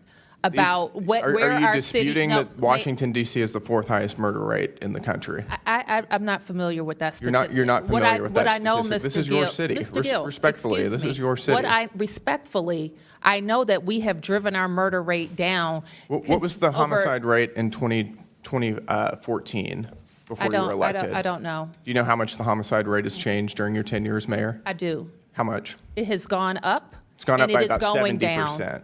It's gone up by about 70% from 2014 to 2024. Those are from the Metropolitan Police Department. That is correct. I don't think that number is correct. You should know the crime statistics for your own city, especially whenever it's this dangerous. Do you know how carjackings have trended during your time in office? I know that they have gone down. They're up over 500% since from 2014 to 2024. That's not a safe city. I don't think any person would call that a safe city.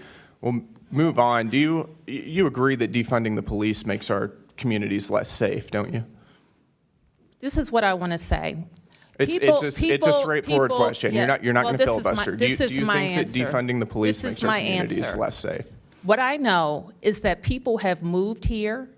People have sent their kids here. People have started businesses here. We have record. Does defunding the police make our communities more or less safe? Those are the indications. Does defunding the police make our communities more or less safe? People want to live, work, and visit. You won't even back your own police department right now. I'm asking you, does defunding the police make our communities more or less safe? And you won't give me a straight answer. I've already answered that today. And why don't you tell me again? Do you think that defunding the police makes our communities more or less safe? I've never defunded the police, nor would I. So you think it makes our communities less safe? Is that correct? I just told you. I've never defunded the police, and I never would. understand that. You know, you may not have defunded the police, and that's a good thing, but you did provide a $125,000 grant to an organization lobbying to defund the police. Are you aware of that? What is that you just raised? It's an organization called HIPS that you provided just this year, fiscal year 2025. $125,000 grant to. I This think is we them funded lobbying them to defund the do public police. health work. Quote, "It's time we shifted to a society free of police and systems of incarceration." We fund them for public health work. For public health? Yes. Does this make our communities more healthful? We By defunding our we police? fund them for public Do you health. think defunding our police and lobbying to defund our police and undermine local I've law answered that enforcement question. makes our communities more safe? I've answered or that healthful? question. Do you think that providing tax dollars to an organization who wants to defund our police is good for the residents of Washington, D.C.? We wouldn't fund them for that purpose. We would But you fund them. funded them, and you we- chose to give them money. You gave them hard-working tax dollars to an organization that wants to defund the police. We fund them for public health. Do you think that giving housing, free housing to illegal aliens is an appropriate use of tax dollars? We think if it keeps people off the streets, then we have to keep people off the streets. You agree with giving your residents tax dollars and using them to give subsidized housing for illegal aliens? But Mr. Gill, we also didn't agree with the governor of Texas or Arizona busing people, tricking So them you- to come to our city. And it's we not, didn't not agree with that surprising either. to me because you're also funding NGOs that support free housing for illegal aliens. And I hope you And would they're lobbying agree for that You're other using tax governors dollars shouldn't to provide- send people on provide buses NGOs that don't that are have any lobbying to housing give to our free- city. Free housing for illegal aliens in your city. That makes your city less safe. I want to move on. In May of 2024, and this was referenced earlier, there were some major pro-Palestinian protests and sit-ins at George Washington University. This was during final exam season. They were terrorizing Jewish students. They were doing it for weeks. It was a major problem. The police were called in, and you stopped them from doing their job. Why is that? I didn't stop the police from doing anything. It is illegal for them to block a roadway. We've got the law right here. It's unlawful for a person, alone or in concert with others, to obstruct or incommode any street avenue. That's exactly what they were doing, and you refused to allow police to clear them out. Why is that? That's incorrect. Why would you stop? Clear the record then. I never stopped You the didn't police. stop them. No, I did not. You didn't stop them. Would you like to explain what happened? Why police never cleared out this roadway? Police did clear roadways. They were there for weeks. Police cleared roadways. They were there for weeks, Actually, terrorizing Jewish they were students, and this was probably in your on city. private property, not on the roadway. No, they were on public roadways. No, they weren't. Terrorizing Jewish students, they and you weren't. allowed it to happen. No, I they yield weren't. my time back. No, they weren't. Gentleman's time's expired. Yeah, we're gonna. Yeah, I'm gonna give you time.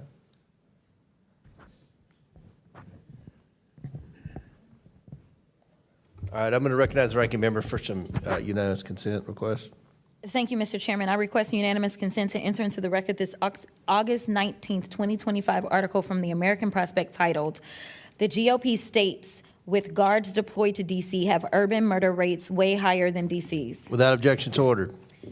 I'd also ask unanimous consent to enter into the record this February 28th, 2024 study from Third Way titled "The 21st Century Red State Murder Crisis," which lays out the decades-long problem with high murder rates in red states and undermines the Republican myth that crime is their strong point. Without objection, so ordered. And my final one is from Newsweek, but I don't know the date right now. But this goes to what the gentleman was just talking about when he said that D.C. has the 5th highest homicide rate in the country.